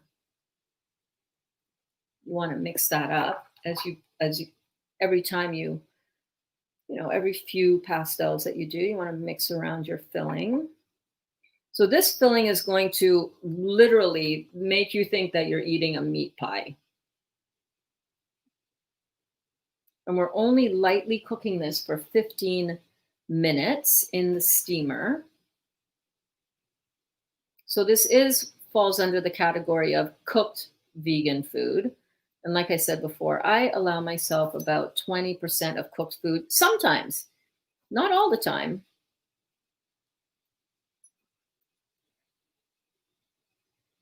Okay, and we're just going to fold that up like so. Super easy, right? You can do this. Oh my God, my technique is getting better and better as I go. Are you seeing this?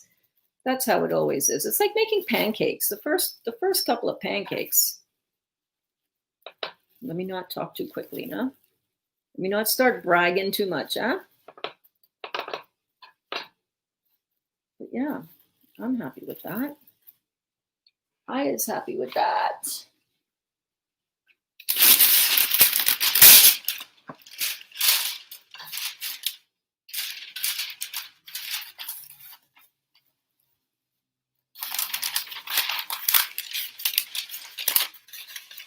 I am very happy with this process, and I tell you, I don't know why I did not make pastels sooner. It's super easy to do.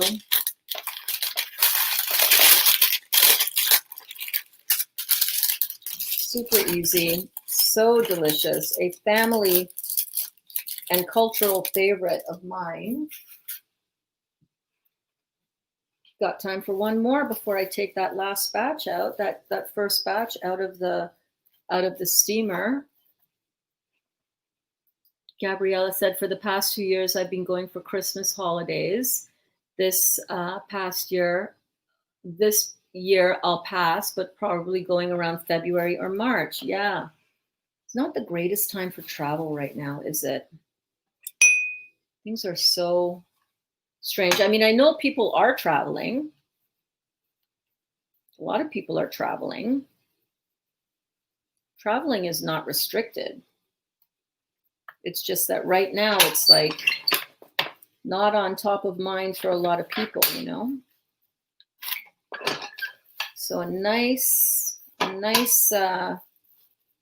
flattened out ball right here.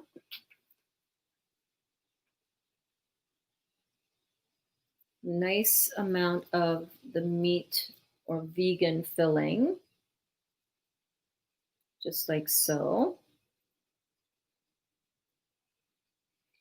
And some toppings. We got capers going on here.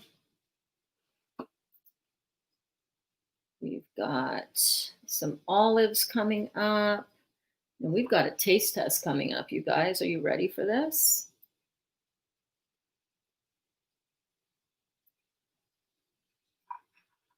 We've got some raisins.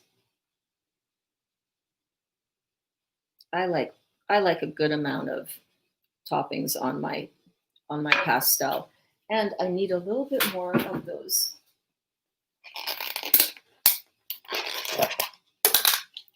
slivered almonds, which will just go like this.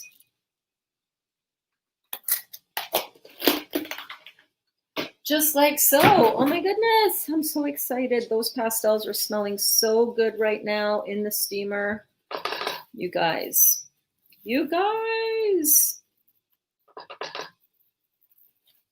So we're just going to fold it up like so.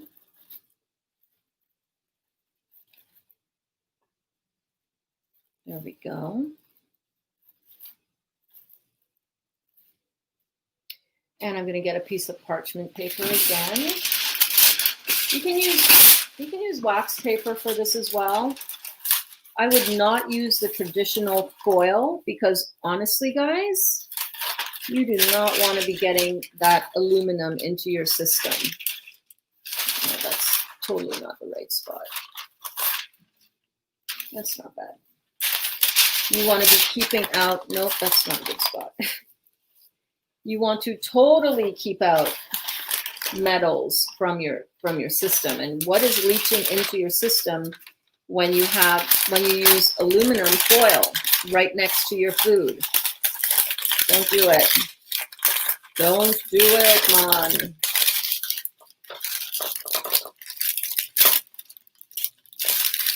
Ta-da! Okay.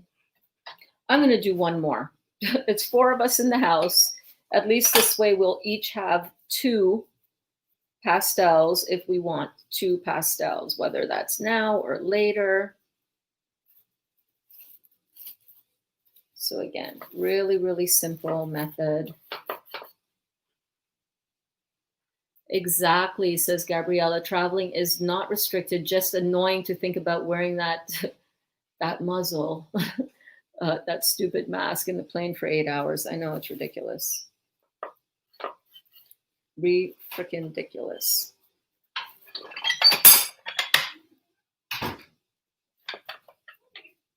Hey, Kaya. How was your drive? Chill? Where did you go? Guelph? What's happening in Guelph? Nothing. I just drove there. Oh, okay. The pastels are ready to come out of the steamer. Are they? Really? Yeah, do you want to try one? You want to go ask Brooke if she wants to try one? I'm just making one more up and then I'm going to pull those ones out. Nothing like having real taste testers in real time instead of having to wait for the nightly check-in, right, guys? Yes. Oh, Mike had a great recommendation about the insurance. When we get it replaced, take a picture of it, leave it in your important folder, and it will suffice if ever you need it. It's a little bit too many olives there. And then some raisins, and I need to remember there's a couple here for Dali with the ivar. I usually put a little dot of ivar on the outside of each one that has ivar.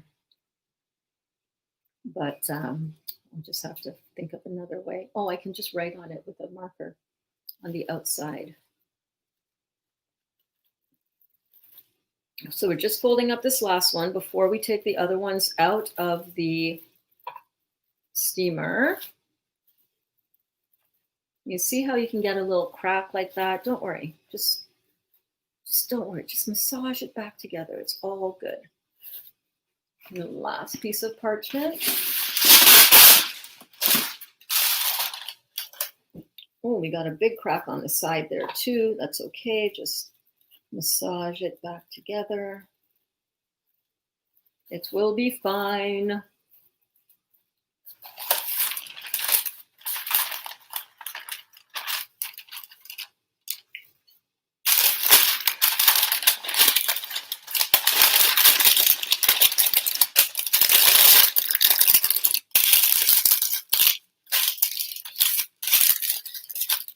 So there you have it. We've made 8 pastels, and we're going to stop there because I can always finish those ones off later. Put this away. Wrap this up.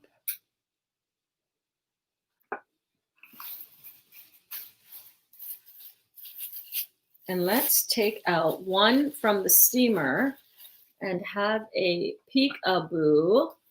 Good morning from Tassie, Tasmania. Is that what Tassie means, short for? Good morning. They say that you won't travel without the COVID shot. That stresses me so much because my whole family is in Greece. I know, babe. I know. I know. I know. We have to wake up and we have to not continue to just assume that we don't have a voice in this. We have a voice. We have a voice. We can avoid what is happening. I don't know how, but according to thought leaders, the important thing is to wake up and to start speaking up about this and to stop pretending like stuff doesn't matter, right? But we're not talking about that now. We're just gonna keep praying and hoping that this thing is going to get sorted out and that the light will prevail, because it will.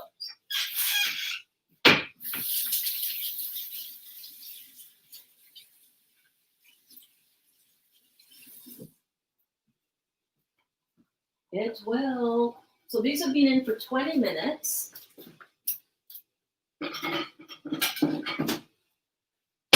I'm just going to get them over here. And we're going to plate this bad boy up.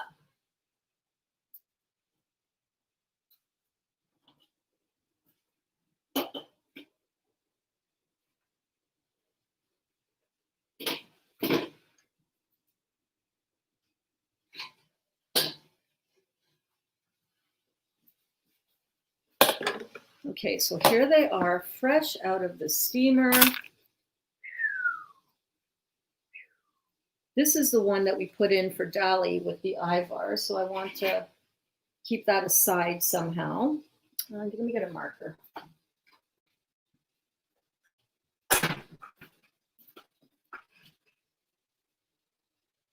D for Dali on that one. Oi, oi, oi. Oi, oi, oi. Okay, I'm going to get a tongs so that I don't continue to burn myself to smithereens. I'm just going to put them out on a plate here, just like so. And I'm going to put the other 4 that I made right into here in similar fashion, just laying them down.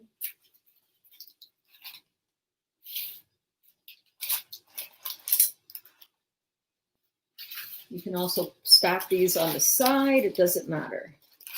It just doesn't matter. Just fit it into your steamer. You can do them like that. I prefer to lay them nice and flat, like so.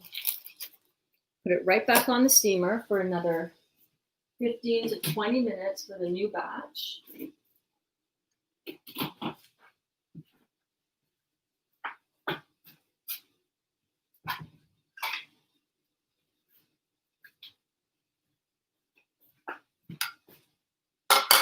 Cute little serving trays. So let's check this out, you guys.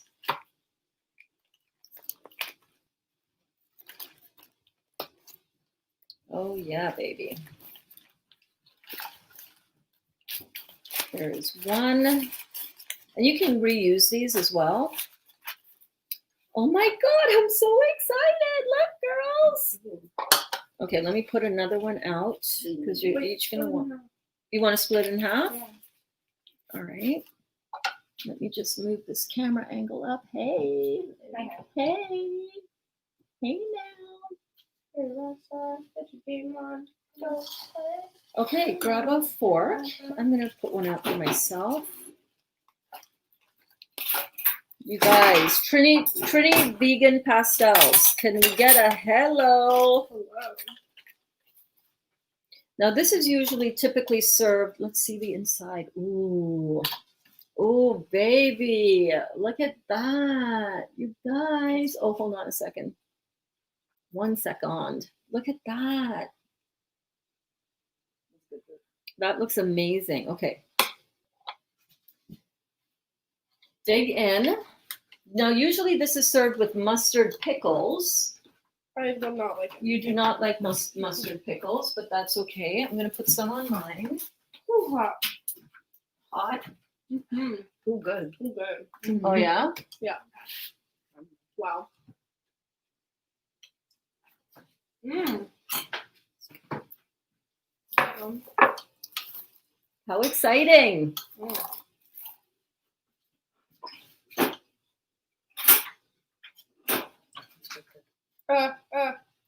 Made a mess.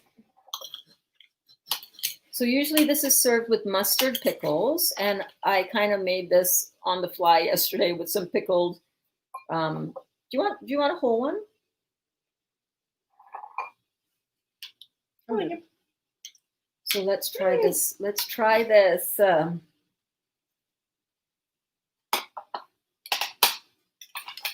hot. Yeah, it just came out of the steamer. So here it is. Look at that. Mine or something. What do you remind me of? Mm. I know what it's called. Tamales. Maybe. Enchilada. I think this was wrapped in corn husk, kind of. It's like a big old noodle. You Huh. stuff like cheese and meat. Cannelloni. There we go. Oh. Wow, I'm warm. Take something off. Yeah, I'm really happy with this, you guys. It's really great, Mom. Mm-hmm. That tastes just like, I got the dough perfectly right. The key is not overcooking it.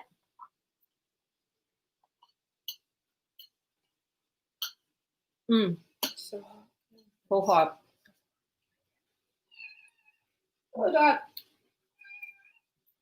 Hot. This tastes just like a Trinidadian Mm-hmm. pastel Oh, God. with meat. Mm-hmm. That is so satisfying. Oh my God. Oh my God.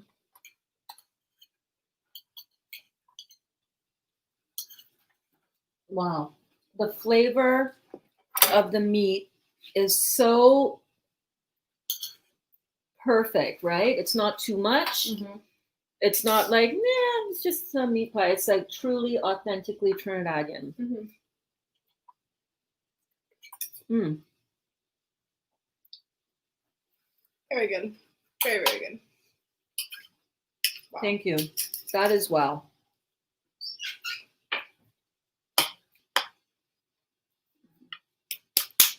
What's the saying? That slaps so hard, or that slaps, or that goes, killed or it. that goes That so goes. hard. It kills. That goes hard. That goes You hard. killed it. Or you killed it. Crushed it. I say that. Yeah. You're crushing it. Okay, bye. Okay, bye. Merci. Do you want one for yourself, Brooke? Are you hungry No, for I'm one? gonna snag some. You're gonna get that. Okay. So there you have it, guys. The girls, the 18-year-old babes love it. Yes, ma'am. Mm. Smells good. Whipped up a little mustard pickle. Oh, my nose is running. So delicious, so good. I highly encourage you guys to try this. This is the kind of texture that you want. Let me open up this one to just show you guys again without burning my hand. So this is a perfect kind of texture. Look at that. Holds together beautifully. Whew. So yeah, if you don't mind having some corn in your diet sometime and a little bit of cooked food in your diet sometimes, this is a really good addition to your repertoire, especially if you're Trinidadian and you don't want to eat your pastels with meat.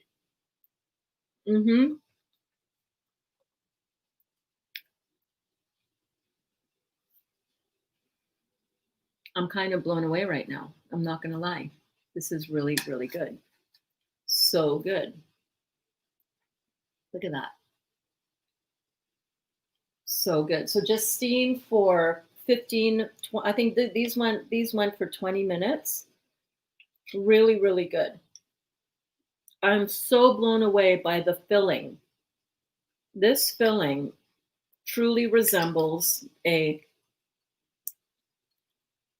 ground beef type of filling. And it is so good, you guys. The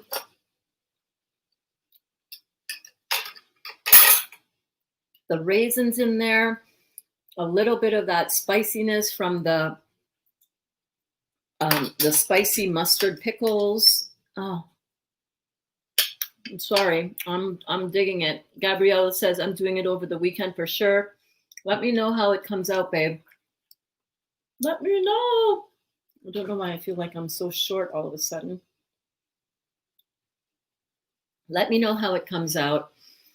I'm so excited for this. I'm so excited for you guys to try it. I'm so excited for my Trini friends who are wanting their pastels but don't want to go back to the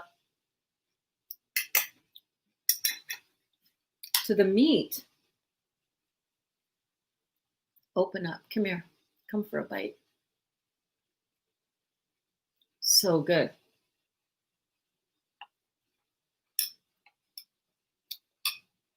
The dough has a perfect consistency, you guys. I want to show it to you again. This is the consistency that you're looking for with the dough. All right, a soft, see that? It's not hard, just a nice soft, almost like a Play-Doh. You know what I'm saying? Look at that. This is the consistency you want for your dough. All right.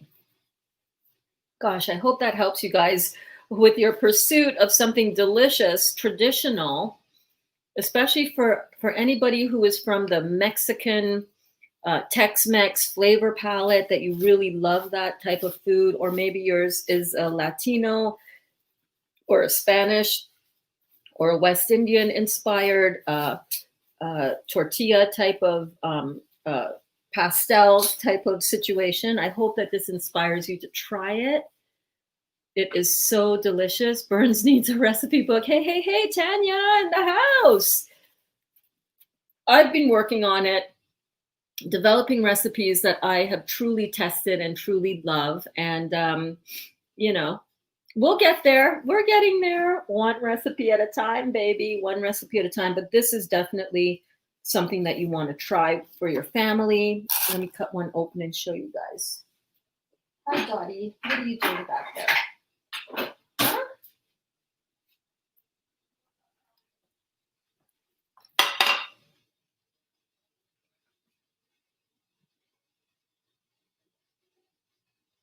So good, you guys. So good. So good. So give it a try if you want to.